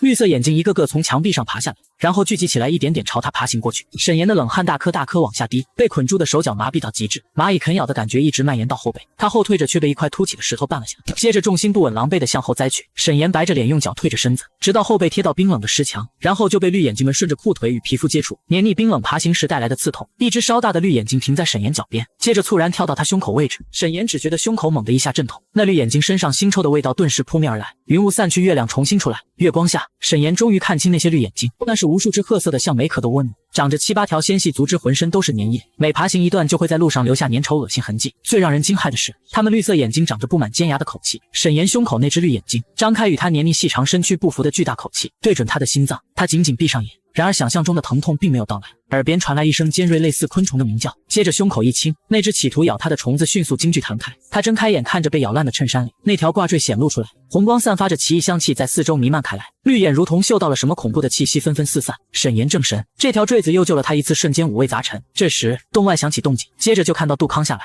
下一秒在看到沈岩胸口的坠子后，他诧异的啧叹了一声，他竟把这个都给你了，难怪你没被虫子吃掉。沈岩咬牙切齿，你为什么要骗我？你想借我的手杀了季青木，然后挤上祭司的位置？杜康摇摇头，我的能力还不足以要了他的性命，那条骨只会让他受点伤，他受伤我的任务才算完成。他摸了2下胡子沉吟，假如他真的死了，你体内的子骨也会随之死去，你应该更开心才对。沈岩拧眉，你大费周章借刀杀人到底有什么目的？杜康笑了声，季青木可是巫蛊师，只有你能接近他，能让他最心痛，才能挥发那枚骨的最大作用。他掏出匕首，利落在捆住沈岩手脚的绳子纵向一划，绳子断裂开来，沈岩失去知觉，四肢动也不能动，垂到一边。这时杜康开口道，还记得那棵神树吗？我想要的远比那棵树要珍贵100倍，那东西得季青木活着我才能拿到，所以你不必担心我会要他性命。杜康漫不经心走了2步，可惜你的身份特殊，我动不了你，只能退而求其次了。闻言，沈岩只觉毛骨悚然，这座大山就像个充满诱惑会吃人的邪恶巨口，罪恶与欲望就是它的养料，人们被它吸引，向往痴迷。殊不知在人们觊觎这座宝矿般的大山时，山也在饥饿地凝视着他们。杜康并不打算解释下去的意思，帮他解了绳索，却没有救他出去的意图。月光一点点变暗，周围风声渐阻，雨点子从空中坠落到脸上。沈岩恍惚，脑子被雨滴一砸，清醒了些许，似是想到什么，眼中带着些许怀疑和惊悚。阿布不是你亲生？杜康比划了一下，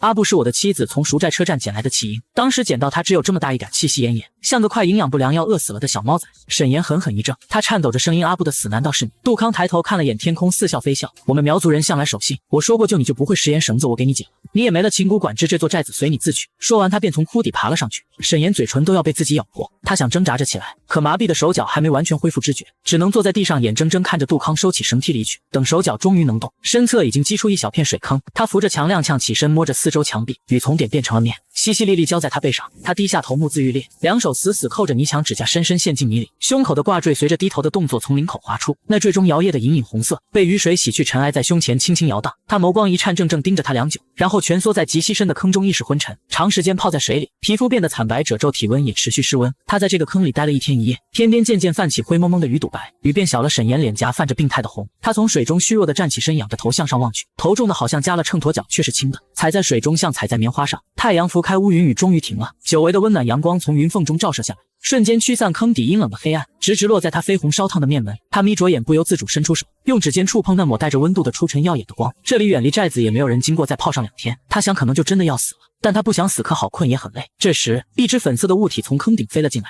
稳稳落在他肩膀，头微微侧目看过去，竟是一只眼熟的粉色螳螂。这是季青木的兰花螳螂，螳螂舞动着前弓，绕着他飞了一圈，最后停在肩头。想到季青木心头又是一阵闷疼，他伸出手，螳螂便爬到掌心。沈岩垂着虚弱的眸子看着他，嗓音因为发烧而嘶哑难听，神经质地问螳螂：“他醒了吗？”螳螂歪了歪脑袋，眸里倒映着他虚弱苍白的脸。他想逃离季青木，可却从未想过要杀他。在这里待的脑子不清醒，每天都活在恐惧里，有一点希望就盲目抓住，导致他轻易相信阿布父亲被人当枪利用。他摸着心口，如果季青木死了，体内的子骨也会随之死去。可是情蛊让他的心依旧隐隐钝痛，这证明季青木还活着。天又开始下雨了，他一只手挡在兰花螳螂身上，虚侧身子，用自己的背隔出一个空间，不让雨水淋到他。螳螂很乖顺的在手心里。发烧让沈岩头晕，失衡的感官因为雨再次被唤醒，身上一会儿冷一会儿热，额头抵着泥墙，皱眉闭着眼，吐出的呼吸微弱而滚烫。他实在是太想睡觉，捧着螳螂的手终于失去力气垂了下去。螳螂在他手臂垂下的一瞬飞起，落在高烧靠着墙壁昏睡过去的沈岩肩膀上。他上前扬着足弓歪头看他几秒，然后腾空飞起，消失在雨幕中。沈岩是被剧烈晃动弄醒的，他被人扛在肩上，那人正在带着他顺着绳梯往上跑。沈岩吓了一跳，慌张挣扎起来。他们已经爬到一半，两人在半空中摇晃几下，险些从绳梯上重新掉下去。一道熟悉的清亮女声不耐烦低吼了句：“乱动什么？”沈岩一愣，竟是卓然。他看着瘦小，可力气却不小，毫不费力扛着他继续往上爬。沈岩被女孩子这样扛着实在难看，你怎么？卓然打断他：“大祭司醒了，寨中变故，他让我来带你走。”沈岩头昏脑胀，从话中提取到关键信息：季青木醒了，让你要带我去哪？寨子里出了什么事？你先等下，我有话要说。卓然将他快速扛着带到坑顶，往地上一放。沈岩在水里泡了太久，又发着高烧，两条腿碰到地面就跪了下去，缓了几秒才撑着地面。是杜康杀了阿布，他借我的手重伤阿青，你告诉他杜康有阴谋。卓然看他虚弱的模样，一眼咬牙切齿，都是因为杜康和你们这群外人寨子才出事。沈岩撑着地面，耳朵里像被塞了团棉花。卓然的声音听起来犹如在水下发出的一样。他抬起头，努力保持清醒。卓然红了眼，眼泪在里面打转。知道了又有什么用？杜康在我们的水里下了毒，现在寨中没有任何人可以去。杜康不见了，真不知道你们外人有什么好，一个个都是骗子。八代雄天要喜欢你，所以才心甘情愿被你骗。因为你们这些外人，朱志文害我阿姐死，阿姐的第二个孩子也死了。杜康还勾结外面，你又让八代雄受伤，没了八代雄保护寨子那些穿白大褂的外人，便没了忌惮闯进来。他们找你，我要拿你威胁，但八代雄不同意，还要我来带你走。卓然汉话说得很不流畅，情绪激动。就在这时，直升机巨大的轰鸣声响起，狂乱的风扬起，遍地尘灰，迷得人睁不开眼。卓然捂着胸口，神色痛苦倒在地上，他肩膀处插着一管麻醉剂。沈岩惊愕地回头，只见停在半空中的直升机舱门大开，上面站着白色军装的高塔士兵，以及穿着白大褂单手拿着麻醉枪的神母。他正住高塔进来了。杜康勾结的人是高塔。沈敏收起麻醉枪，直升机降落在空旷的山顶，他踩着士兵铺好的台梯，步履优雅朝沈岩走过来。麻醉剂很快生效，卓然很快失去行动能力，连句话也说不出来。沈敏只是冷漠地看了一眼沈岩，便从他身边走过来，到卓然身前蹲下，洁白的大褂垂在地上，沾了些泥泞。他温柔微笑着告诉我，你们这儿除了那棵树，还有什么有价值可供研究之物？卓然死死咬着牙，手指头一根也动不了。沈敏也不继续逼迫，朝后招招手，拿着样本存储箱的冷面士兵上前。最重要的样本已经采集完毕，这片区域还没有踏足，你们拿着储存箱去收集一切，包括但不限于任何能够帮助研究的动植物。沈岩觉出一丝不对劲来，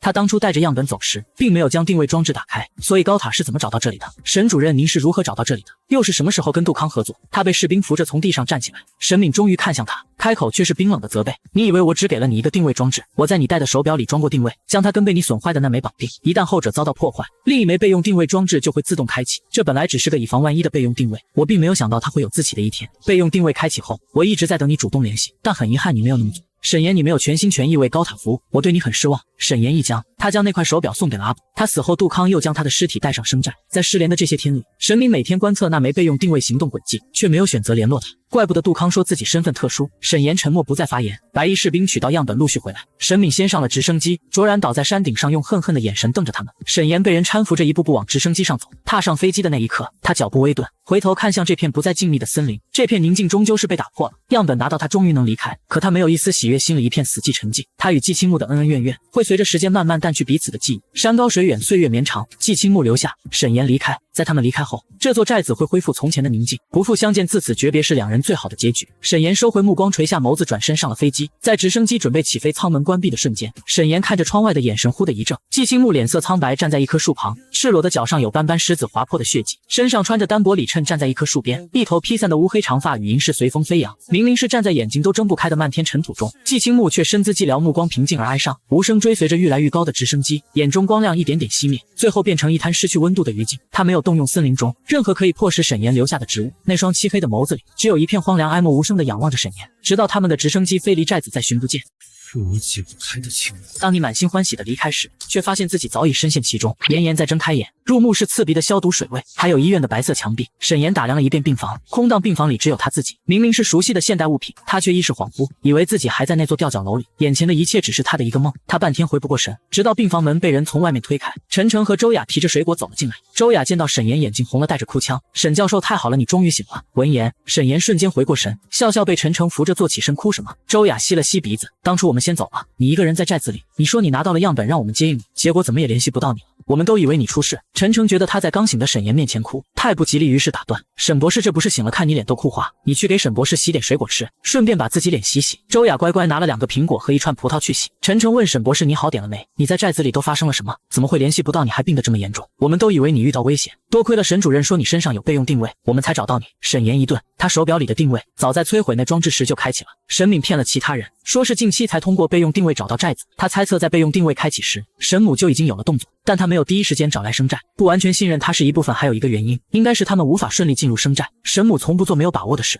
所以后来认识杜康，又或者是杜康主动找上了，在附近打听试探想进寨子的沈母。杜康借自己之手重伤季青木，让他不能阻挡高塔的人进入寨子拿样本。杜康想要的东西究竟是什么？见他一直不回应，陈诚一脸茫然。沈博士，沈岩回神，抱歉，有点走神了。陈诚没放在心上，想到沈敏取回的样本激动。沈博士，你知道沈主任带回的那个样本多具有研究价值，我们之前在神树看到的那个绿色孢子，沈主任把它带回来了，汁液具有一种很特别活性物质，能使人免疫力细胞大大增长。这只是一块细小的组织切片，发现的一点点价值，再深入研究一定能发现更有用的结果。沈岩蹙眉，沈主任将整个孢子都带回来了，他当初只是切了一小部分样本，没想到沈母竟将整个孢子都带回来。他拧着眉头半天没说话。陈诚见他老是发呆，察觉不太对劲。沈岩看上去很虚弱，整个人没有精神气，神情还恍恍惚惚，这让他来探望最终目的实在难以启口。欲言又止，表情很是为难。他好一会儿才下定决心，坚定道：“沈博士没事，你再好好休息几天。沈主任那边我会去再跟他说说的。你现在身体状态还没好，怎么能明天就回高塔复制？”沈岩反应迟钝的眨了下眼，笑笑：“我好的差不多了，可以出院。你跟沈主任说明天我会按时回部门。”陈诚不太赞同，见沈岩坚持，无奈道：“那我去办理出院。”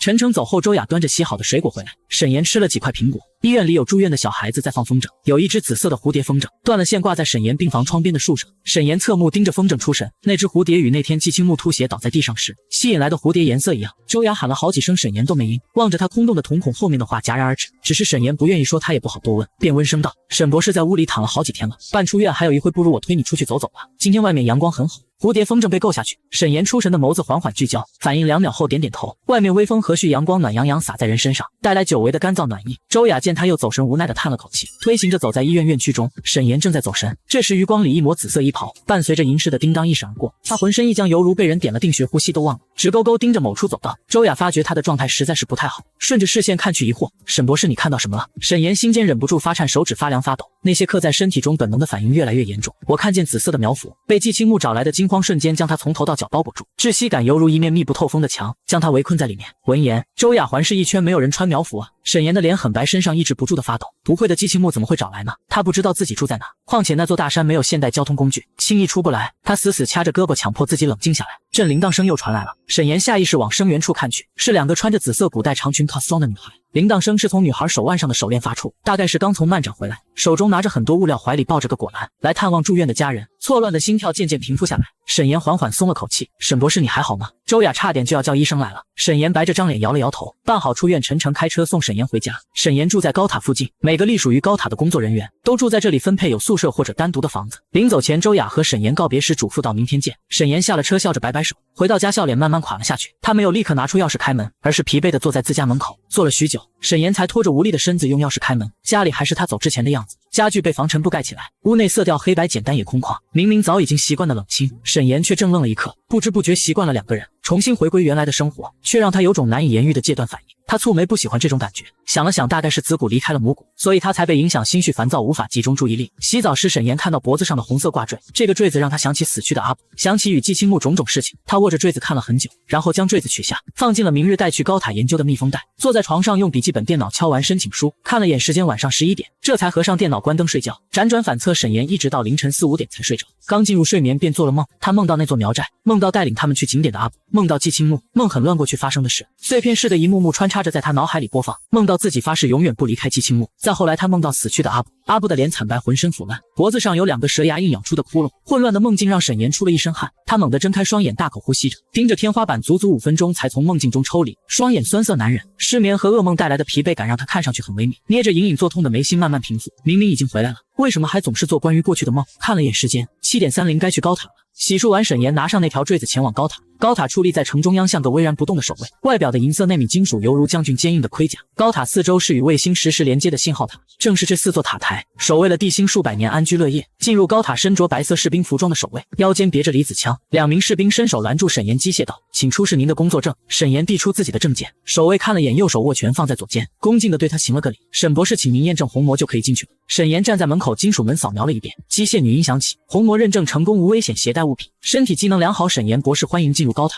随着机械女音落下，金属大门缓缓向内侧打开。高塔塔如其名，是一座高大巍峨的百层塔台，每一层都是一个单独的部门，每一层的运营都关联着整个地心。1到10层是军部，他们有专门的电梯和通道，其他层的人没有权限进入军层以及任何与自己无关的楼层。沈岩进入电梯，电梯系统自动扫描确认身份，自动选择楼层。90层内入目皆是忙碌的白色身影。沈岩第一时间去了检验部门，负责检验的人是个20来岁的实习生，之前跟过沈岩一段时间，后来因为不太敢解剖尸体，就申请调来非生命物体检验部门。李胜正低头工作，抬头一看沈岩，高兴道：“沈博士，你回来了。”沈岩点点头，将手中装着挂坠的密封袋递过去：“帮我检验一下这个东西吧。”李胜接过挂坠，沈岩捏着袋子，没有第一时间松手。李胜用了点力抽过去，拿在手里仔细端详了一遍，没看出是个什么物体。挂坠外表坚硬，里面却有液体在晃动似的，倒是异常好看。这是什么呀？沈博士，怪好看的，看着像石头，却又不太像，您从哪弄来的？沈岩盯着自己空落落的手，有些失神。他垂下手臂，别人给的他可以驱虫。闻言，李胜惊讶的不行，拆开密封袋，将挂坠捏在手中，拿来透光手电照。您说这个石头能驱虫、蚊子还是飞虫之类的？沈岩盯着被翻来覆去查看的挂坠不语，良久才回神，拳了拳手指，颇有些心不在焉。什么虫都能驱，我还有事先走了。李胜还想多问2句关于这个坠子的事，见沈岩已经离开，他挠了挠头，颇为不解的拿着坠子去化验。沈岩直接去了沈母的办公室，他手中拿着一份纸质申请书，上面是他昨晚写的身体检查申请报告。沈母戴着眼镜，正在审阅近期从苗寨带回来的样本研究报告。他看了眼进来的沈岩，问什么事？沈主任，我需要进行全身的检查，我被下了蛊，身体里有只虫子，需要进行检查或者手术将那只虫子取出。沈母完成一项报告的审批，推了下眼镜，那双眼里不带一丝温度。你受的是身体上的伤，不是脑子。你知道高塔的检查仪器启动需要耗费多少不必要的资金吗？你说你身体里有寄生虫，我可以相信。下蛊沈岩，你是高塔最顶尖的科研人员，脑子没坏吧？沈岩蹙眉。沈母的反应完全不像知道季藤寨有五蛊术存在的样子，那他和杜康的交易到底怎么建立起来的？沈母见他沉吟，你在寨子待了那么久，难免没有寄生虫寄生，检查的审批我可以批你直接去体检部吧。母亲，您给杜康开了什么条件，他才同意带你们去寨子的？沈母对他这个称呼很不喜欢，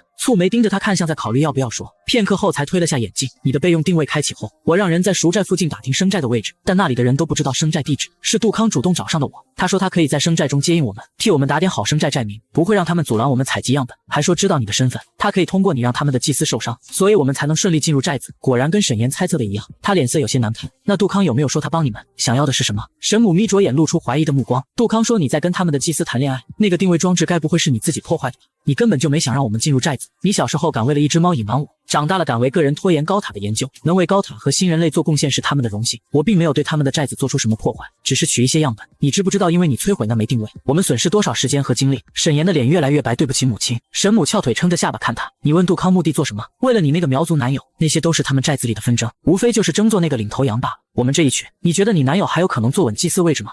是我解不开的情缘。他逃离了，可仍沉浸在噩梦之中。此时，沈敏探究看着走神的沈岩，你这个样子，我很怀疑你能不能担任医研究。医是沈敏从苗寨带回来的绿色包子，沈岩一直担任着高等项目级别以上的研究主位，能力沈敏并不怀疑，但他的性子让沈敏非常不满意。去做检查，医非常珍贵，容不得一点差错。所有参与医研究的人员都要做全面身体检查，任何体征状态不佳的通通剔除，重新选人。说完，他便重新低下头继续工作。你出去把检验结果记得发我邮件，若不合格自己去找替补。沈岩沉默退出沈敏的办公室。体检部门为了方便就在他们楼下的89层，电子申请上沈敏已经签了字。出示证件后，沈岩跟着流程做完一套身体检查。他向检查人说明体内有只虫子，但不知道在哪个地方什么形状物种。2个小时后检查结果出来了，给他检查的人是个金发碧眼的外国人，男人说着一嘴流利的中文，他拿着 X 光片对着光皱着眉头看。光片中沈岩靠近心脏的血管位置确实有一只虫子，那虫子很小，黑白片子中看不出什么颜色。男人从业这么多年，从未见过在心脏旁血管里生长的寄生虫，而它并不损伤宿主身体机能与器官。沈岩第一次见到自己身体里虫子的具象化，短暂的头皮发麻后就接受了，也没有过多解释。金发男人告诉他，你这个虫子我从没有见过，而它不是固定在同一个位置。男人拿过桌上另一张指着肺部，这张里他就跑到肺附近了。男人没见过这种寄生虫，棘手的同时也起了学术界的通病，对新发现的病理抱以狂热的研究兴趣。我可以试着先检测你的血液，通过一些药物手段来抑制它的活动，只要它不活动了到可以安全手术的位置，我们就可以手术。沈岩点点头，他到底是高科技环境下长大的人，即便知道季青木的鼓厉害，仍然选择依赖和相信科技可以帮他拿出那只虫子。金发男人给他做了一系列的化验采集，还问了沈岩去过哪里，都吃过些什么食物水源。如果沈岩能提供有感染风险的食物和水，说不定能帮助更快制作出来抑制的药。沈岩想了想，去样本处取了一些生债的水源。临走时，沈岩问男人要了一瓶安眠药。做完体检回到90层，除了一些级别高的研究项目，沈岩的日常工作以及带新来的实习生。最近新来了一批实习生，个个面孔年轻稚嫩，对即将开始的真正的课程好奇又胆怯。任何活体解剖的过程中都要尊重生命，这是挂在解剖室墙上最醒目的标语，尊重生命，向一切为了研究和人类奉献的生命致敬。沈岩已经带他们2天了，这2天沈岩都在高塔内吃住，没有回自己那栋冷冰冰的房子。前几天一直跟实习生们说高塔的规则，带他们熟悉制度，第3天才正式开始实操。这2天内，金发男人还真给沈岩研制出了一款抑制蛊虫活性的药，据说是从沈岩给的泉水样本以及血液里两者结合起来研制的。第一版沈岩一开始不肯喝，后来男人当着沈岩的面一口干了一杯，说这个药就算失败也不会有什么影响。沈岩才硬着头皮喝了，果然是第一版有待改进，喝下去后什么反应也没有。男人继续沉迷给沈岩制作出抑制药。沈岩正常带新实习生们，在开始前按照惯例由学生投票决定这堂课想要进行学习的解剖对象是什么。白布盖着的解剖对象被推上来，沈岩面无表情，穿上防护服，戴好手套，做好一切准备工作，然后对着面前盖着的白布尊敬地鞠了一躬。实习生们跟着他鞠躬，沈岩去掀盖着的白布，然而下一秒心猛地一跳，白布下盖着的是条白色鳞片的蛇，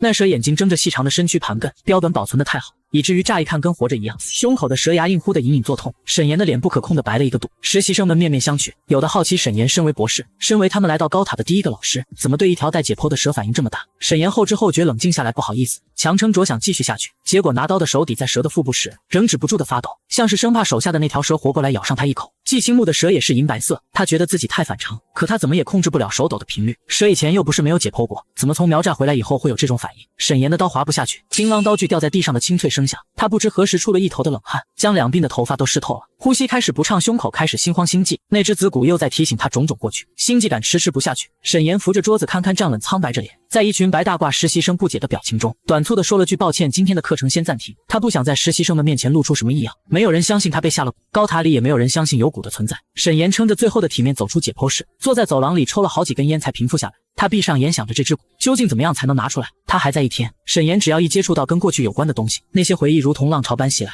他已经离开了那座寨子，不想再回忆起过去的一点一滴，可偏偏他身体里这只蛊无时无刻不在提醒他在生寨里遇到的每一个人，发生的每一件事。抽完烟，心慌总算平静下来，看了眼时间，离下班时间还早，但那条神似的蛇扰乱了沈岩的心神，让他不能再静下心做任何工作。研究严谨容不得他现在的情绪去做，于是他向沈敏告了半天假。沈敏与沈岩交谈完没多久就离开了，他的假是沈敏的系统自动同意的。沈岩给沈敏发了条信息，便拖着虚弱的身体站起身，经过检验部门时，沈岩脚步微顿，走向电梯的脚尖折回来，向检验部门走去。检验部门是下班最早的，但今天还亮着灯，光是从李胜的位置上发出的。李胜正一脸苦恼，低着头研究那枚沈岩给他的坠子，手边堆了很多资料和文件。余光瞥见一个人影进来，李胜抬头看见沈岩，眼睛一亮，下一秒注意到他难看的脸色，关切道：“沈博士，你身体不舒服吗？怎么脸色看上去这么差？”沈岩笑笑，可能没休息好。李胜随口说了句让他好好休息，就赶紧拿着坠子跑过来征求意见。沈博士，你这个坠子神奇的很，我用了所有仪器都没能看出来它是个什么材质，外表很坚硬，除了气味我没能检验出来任何有用的东西。简单来说，就是这个味道很有可能是某种血液提取出来的。他捏着坠子，眯着眼睛看里面摇曳的液体，要是能切开看看里面的液体就好了，但是它的表面太坚硬，我没办法切开。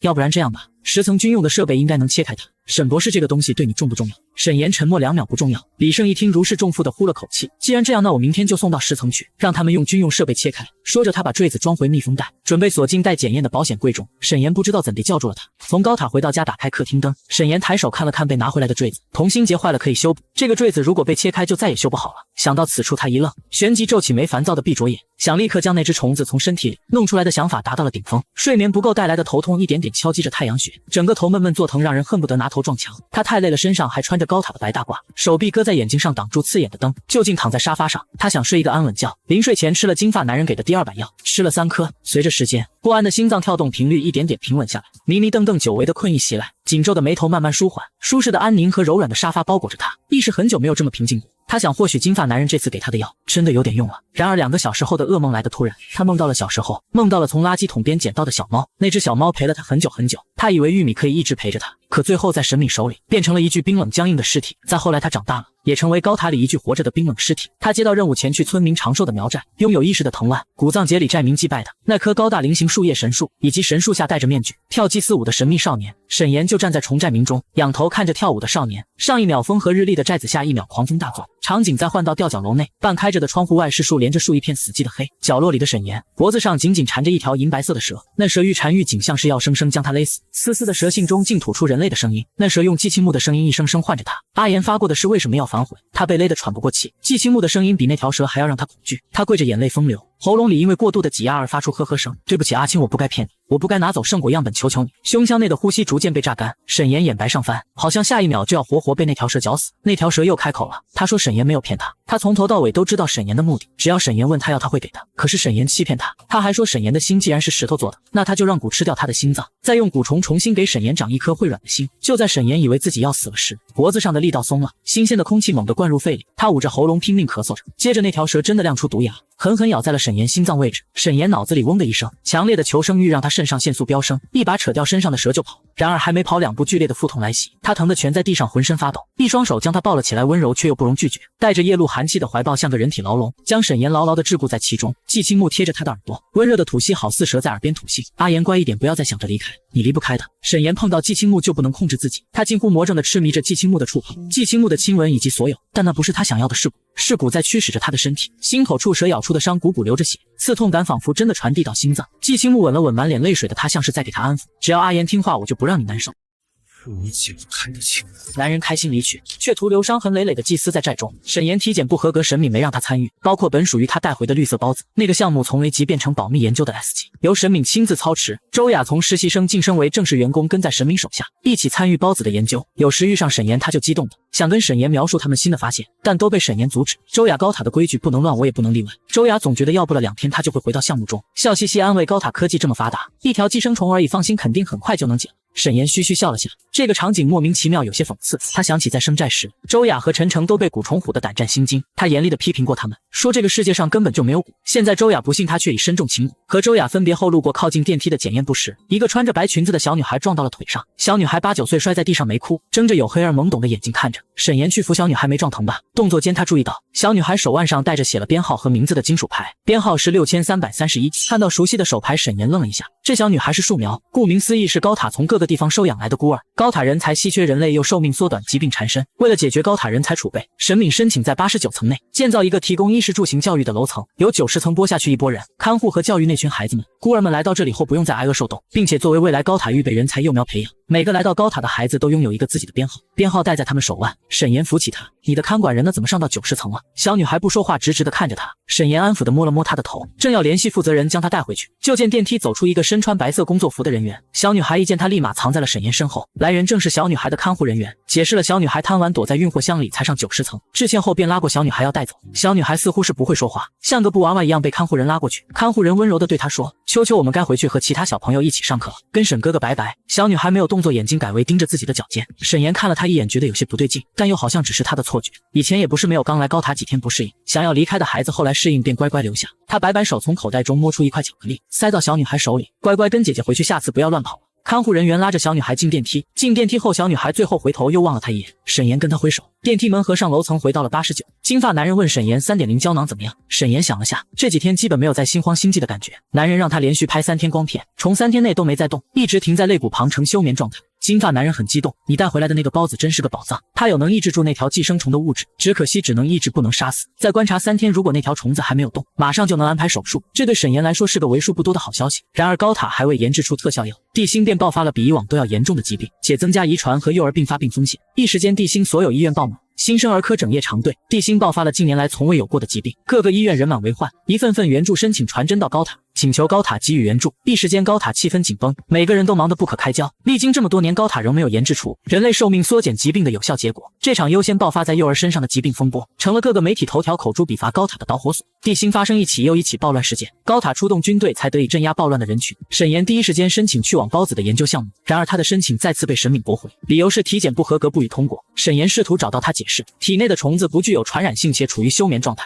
完全可以参与到研制中。他固执的一封封重新递交申请都被拒绝。再后来，沈敏直接无视他的申请。高塔内一日复一日忙碌紧张，外面的人们苦不堪言，无数的哀嚎痛哭充斥着整个地心。目前的特效药只能从苗寨带回样本中找到有用物质制药，可从苗寨带回的样本通通被列为 S 级严密研究项目。沈岩整整3天蹲守在沈敏的办公室，可一面都没有见到他。直到半个月后，沈敏才终于从密闭的实验室大门中带着研究成果出来，那是10箱特效注射剂。他对外宣布，他们从一个孢子中发现了一种特别的陨石放射性物质，而这个物质刚好可以解决人类目前的难题。这批药由于是第一批生产的，且有一定风险，所以优先供给愿意试药的人。如无不良反应再供给医院。试药结果很快出来，用了药的流浪者们很快恢复正常，其中还有一些中年患病者，特效药同样有作用。人们在漫天彻地的绝望中，终于有了一丝希望。特效药开始生产，可孢子只有一个，能制作出来的特效药是有限的，大量药被富人恶意收购垄断，再高价转卖，许多普通人倾家荡产也买不到一支。高塔不是没有打压富人垄断行为，可在绝对的恶面前，再多努力也终究是治标不治本。高塔门口的路上都聚集了很多人，他们怀中抱着奄奄一息的孩子，哀求着高塔士兵。沈岩上班时，一个女人苦苦哀求着他，跪在地上抱着孩子，泪流满面。高塔士兵过来将那苦苦哀求的女人拖走，阻挡着那些绝望的可怜人。沈岩攥紧拳头，回头看着那些被士兵挡在大门外的人们，内心一片兵荒马乱。回到自己办公室，开始查各种关于那种物质陨石的资料，想找到除继藤寨外可能还有陨石的地方。他查了很久，终于在一个不起眼的报道记录中找到相关信息。那是100年前老旧报纸登记的一条记录。100年前的某一天，某个偏远山村中有个身患不治之症的老人，在农忙时捡到一块外表是金色的石头，老人以为是金子，将那块石头带回家，用块布包起来，日日放在枕头底下。谁知原本命不久矣的老人病不仅好，还多活50年，直到150岁才安然去世。自此100年前，高塔就前往那个村庄进行调查，可由于当时的科技落后，只猜测出某种陨石，并不知道其中有什么特别的物质。还没等他们抵达村庄，那村庄就在一次地震中被压在地底下，全村无一人生还，陨石也深埋地底。100年过去，再没有一篇关于此地的报道。沈岩仔细核对那份模糊不清的资料，确定其中好几种物质都跟孢子一模一样。他去找了沈敏，提出带人前去那个村庄，用高科技仪器搜寻陨石，都做好会被拒绝的说辞。没想到沈敏只是看了他一眼便同意，并给他批了3辆越野卡车，一队数量为10人的精英小队，还有精良的陨石探测仪。出发前，沈岩仔细绘制那座被地震掩埋的村庄地图，制定了非常详细的探测方案。据他调查，那村庄被掩埋后就成了座荒岛，地震将村庄与大海隔绝开来，中间一条海沟又长又深，所以再没有人踏足过那里。陨石很有可能还埋在那座岛上的村子里，村子远在孤岛。沈岩安排人轮流休息开车，预计2天内就能赶到，但那座岛用卫星看过，没有直升机停靠的地方，只能越野车过去，再用汽艇抵达。出发后不久，沈岩正打算再复盘一遍路线图，忽觉一道微微呛人的香味传来，以为是开车的人在抽烟，皱了皱眉没说什么。然而下一秒一阵困意来袭，瞬间便失去意识睡了过去。在睁开眼时，沈岩头痛的厉害，意识回笼，他迅速坐起，心里一阵发毛，他是被人迷晕的。掀开车篷布一看，眼前的场景差点让他惊叫出声，竟然在赎寨，景点依旧，游客络绎，穿着苗服的游客三两两摆着姿势拍照。他跳下车质问开车的人，然而开车的队员表情淡漠道是沈主任的命令。沈岩猛了，心里猜到一个可能，他只觉凉意从脚底一点点蔓延至全身。不等他反应，沈母像是早有所料，电话打了过来。沈岩手脚在发冷发抖，他的声音像是被过度挤压过，晦涩隐忍到极致。母亲，你为什么要这么做？对面的沈母语气轻松，没有舍近求远的道理。你说的那个村庄已经被掩埋100多年，就算真的有陨石，那得耗费多少时间去搜索一个不确定因素的陨石？我可没那么多时间，也不想跟你费口舌争执什么，不如假意答应了你，再直接把你带过来。沈岩握紧了手机，母亲，你知道继藤寨有多危险？我们已经拿走了他们那么多样本，那里的寨民还会允许我们进寨子吗？您有没有想过，万一出了意外，我们的队员会不会有危险？对面沈母的语气很冷淡，只要最终结果是好的，过程中有一些牺牲不算什么。我从不做没有把握和浪费时间的事。我已用设备给那个寨子传了消息，会有人出来见你，跟你谈判的。沈岩，你们必须在我规定的时间进入寨子拿到陨石，我做的一切都是为了高塔，为了全人类。高塔等着你们的好消息。话说完，电话便被挂断了。沈岩攥着手机的指节用力过猛，泛着清白。